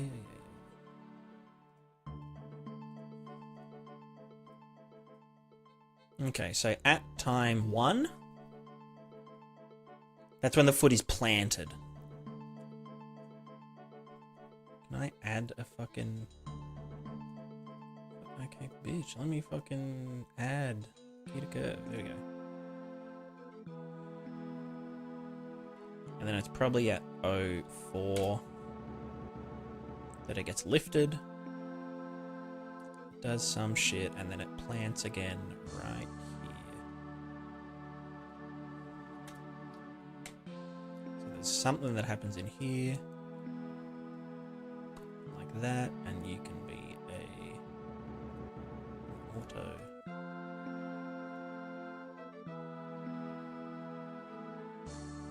A little more like that, right?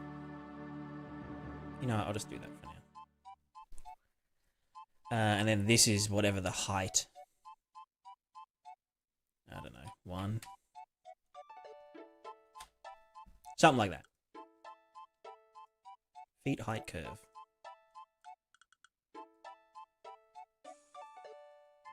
And then it's evaluate. No, it's get. How the fuck do we assess?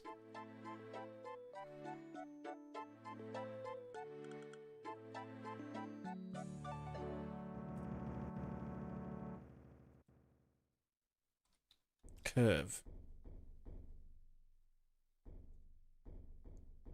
How the fuck do I... Is it the wrong curve variable type? What am I even... Like scalar.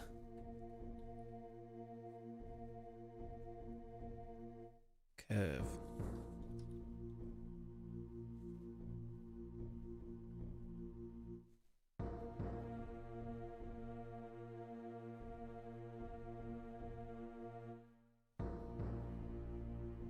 Is it called float curve?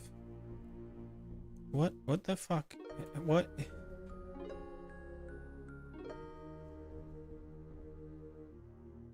What's the damn function called?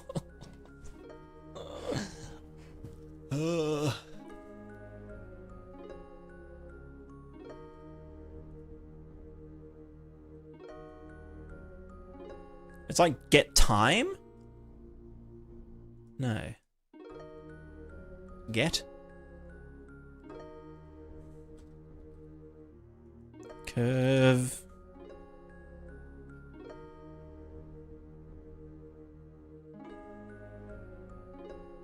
Sample.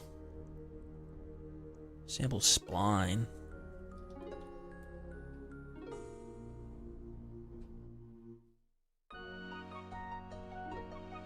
Get curve value. Returns the value of a named curve. But that's like an anim curve.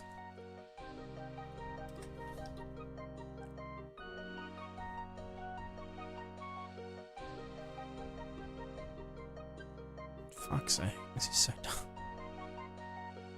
Get curve position. No, that's a color. Yeah, evaluate. curve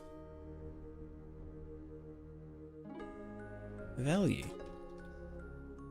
But it's not there. Curve value, just get curve value. No, but that's, again, that's anim curves.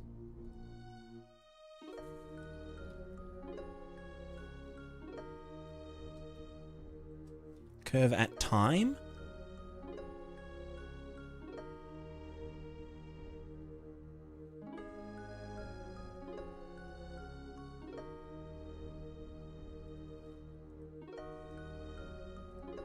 I don't fucking know. Look, it's probably... Okay, you know what? Let's just go... This thing... I know... How the fuck do you do... Curves... Like a curve asset?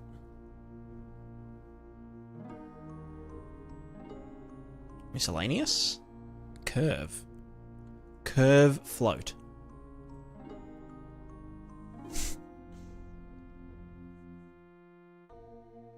I'll do a curve vector for now. This is called feet. Stride curve. So this is called vector curve something something. So if I fuck them off and then feet curve, and this should be a vector curve here. Then I should be able to select. What the fuck is this?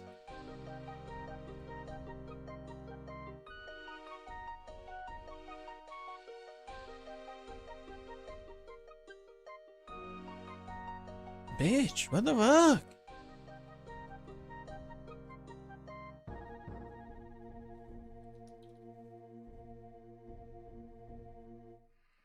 It should be an object type, right? Here we go. Curve vector. Object reference. Schwow, schwow. Right, okay. Right, and so the function that we were looking for is in this object class, probably. Like, evaluate. Or get curve. Oh, just fucking get. Get.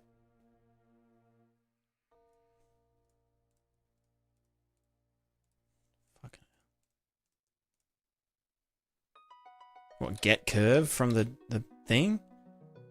Get value. Get vector value. There it is. In time. Blah, blah, blah, blah, blah. Cool.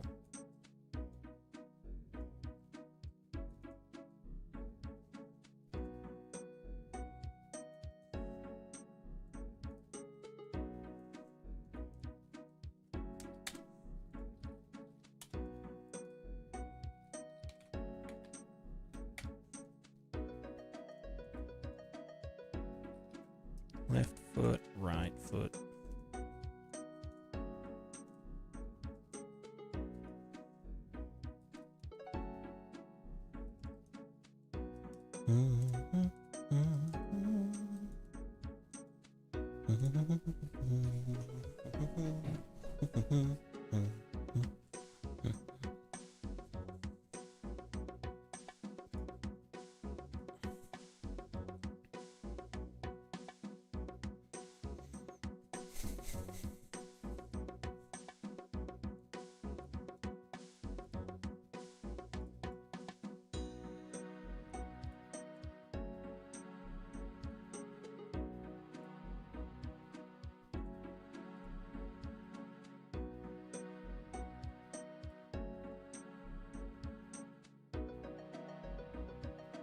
I'd probably use Z for the height, right?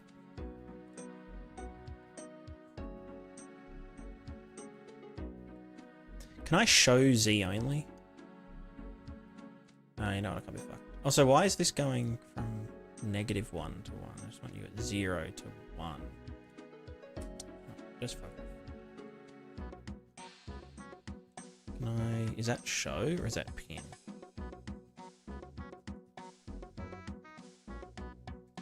Ah, okay. Right, Z only, from 0 to 1.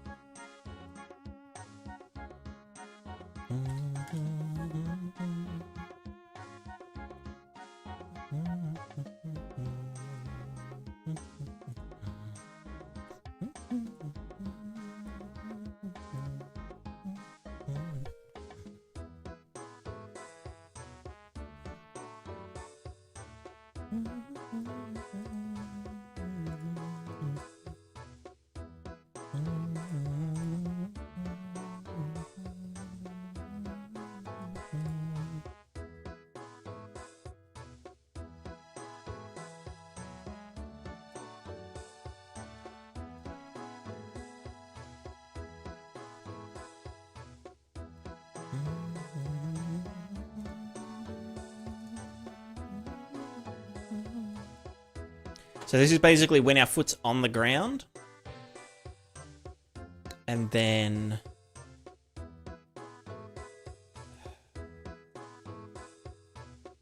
when we're in X space... when our foot's on the ground, it's moving back at a constant speed, right?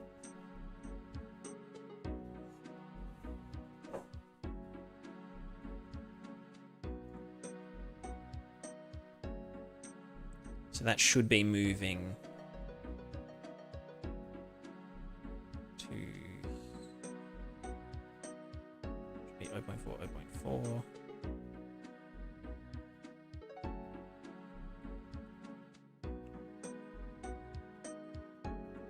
Well, actually, no, this should be at like 1. This is like our whole movement speed.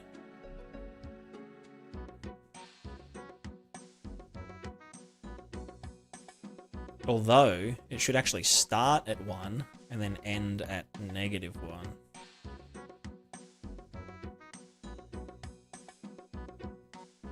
Because it starts at forward and then it pushes back by a stride length.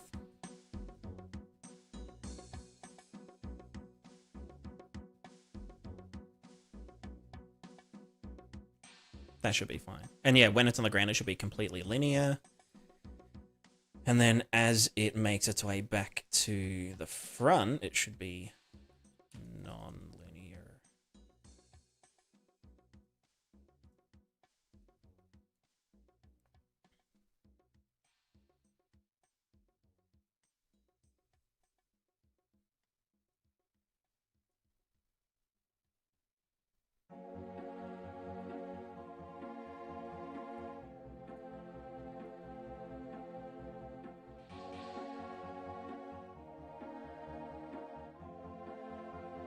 Like that, somewhat.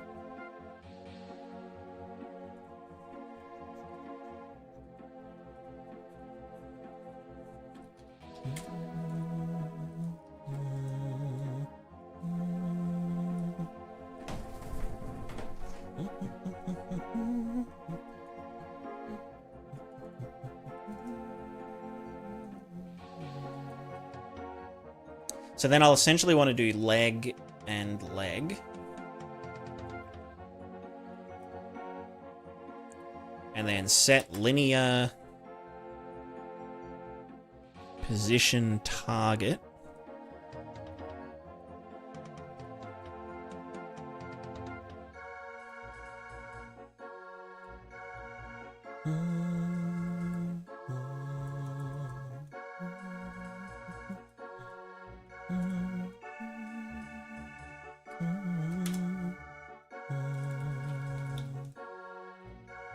Multiply by 10 or something.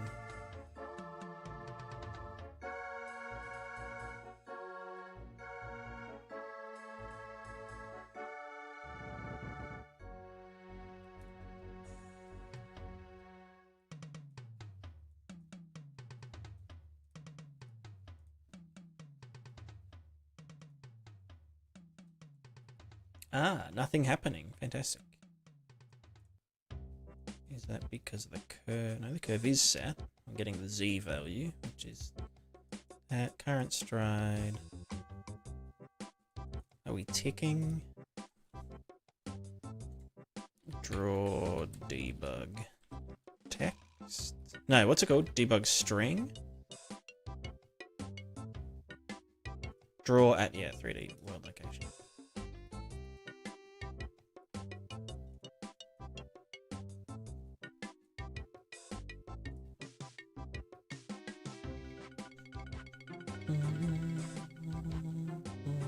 Right, I had these.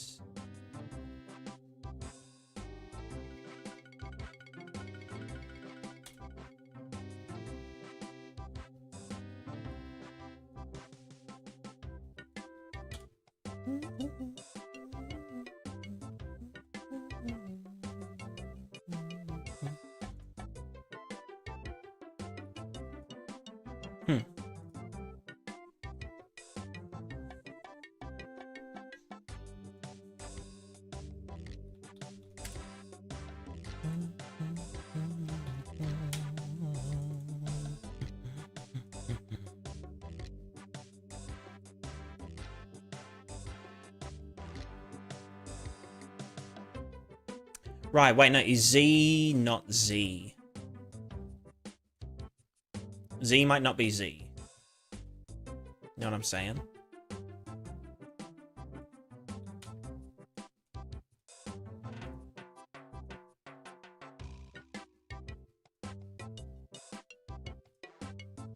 Can I just hold you up?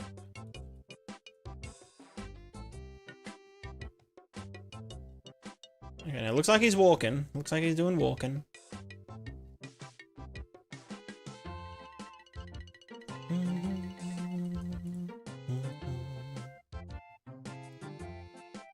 The curve should probably be... No, it should be lifting up. Well, yeah, no, I guess it is. It's shortening it.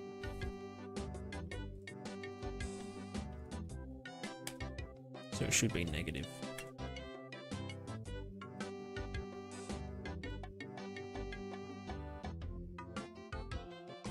Yeah.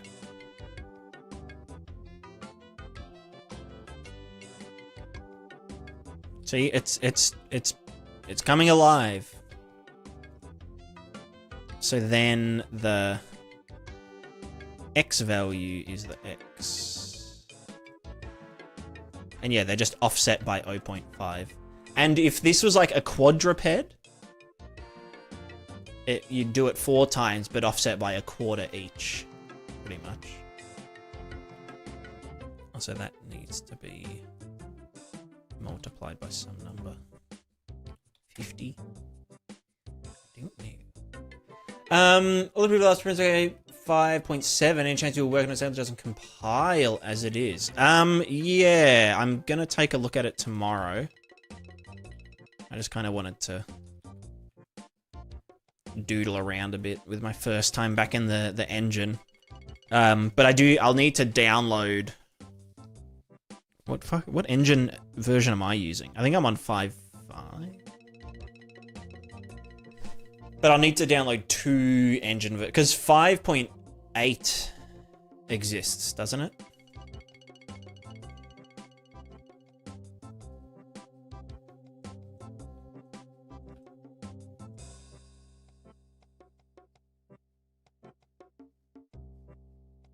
Oh, just the preview. Okay, yeah.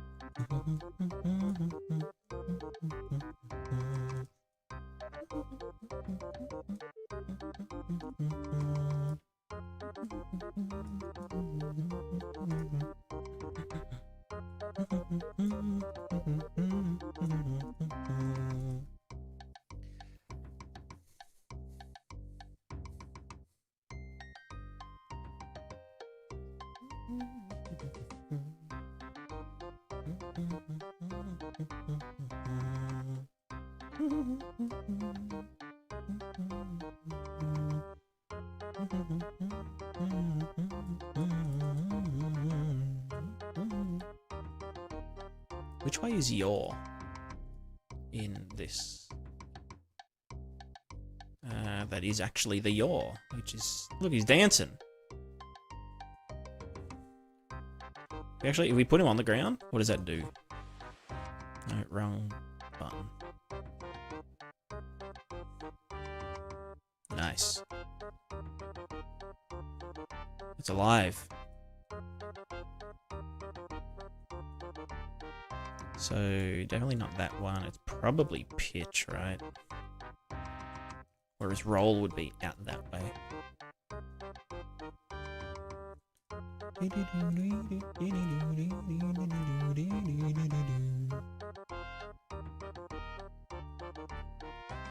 I think the feet weigh too much.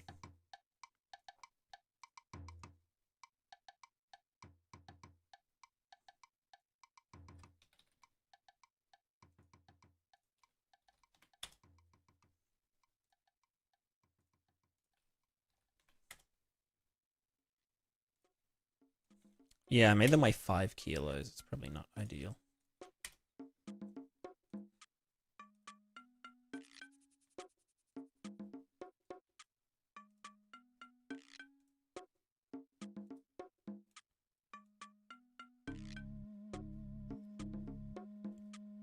Alright, he is trying to walk.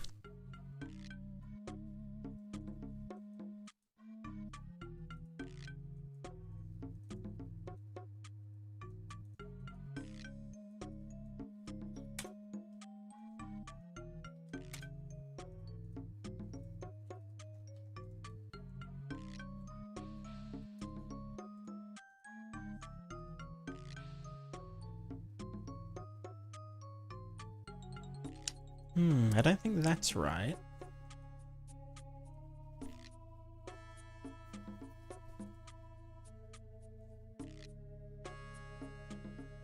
Is it because the ankle joints have inertial conditioning?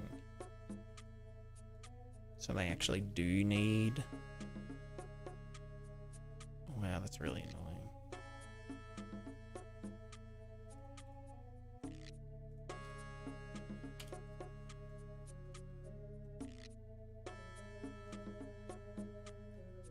The other thing is that this is in degrees.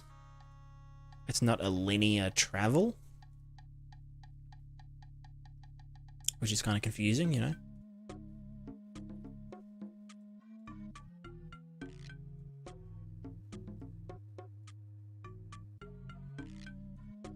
Stop rotating so much, bro. Just make the capsule weigh like 70 kilos. Co-op 3D, I mean, pretty much.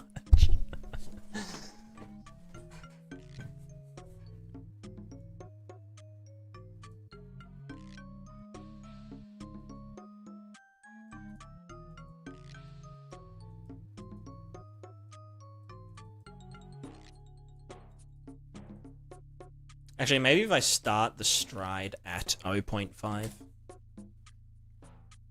Because then the feet will be in the middle. Angular... Yeah, I could do angular damping. Yeah. But no, I mean, this is working to some extent. I just need to...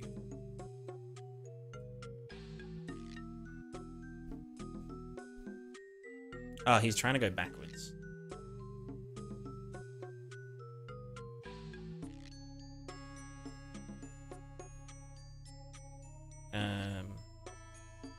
I mean, that's fine. We all go backwards sometimes.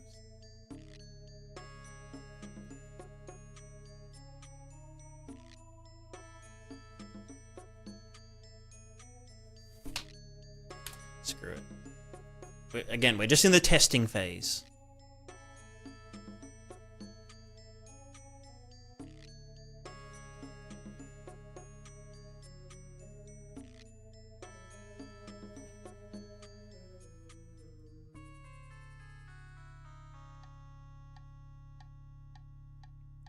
Excuse me.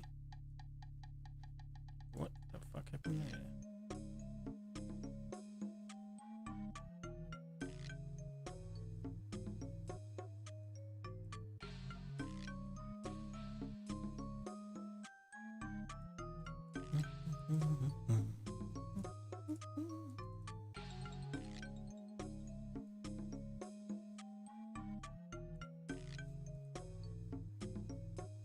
Can that not be a...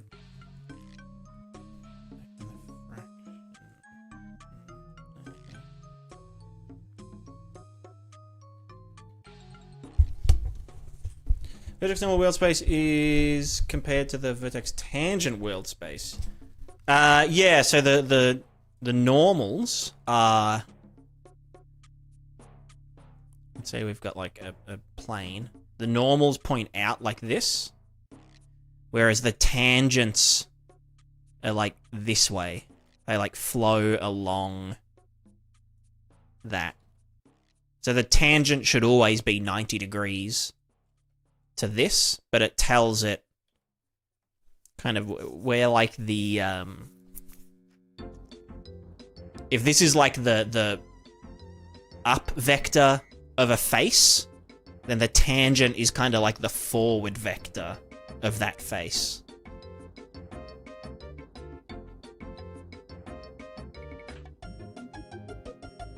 Basically, the only thing vertex tangents are used for is when you're mapping a normal map, so that it knows,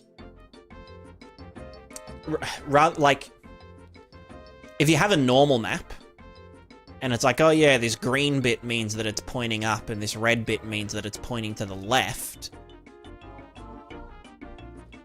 If you rotate that texture, like this, by 90 degrees or whatever, then your green ends up over here and your red ends up here, and now it's like, it's incorrect, you know? Because like, it's supposed to be representing this part of like a belt buckle or something, but now it's saying that, oh, the left side of the belt buckle is somehow facing up. So the tangents get used to correct that. And some other shit. But the tangents here... the tangents get calculated based on UV channel 0. So if you're sampling textures and the normals are just like giga-fucked, it's probably because the one that you're like using the texture on should be the first UV channel. Otherwise it just won't. Or they should all be the same orientation. Because I had an issue with my character stuff where I had like the first UV channel in Blender was one thing, but then I had a secondary one that I was like baking groups of UVs to, and that's what I was actually using to sample the textures from. But the first channel still existed. So it was calculating the tangents based on the first one. But then when I was doing this combined bake, I'd like, you know, rearranged stuff and like rotated it and like re-subdivided it and whatever. And so the tangents compared to the texture that I was using was completely fucked. So I had like parts of the character, the side of the head was pointing down and just weird shit like that. And you could see like some weird normal glitching going on where the seams were. But when I looked at like, oh, what do the vertex normals look like? They looked fine, but it's when I looked at the vertex tangents that the problem was revealed.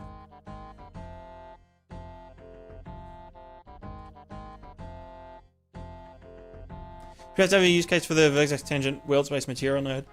Not really.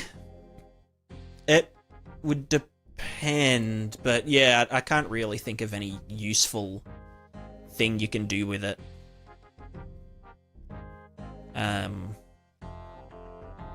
Because the tangents are completely arbitrary, you know?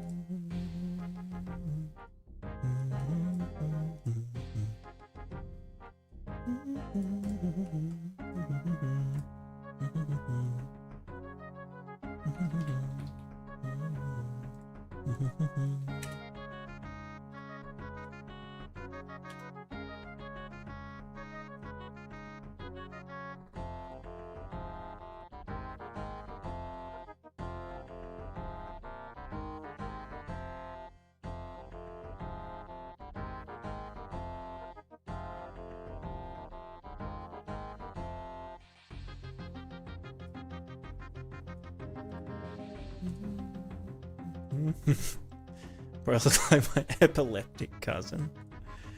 Rip. Can I just like get make scalar, get scalar? How do you just like, is that not a thing you can do in? I guess I just fucking do this. I just want to hard code. Oh no, they're called floats, aren't they? No, fucking make float? Make literal float. Literally literal. So that's our angle, blah, blah, blah, blah, blah.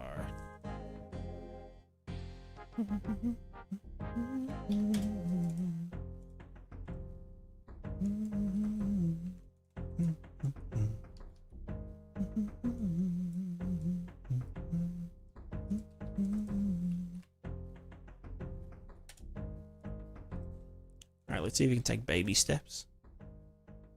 Okay, cool.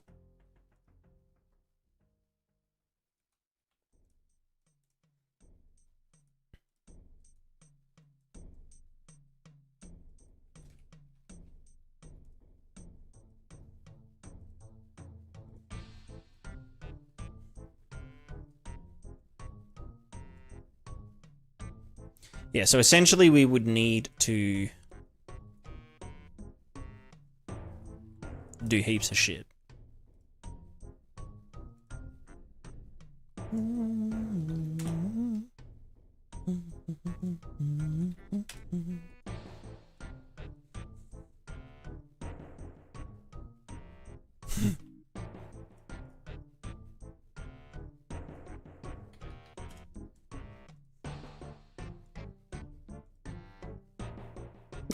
He's almost there.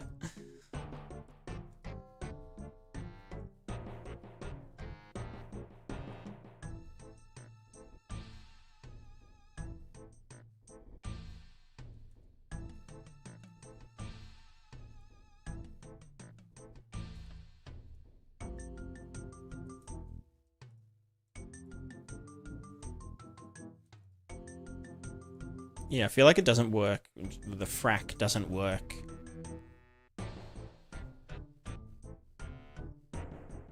Yeah, beautiful, beautiful.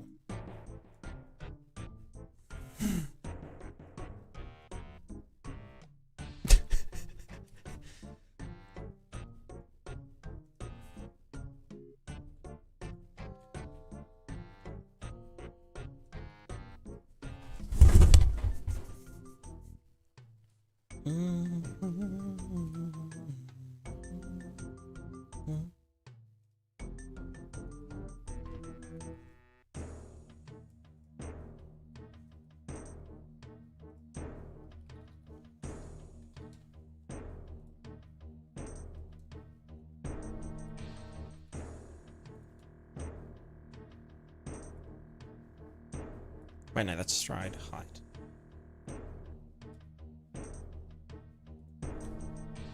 Although the height is probably derived from... No, not necessarily.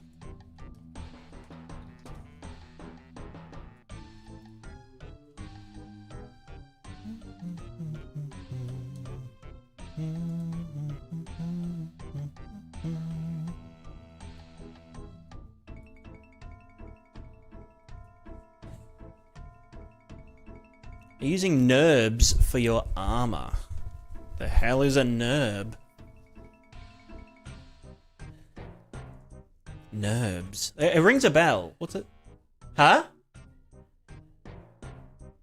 Whoa, okay, know-it-all. Explain. Huh? The hell's a NURBS curve?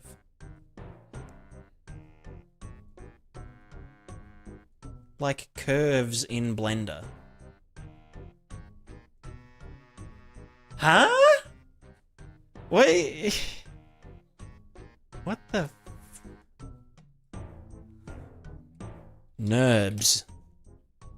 Non-uniform rational basis splines. A mathematical representation of 3D geometry using CAD, CAMs, and curvaces. Upper flexibility for complex modeling, organic or analytical shapes, allowing for smooth, accurate representations of the crucial in industrial design and manufacturing. No, I'm not, XOR.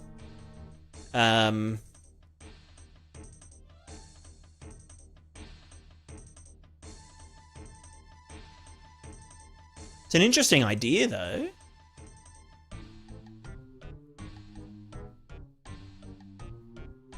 Although it might be a bit expensive for, like, constantly querying.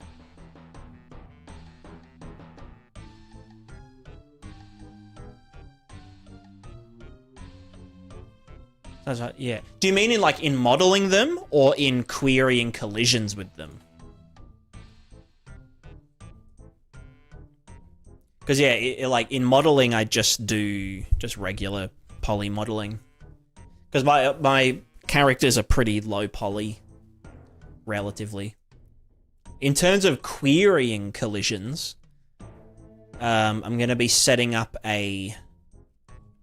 I guess it's another fucking plugin called the Prismatic Subcolliding... Subcolliders? Subcollision zone? I don't fucking know. Let's say, like, we've got, like, a person. And, you know, I'll zoom in over here. We have a person. They have an arm. And another bit of arm. And another, you know. That's what people look like these days, you know. They have little legs. Anyway, let's say we're wearing a t-shirt.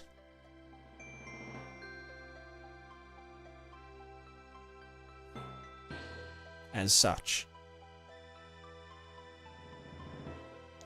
And it's like, okay, well, we want to know, let's say it's like a bulletproof t-shirt. And we want to know, like, oh, we shot this character. Did we hit the shirt or did we hit the flesh? And it's like, okay, well, the naive approach would be to make an extra collision for just this shirt that, like, sits on top of the body, and you just pray to God that it hits that before it hits the body's one, and that you get accurate collision and whatever.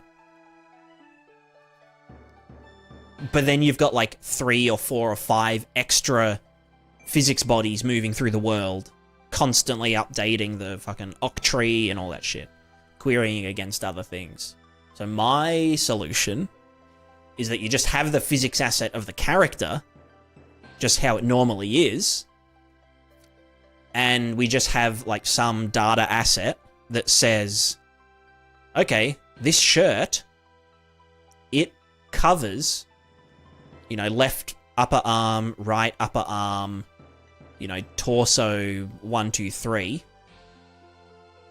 And it covers them at least a tiny bit.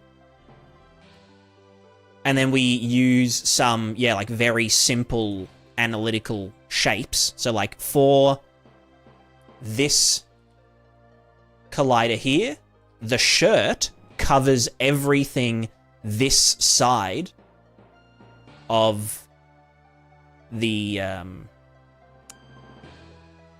collider. Like, it completely covers anything this side of, like, a plane. You know, so just dot product from this position, this direction. Or, like, for a helmet that goes like this, Let's say it's like a helmet with like little eye slit as well or something.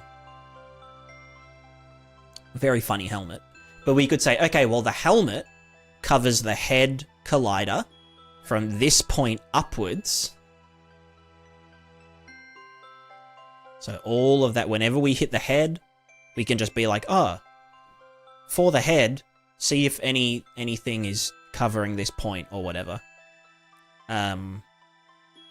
And then we can also be like, unless, and add some like negative collisions to, you know, maybe just like 2 boxes to represent the visor slit.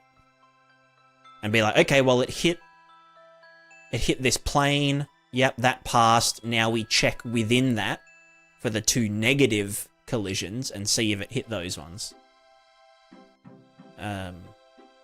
And if it did hit a negative collision, then we say that no, the helmet didn't hit this thing. So,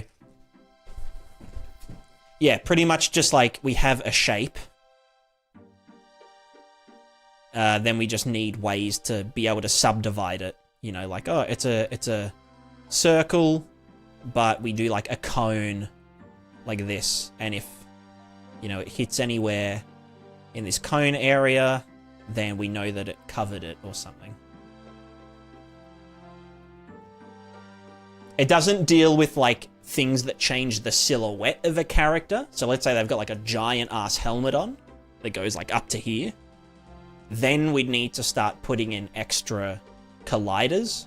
But for like 99% of armor that just sits pretty much on the skin of the character. You know, if you're doing like big buffy World of Warcraft, you know, shoulder pads that look like they're made of styrofoam,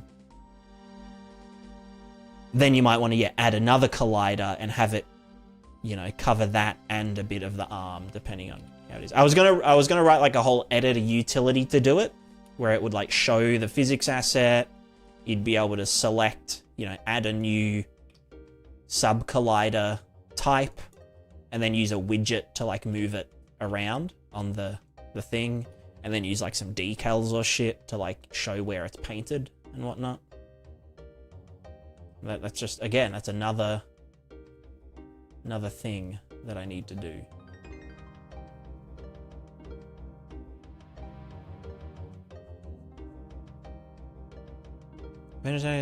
Cross against atmospheric vector must be saturated 1 minus user alpha in the left in the emission channel.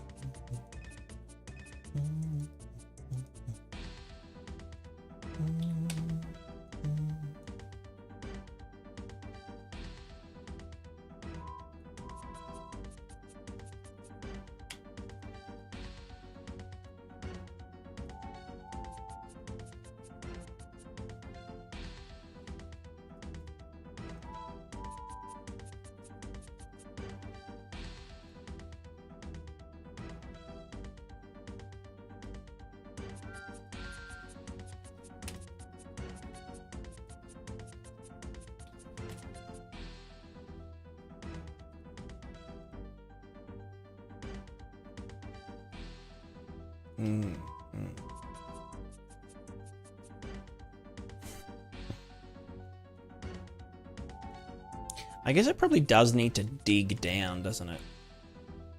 Like, we can't just presume that it is flat on the ground.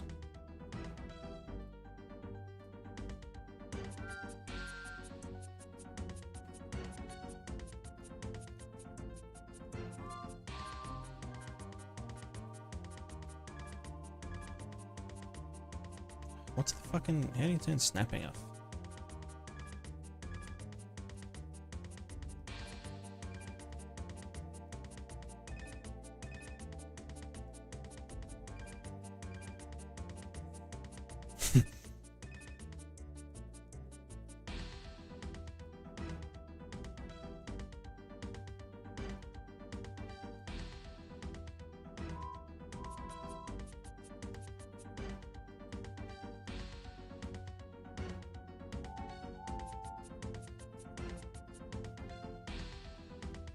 Beautiful.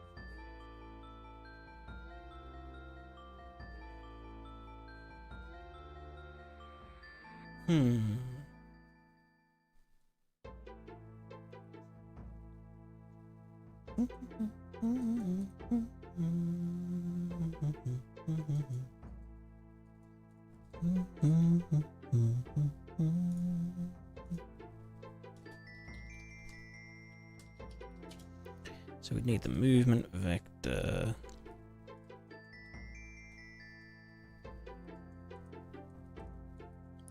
Normalized. Oops. I guess normalize 2D. You know, I'll just fucking normalize it.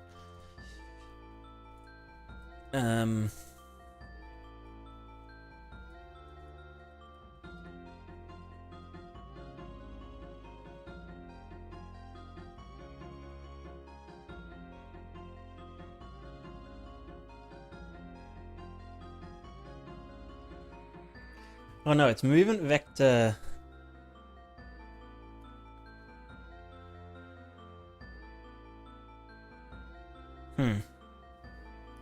Real movement vector.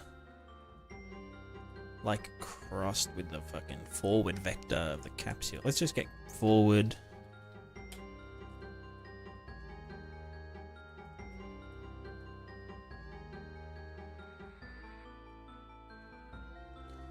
So we're facing this way, but we're moving that way, which means that the...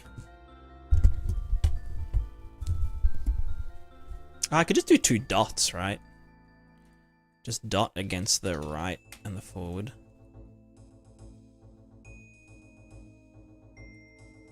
And then the movement vector against that gives us a strength and direction to then multiply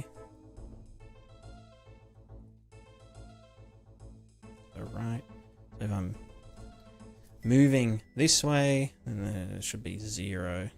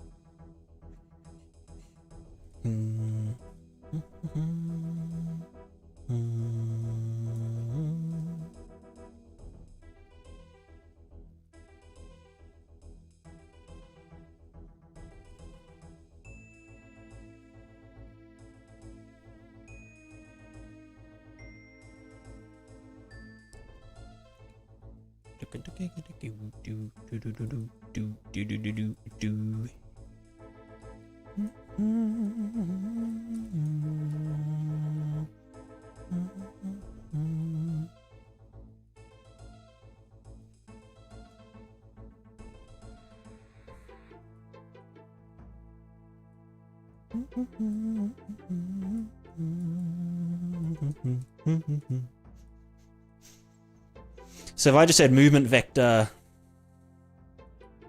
the fucking what direction is movement direction. You know what, I'm gonna disable gravity.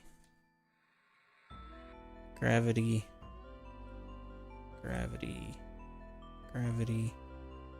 Can I just do it on all? No.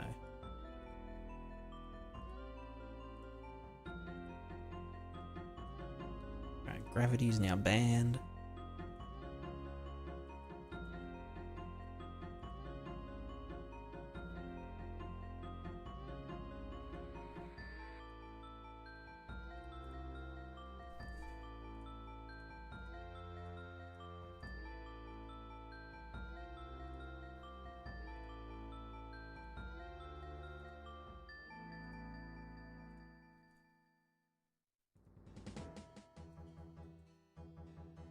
Alright, stride height. Put that up to like 15. Stride length up to 15. Yeah, whatever.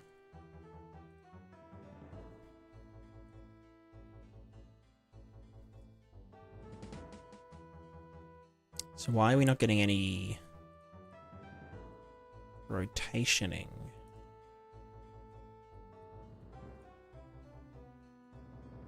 Right, I didn't set this to be a movement direction. So this should now walk forward. Yep. Which means that, yes, because of we're in zero gravity, it's gonna just, yep, okay, that's fine, that's fine. Yeah,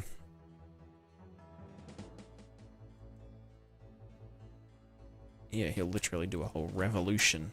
So then if I walk sideways... Yep, that will move sideways, like this. Look, and our feet can cross over each other. That's totally cool. Until they hit one another, which is... Yeah, I forgot to...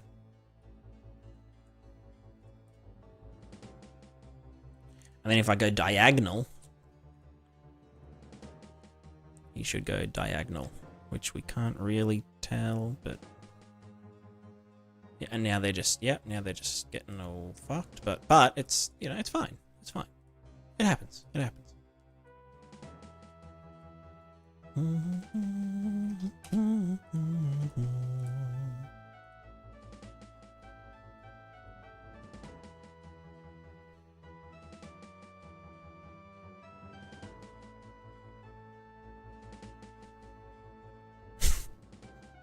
Beautiful.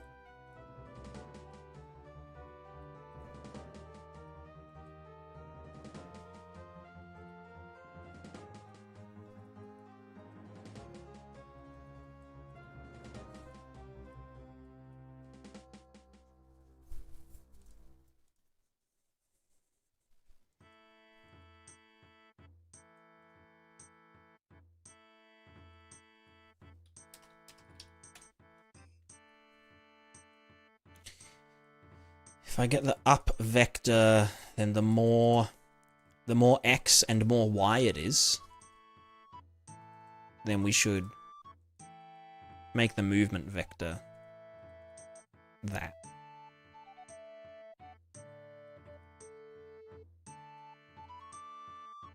Well, I mean, if I just got the up vector... No, that's movement vector, not the... Well...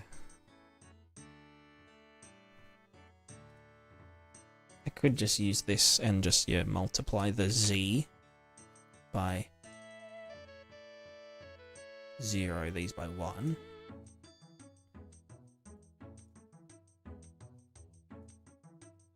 And then the more that it is x, means we're looking that way.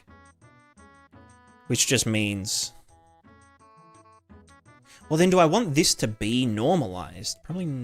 well, no, because that's to multiply the strength and whatnot. But I could just bake that into here. And then this is more of like a max stride height and max stride length. Fuck it, we YOLO. We YOLO and... this should have like some...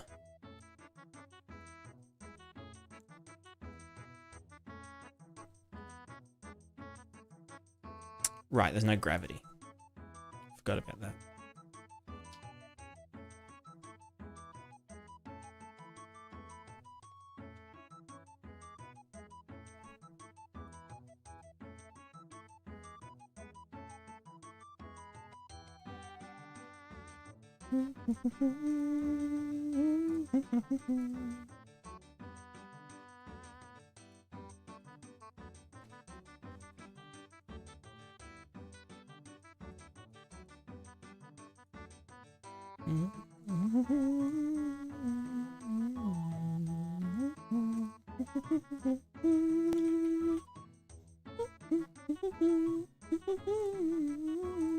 Right, no, it's still gonna do the up and down.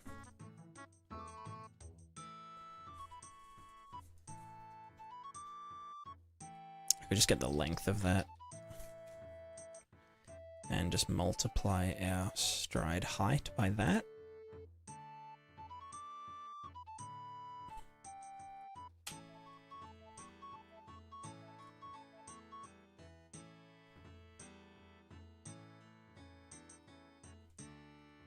And some other factor. Maybe.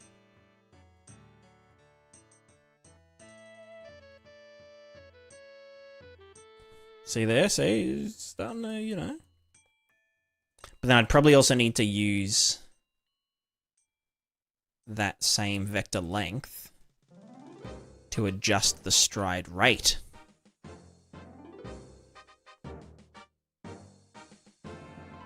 You know?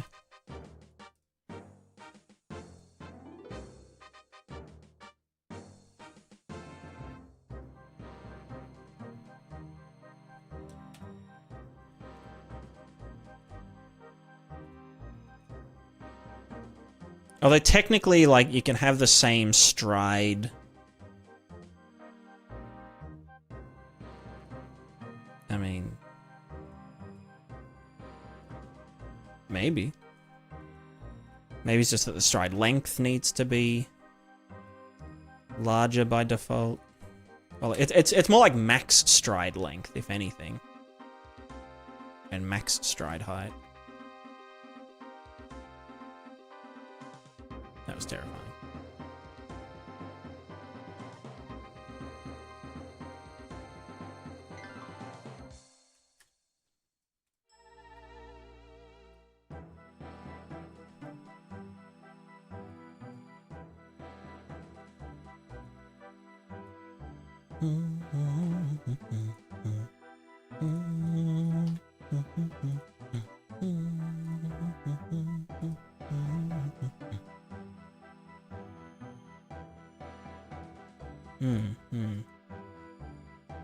No, that would have to be... yeah.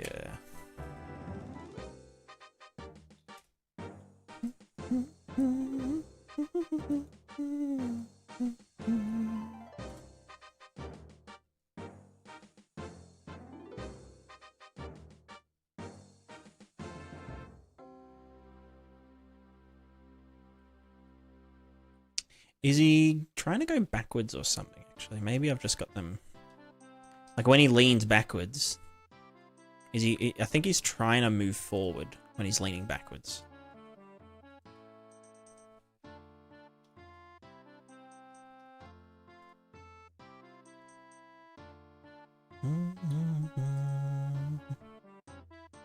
No, that's definitely wrong. So it's better like this. Cool.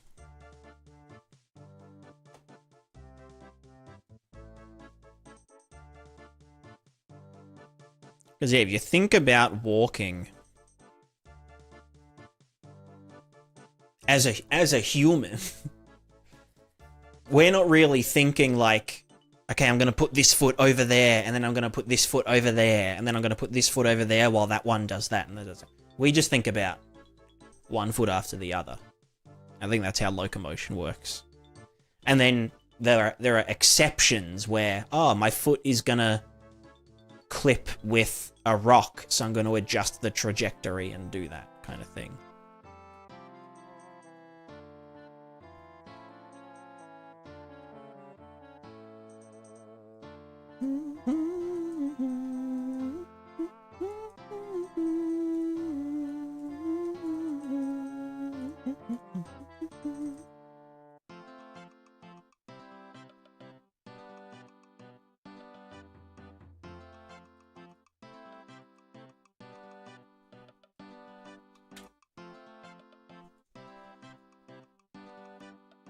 Yeah, currently, like, the stride length and stuff aren't correlating to anything.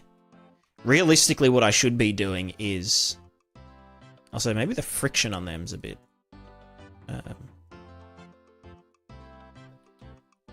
Oh, well, no, they need a fizz material, don't they?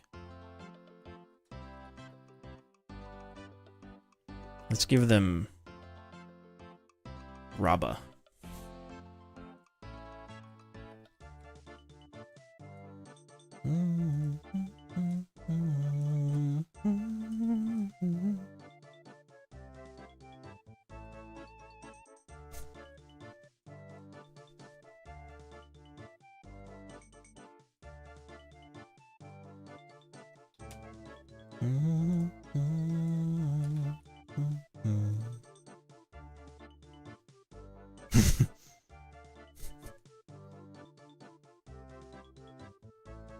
So dumb.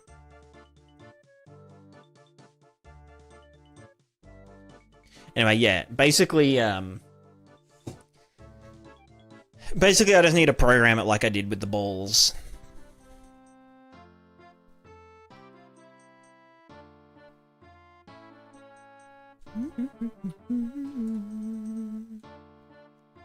Where it's like, okay, yeah, like a,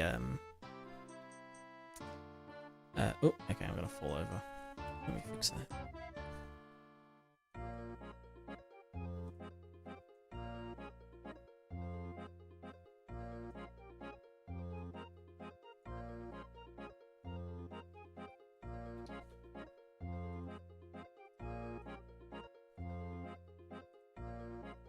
Wrong thing.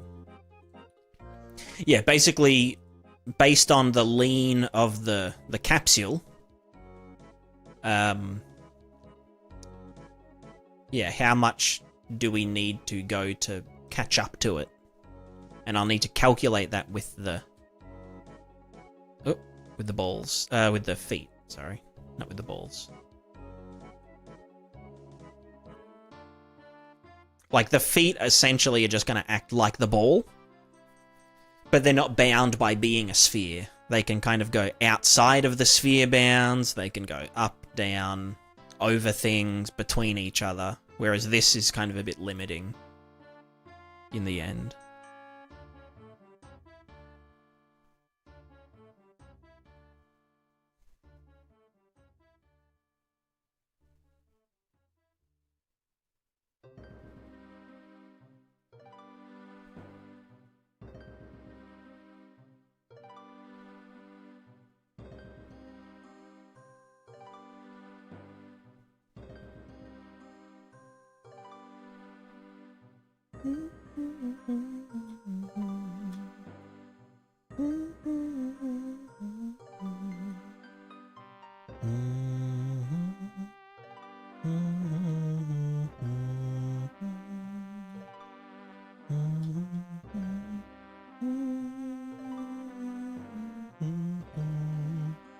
And yeah, we won't get these, like, jerks when we go up a ledge. As though we're, like, tripping over every single time.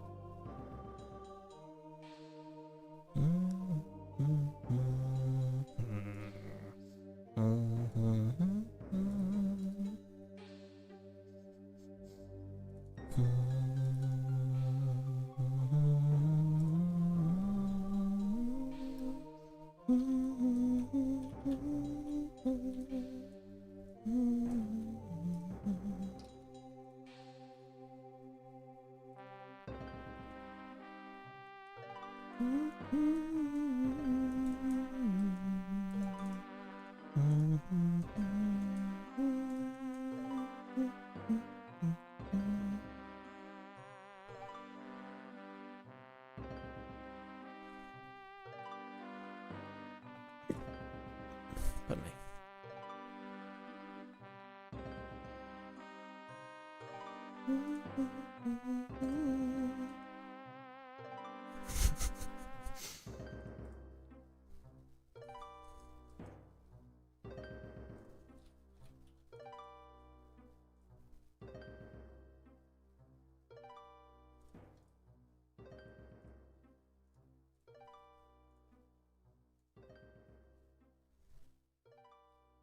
I think one of the problems is just that the feet are like too... There's like too much inertia. Like, I don't know, is it the fact that the ankle joints have mass? Because if I set that to be like 0... Ankle joint, ankle joint. Even though they're supposed to be completely locked...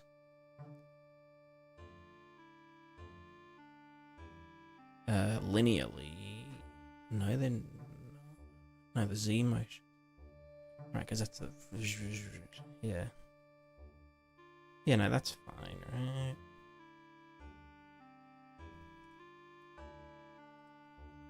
But then I think doing that just... Maybe that's fine then. Maybe that's what the issue was. So now I can't move anything. And now I can't move this because I... Is it because... Ah, wait, hold on. Is it because I had that selected in here? No, it's just fucked. I mean, I can still do this. Or this.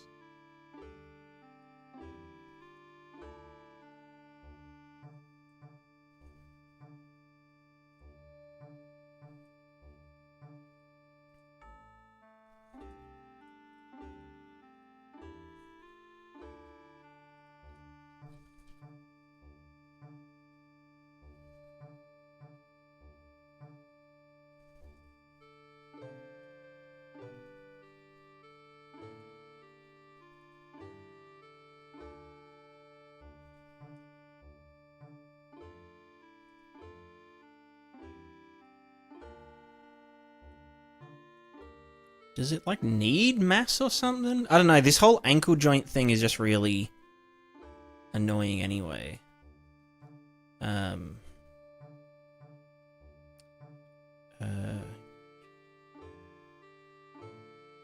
Mass. It's like, yeah, it can't operate without there being mass on it for some reason. Because now it moves fine. But then joining that to the foot, now the foot has... Fuck, I don't know.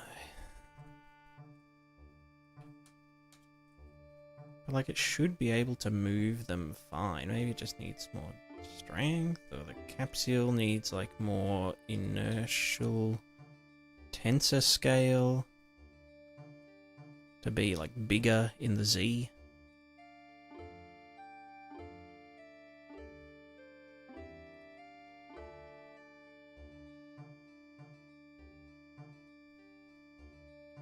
Breakdancing. Physically simulated breakdancing?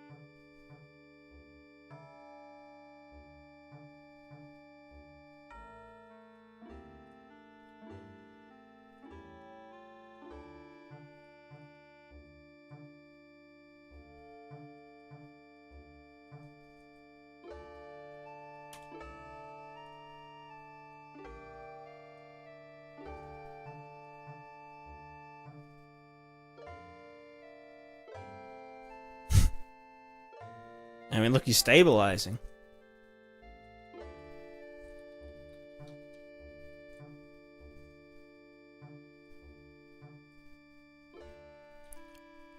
Oh. What the fuck? What? Why did they just fucking break? Right, so I change the... God, I don't know. Look at him go.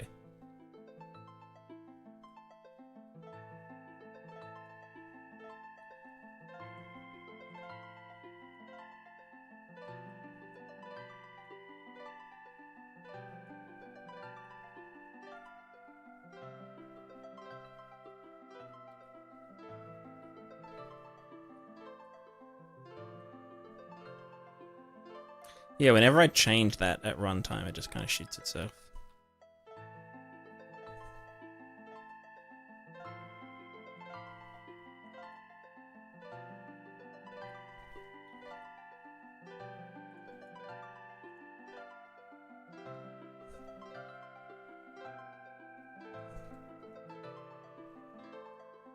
Right, was it just because of the inertial tensor conditioning that it was not falling over as much?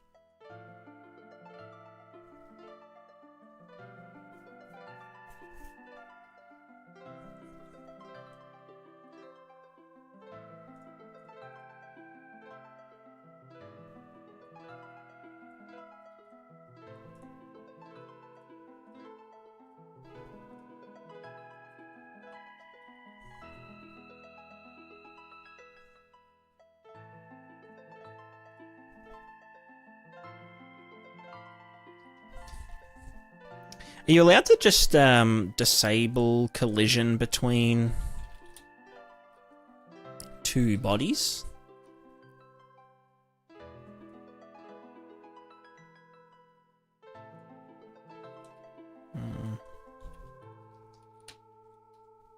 I know you can do it with, like, when you weld two things.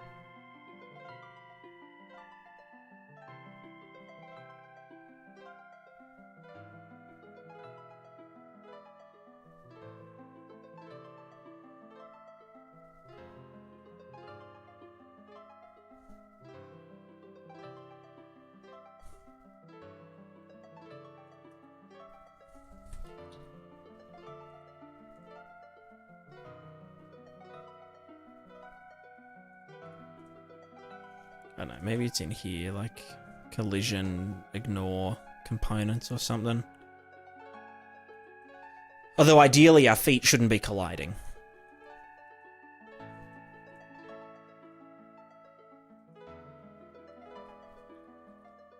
Ignore.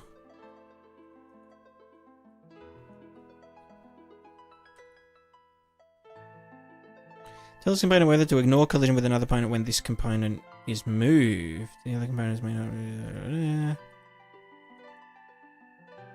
Yeah. Hell yeah.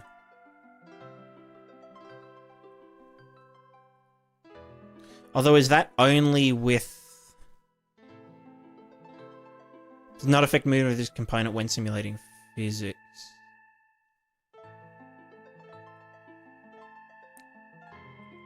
Yeah, I don't know.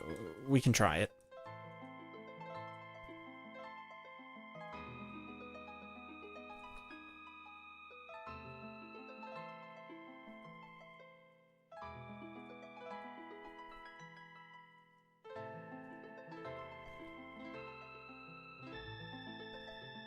Oh yeah, it looks like they can collide with each other.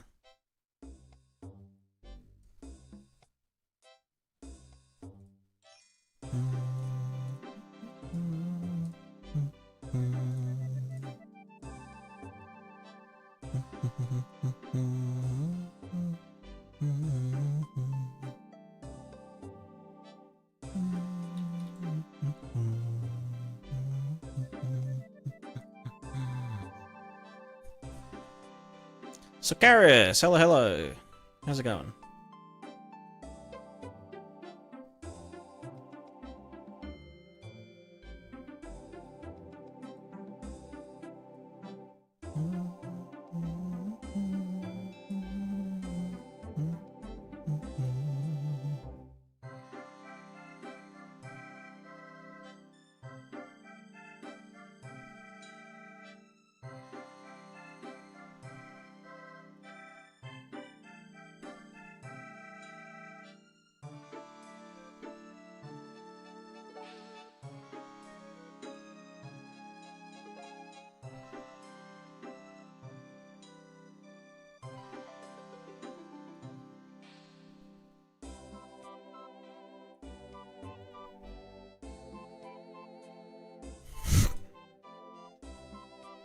Yeah, I don't know what approach I want to take.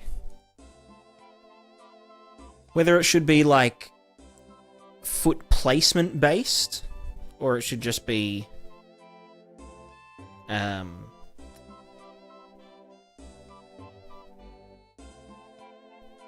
thingo based, stride based.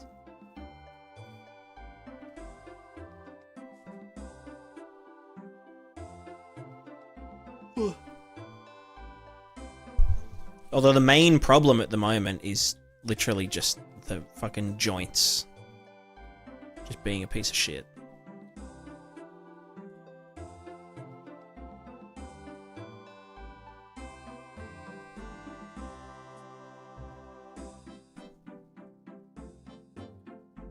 Like, why can't I just join one constraint to another constraint, you know?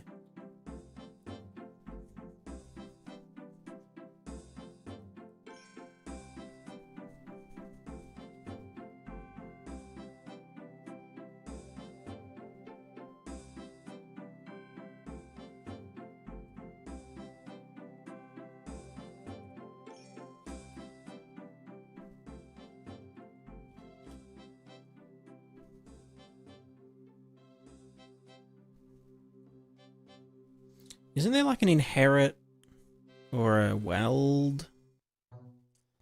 Advanced auto weld. If you're in this attached parent, two bodies will be joined into a single rigid body. Yeah. Is there like a center of mass offset? Maybe that's what it needs. Like it needs a ankle joint. An ankle joint need to be like offset upwards so that their mass is kind of like the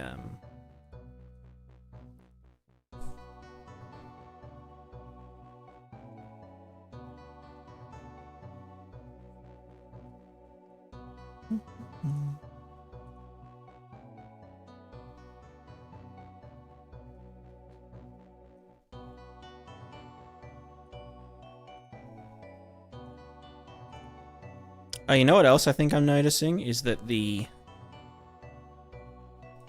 whenever I'm moving the feet up, I'm actually moving them down.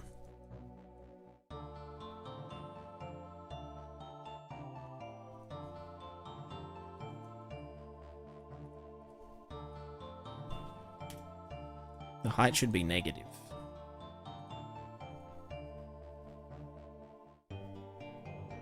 Yeah, the feet should never be going past where the max feet is. Max feetage.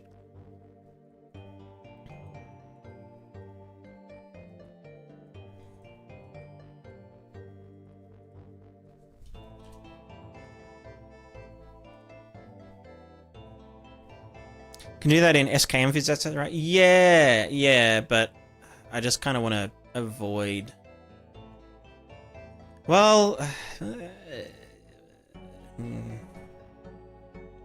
It's a bit harder to do in...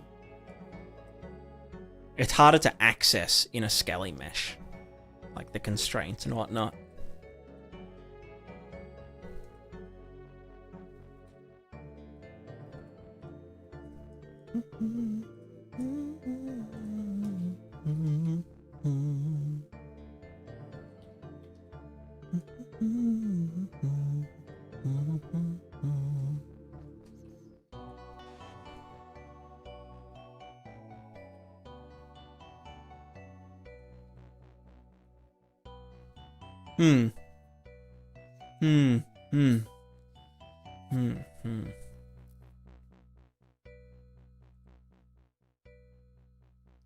I don't know. I probably need to get up and like walk around the house and be like, the fuck am I doing?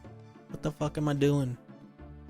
But essentially, the gist of it is, once I've figured out just how the joints can work properly,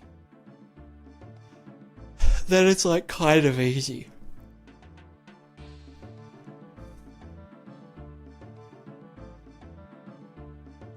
Because then it's just a matter of like, okay, well, character's leaning this way. We need to go this fast to counteract that. Therefore, move the feet like this. you know, in a little sort of circular shape. That might be the problem, is that, like, the stride shape. Although, like, the stride shape doesn't necessarily correlate to what forces we're enacting. Because, like, when our feet hit the ground, like, hits the ground, then it's, like, completely level for a bit. But that doesn't mean that we're not pushing with it, you know? It's like we're trying to push into the ground. Constrain those feet to a cylinder, it wouldn't work the same way. It wouldn't work how we need it to.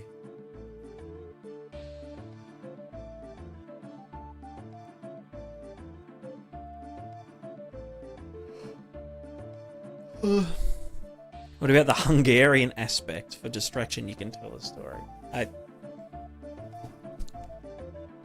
I'm lost.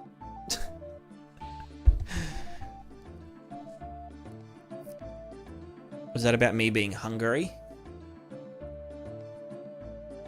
I'm actually quite hungry right now. It's like nearly midnight.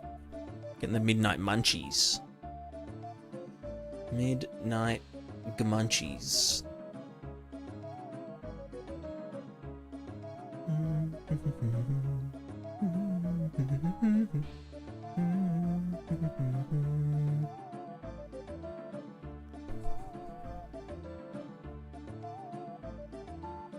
Oh, you know what's funny? Is Org in here?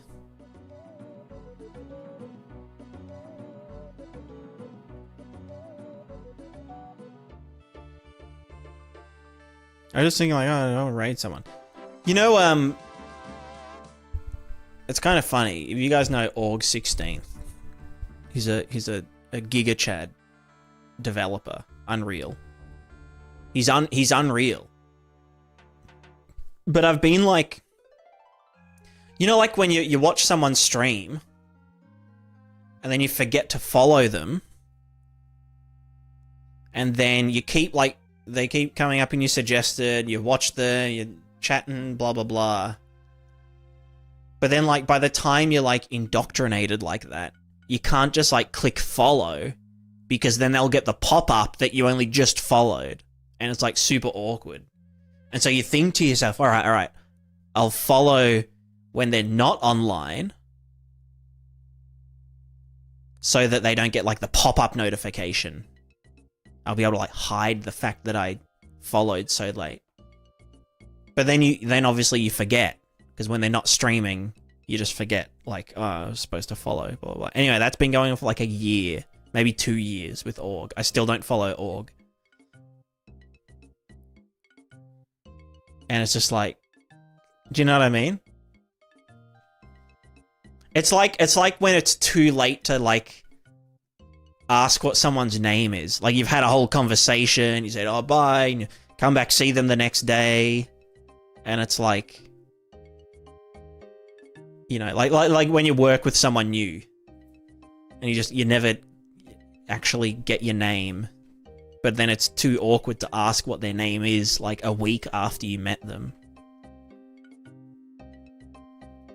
Yeah. Anyway, so I'm gonna follow him. But hopefully he doesn't notice. I just did it.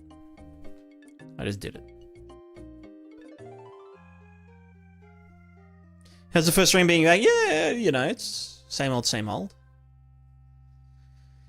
Same old, same old. Did nothing. Got nothing done. Just repeated the same, like, explanation to people over and over about, like, what I'm doing and why I'm doing it and how I want to do it.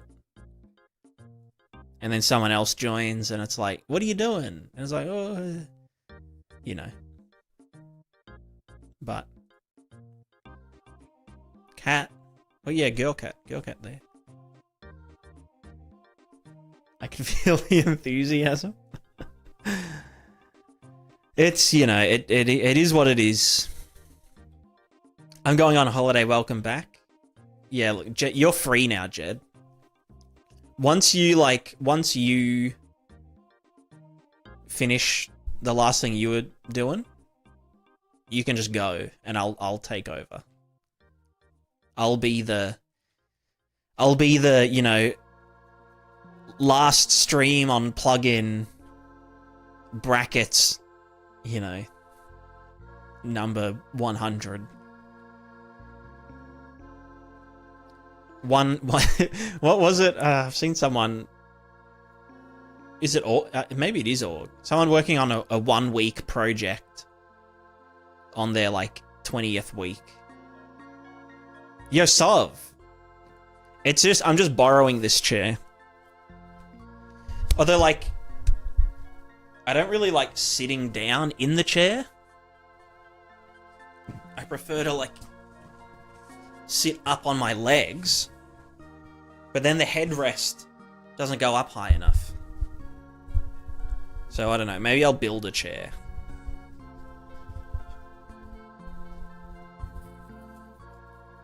Half a year into the 1 week. Yeah, that's right. Yeah. But yeah, I just need to figure out how I want to do this. It's just so dumb. It's dumb, but it's funny. Once I actually calculate, like,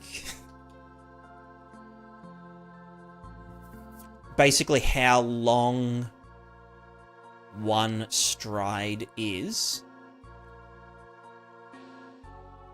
So, you know, one stride is 200 units. Then it's just a matter of like, okay, well, we can scale the stride.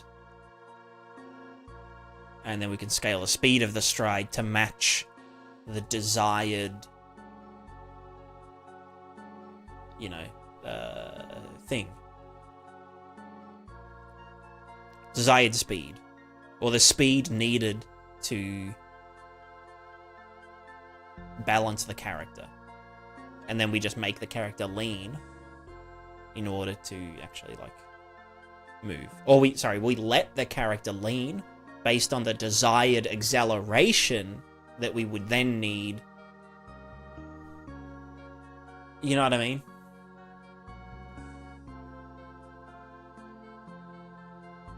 Basically, it's just Balls 2.0, but yeah. In theory, it is kind of like, in theory, it's like the unicycle, right? But instead of them being attached to like a hinge down here, they're attached to a hinge up here, and they use pistons to move in a, you know, in a, oh fuck, I got him. Okay, well. I should be able to get up from here. No. Okay. Well, fuck me. But yeah, like I've done this before. I should be able to figure this out, right? It's pretty much the same. It's just with feet.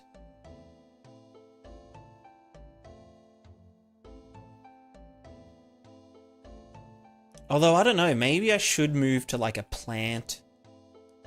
Like a foot plant method. Like calculate where the next foot goes.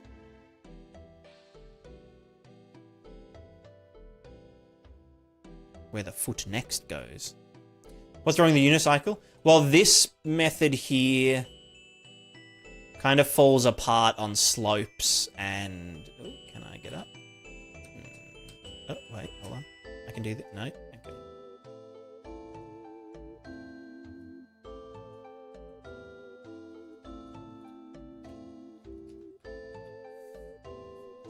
Let me just bring this down then. Oh, my widgets have disappeared again. Why? Why?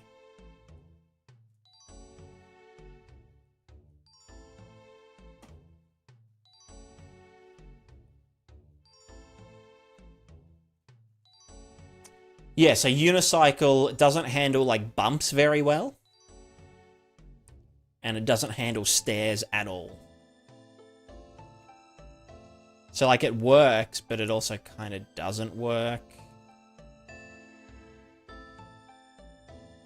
Like, if I go up the slightest step, the whole body just, like, you know, jolts. As though we've, like, tripped over. So if we were using, like, a kind of... this kind of thing instead of a rolling ball... yeah, essentially it's just a ball, but with feet. And the ball is invisible. Then we can get up things without the jolt. The other problem is because the fulcrum point of the sphere is like infinitesimally small, then friction doesn't work properly when we're trying to stay still on a slope. It just always, no matter, you know, I can set the friction to like a quadrillion, it'll always just be funky. And then, yeah, it'll also never fully anchor itself. Whereas with flat feet, we actually... because, like, with the ball, it's constantly trying to adjust, you know, from gravity and whatnot. Whereas if we have feet, then that can create, you know, just with the feet alone, we can lean left, right, up, down, as long as our center of gravity doesn't exceed the square of where our feet are, we won't fall over.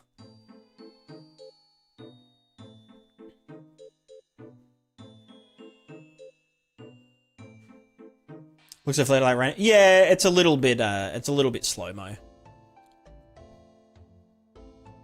The animation could be a bit faster.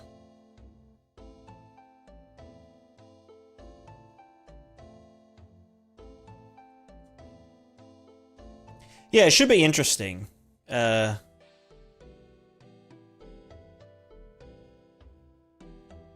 main thing I'm having issues with is just the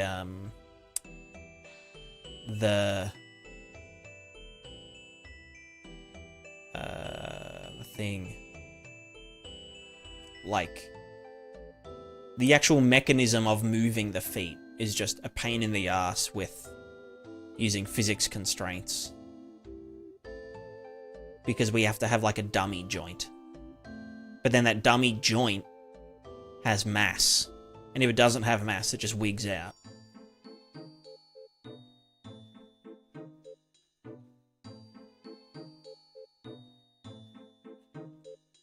Because in essence, we're replacing a two-joint system, aka, like, you know, thigh or hip, knee, ankle. We're just replacing that with one thing with a piston, like a variable length rod, and then that rod torques just from the hip, which is essentially, yeah, if you simplify, if you combine the forces and stuff, it just equals this, so that's fine. But it's just that, yeah, the foot needs to have, like, needs to be able to move kind of independently so that, like, if we're on a slope, the feet can do that and actually grip properly. Or like this, I guess. I don't know, there's some stuff. There is some stuff. Yo, Fane! Hello, hello, hello. How's it going? Thank you so much for the raid. I was actually going to raid you. But, I guess you bet me to it. Which means that I have to, like, keep going for a bit. I guess. We're currently just talking about balls. About how balls are insufficient for, like, what we want to do.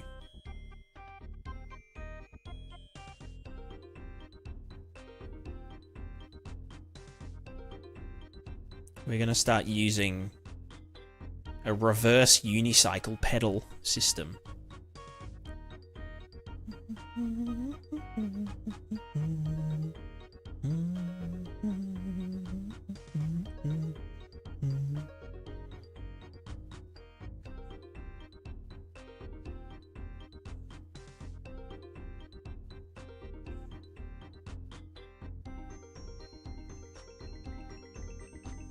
So that physical based grabbing system. No. No, I mean, I can do this. I can grab this person with my person. And it actually, like, takes force. That's the other thing about doing things physically. Someone else was asking, like, oh, what's the point of, like, doing the physics stuff? Like, see how my character's moving slower? Because I'm just imparting a force on my character from another character. Like, there's no code saying move slower because you're dragging this thing. It's literally just there is physics at play and my character is trying to, you know, counteract it. Like, for example, if I want to drag this, it's like, oh no, it's kind of wigging out a bit. But again, that's another ball issue. Oh, and now I just... Yeah. You know what I mean? Yeah. Yeah, the paint diagrams are pretty crazy. I just saved this one. What are we calling this one? Let's call this, Ball Man, Go Home, Feet, My New Best Friend. Hell yeah.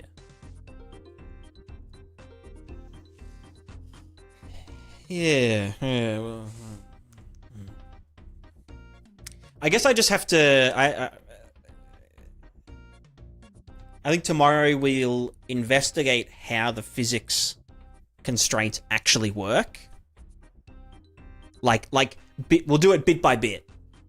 We'll start with one leg. We'll make it able to do this. Go that way, that way, that way, that way. And then we'll add the foot and make the foot be able to do this and that and that and that and whatever. And then we'll do 2 feet. Yeah.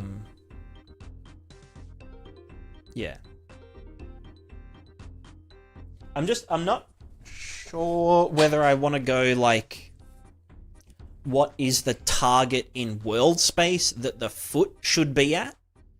And then make the leg match that?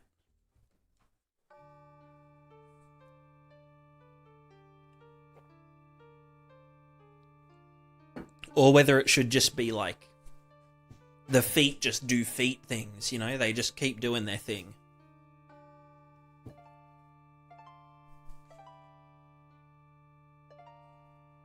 Because, like, on the one hand, one of them...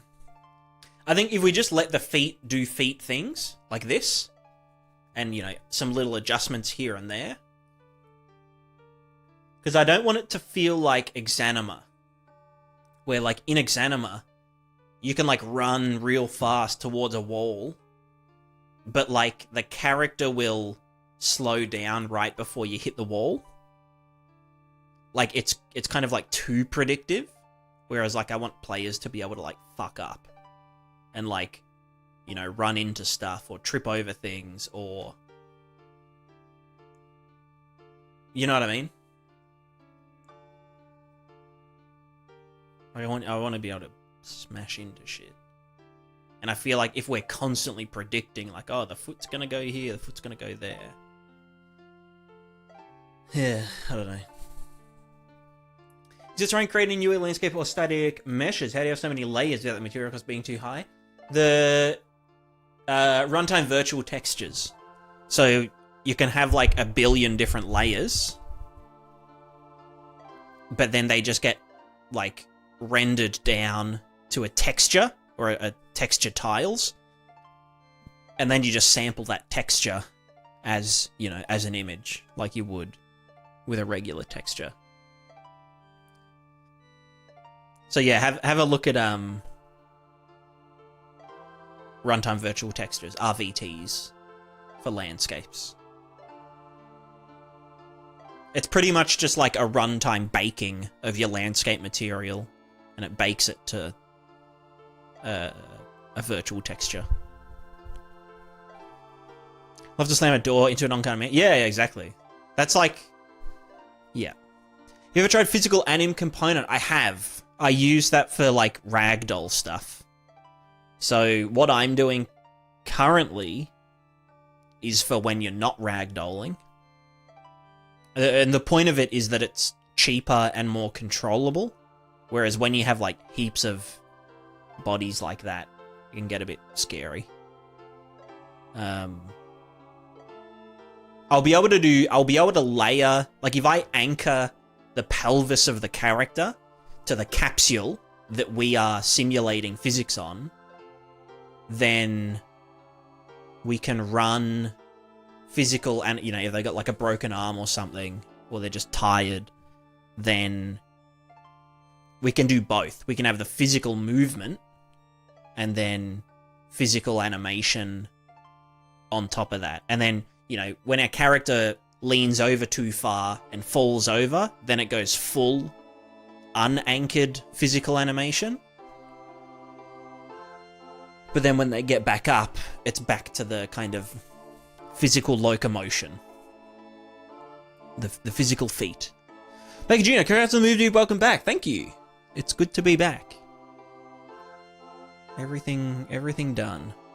Done and dusted. And now I can just do this, maybe.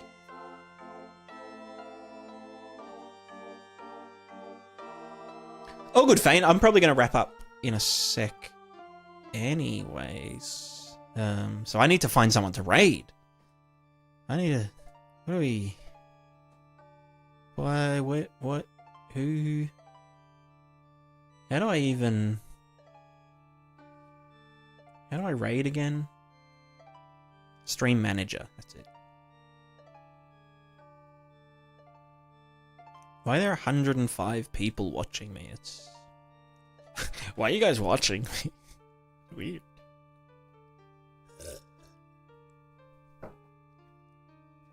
Let's see.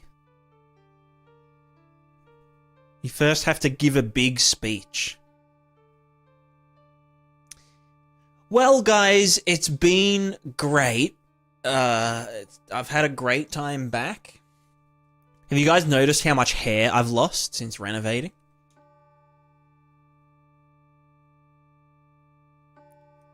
I don't think I've actually lost that much hair. I think I'm just losing hair at a normal rate. I'm fine.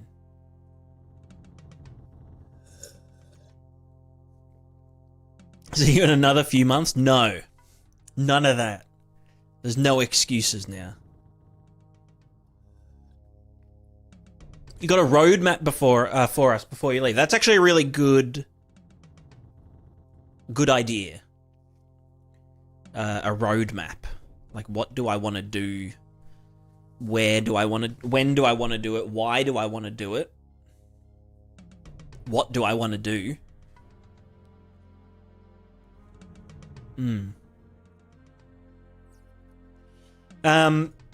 It's not really a roadmap, but things I want to work on. Physical character movement. With the feet. Physical feet. I want to do the Prismatiscape water plugin, the water update at some point. Finish that. When I get to it again. I want to do the Prismatica game world entity update framework. You know, virtual entities, real entity, virtual handoff, whatever. Navigation.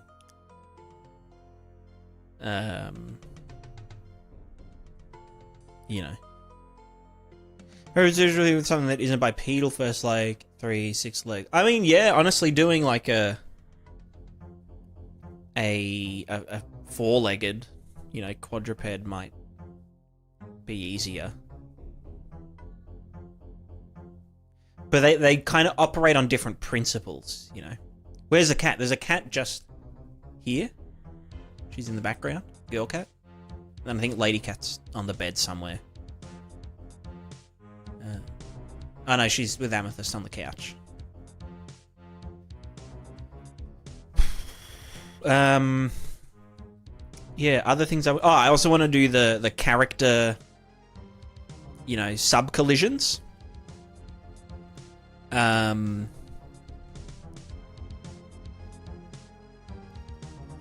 to be transferable enough, but worth looking into, I guess. Yeah, I mean, it's just that, like, quadrupeds aren't... They kind of don't gain momentum by balancing like we do. You know, they don't, like, lean down and then balance like that. They push with their back legs. But it's essentially the same. I mean, it's essentially the same motion, but they're just not compensating for leaning.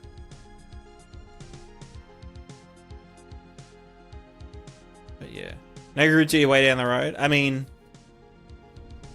Yeah. I also want to do... You know how I was doing that 3D... Grid 3D... weather and climate simulation? I want to do that. I'm gonna finish that one day. Because that was sick. That was fun.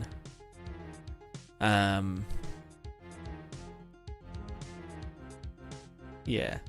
And like integrating that with the CPU reading back and all that, that'll be fun. Yo, Boom! How's it going? Give the cat. I'll give the cat a pat. Here, see. Oh, girl, you're so soft. You're such a soft cat. Oh, aren't you so soft?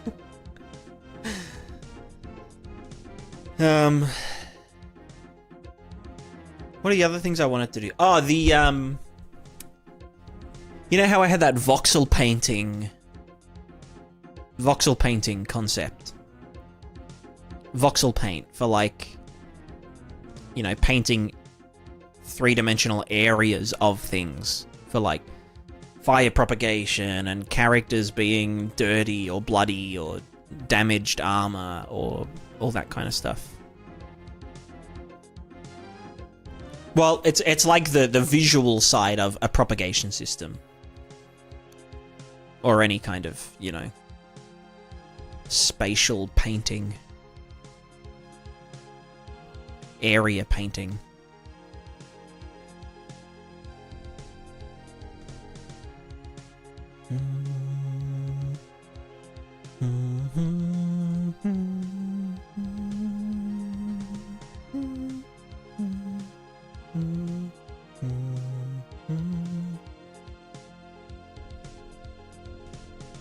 What are you doing? Are you bringing a cat in? Howdy, catty! Buddy, buddy!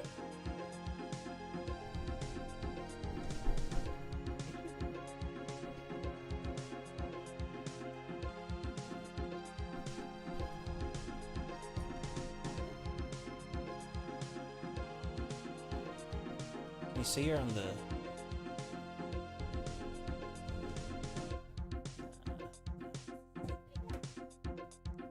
Caddy. Monkey, monkey.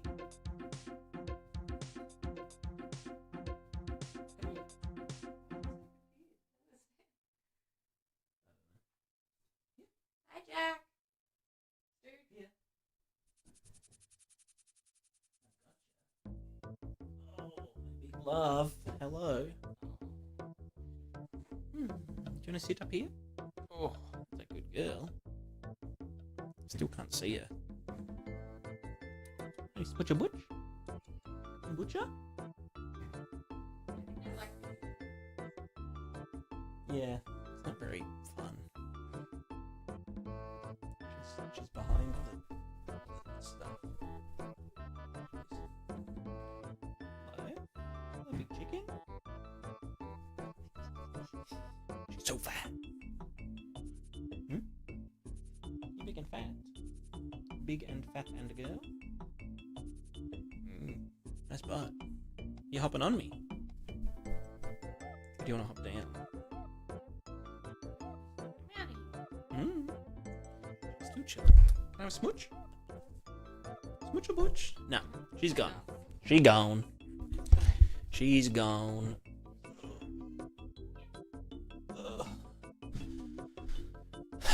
Yeah, right. Who are we rating? What are we? What?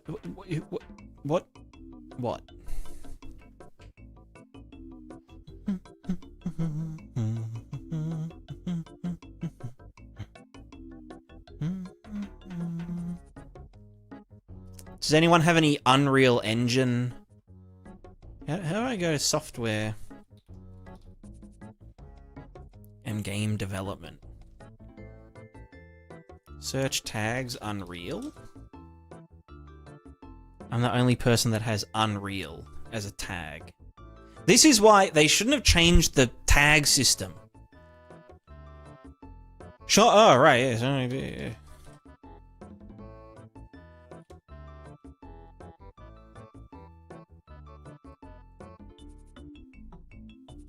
Scenery B. The scene bean. Oh, he's BRB though. For like 10 minutes.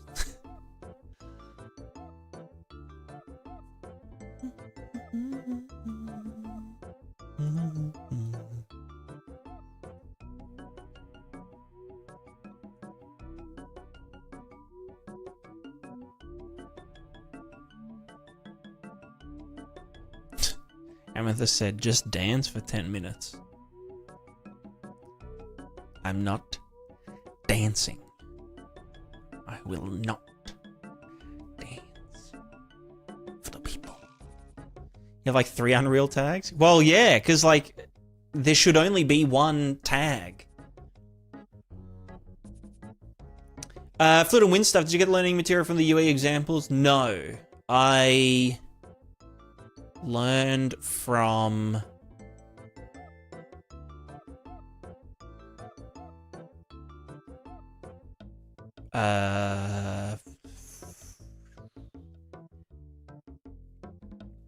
I think I learned from like a generic, like, you know, fluid sim kind of thing. It wasn't in Unreal. I just translated it to Unreal.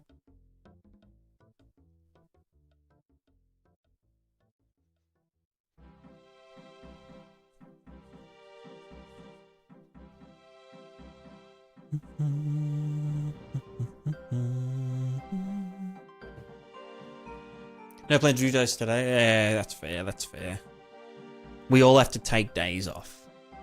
Or in my case, a month or 7 off.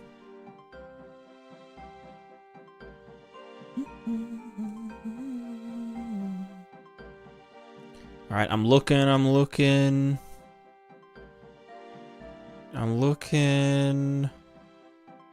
for Unreal engines. Oh, Deforo doing metahuman things, and I see a material graph.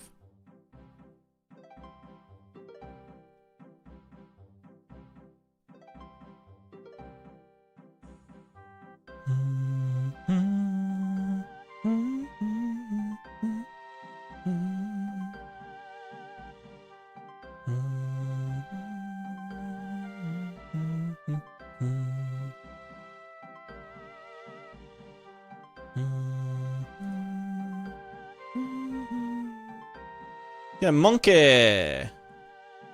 Thanks. It's good to be back. Hopefully I'll be a bit more productive now that I've like warmed up a little bit, you know? Maybe more people should stream Unreal. You know what? It's actually very true. More people should just stream game dev in general, I think. Picked a bad morning to not stream. Yeah, I mean, you know, it's, you know, yeah, well. What's Mags doing? What's Sandbox? Is it like a... Is it like a game engine in a game? Because I've seen like a few people using it or doing it.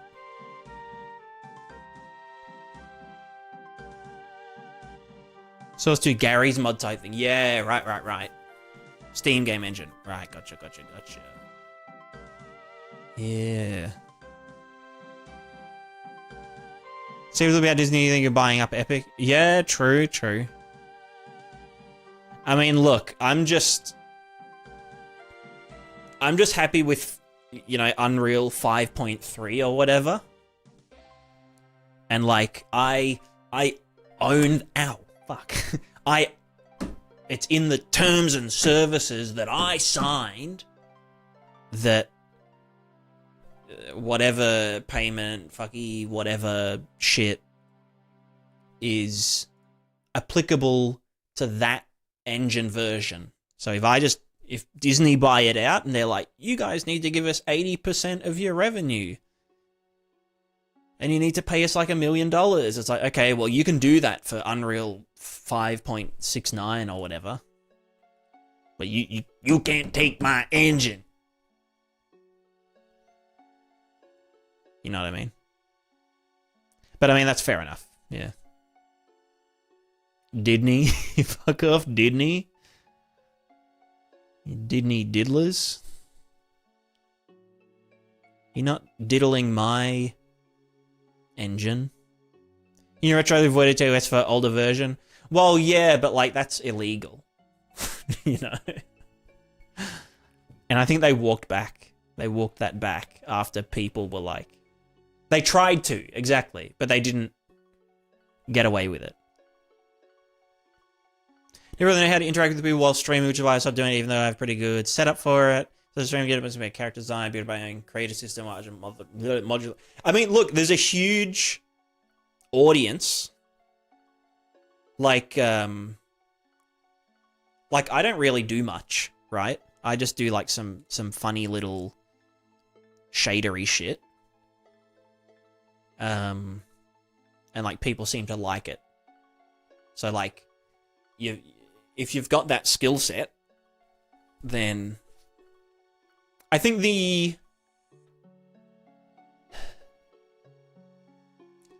interact with people while streaming. Just like kind of talk to yourself. You just keep like talking to yourself. And then people will say something and you just say, haha, yeah, so funny. You know, haha, yeah, good one. Or like, that's so true. You know, that's all you need to say. And people will be like, wow, I feel noticed. You know, I'm going to stick around. And one day we just talked back, exactly.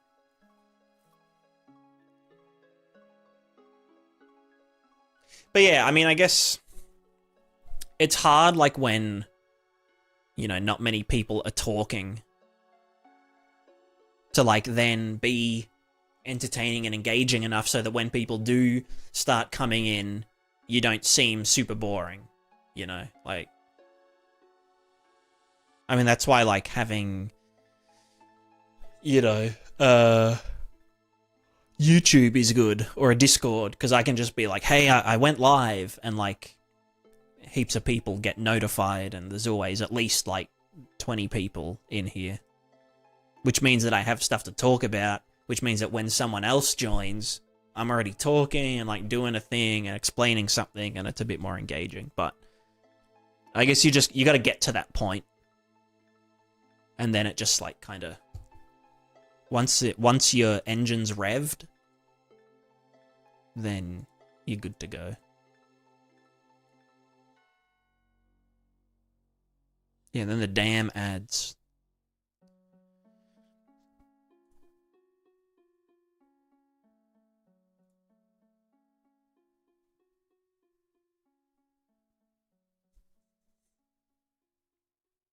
Crocodile, it's good to be back. It's good to be back. So I'll wait for the ad to finish and then, yeah. All good for us. Have a good one.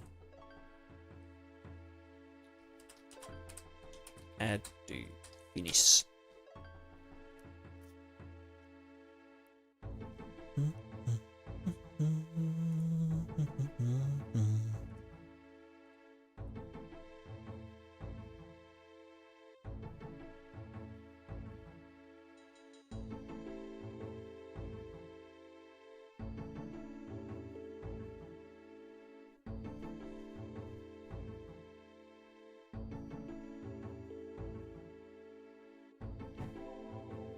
See ya, Jed. Have a good one. Have an absolute ripper. All right, let me set up a raid. I think we'll raid Sorcery Story. Sorcery Story. Because they're working on a colony sim RPG, which is like relevant, you know? So everyone say hello. Start the raid. I start the raid. From Germany, while I do speak English, I was not at the same level as a native speaker. What do you say? Yeah, I mean, look, most English speakers don't speak fluent English.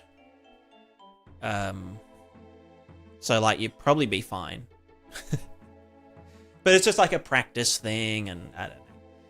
You just gotta do it until you're doing it. Sometimes you just gotta do until you are doing. Time for the Houdini stream. Don't you fucking mention Houdini ever again around here.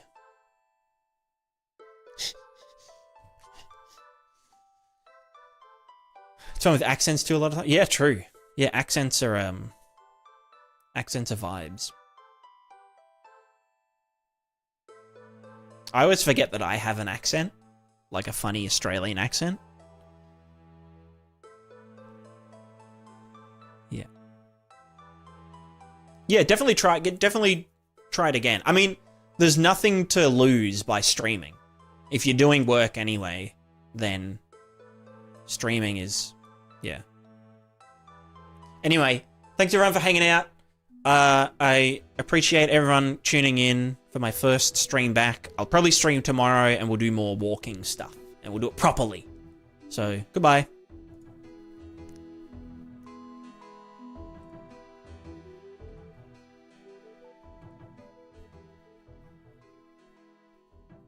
Also, how do I guess YouTube's weird with the thing. I just end the stream, right?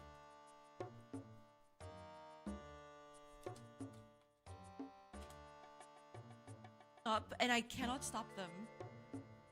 So I'm sorry about that. Hello everybody, I hope y'all are doing good. I'll try. Yeah. Oh god, it just happened. No. Oh my god, I hate it.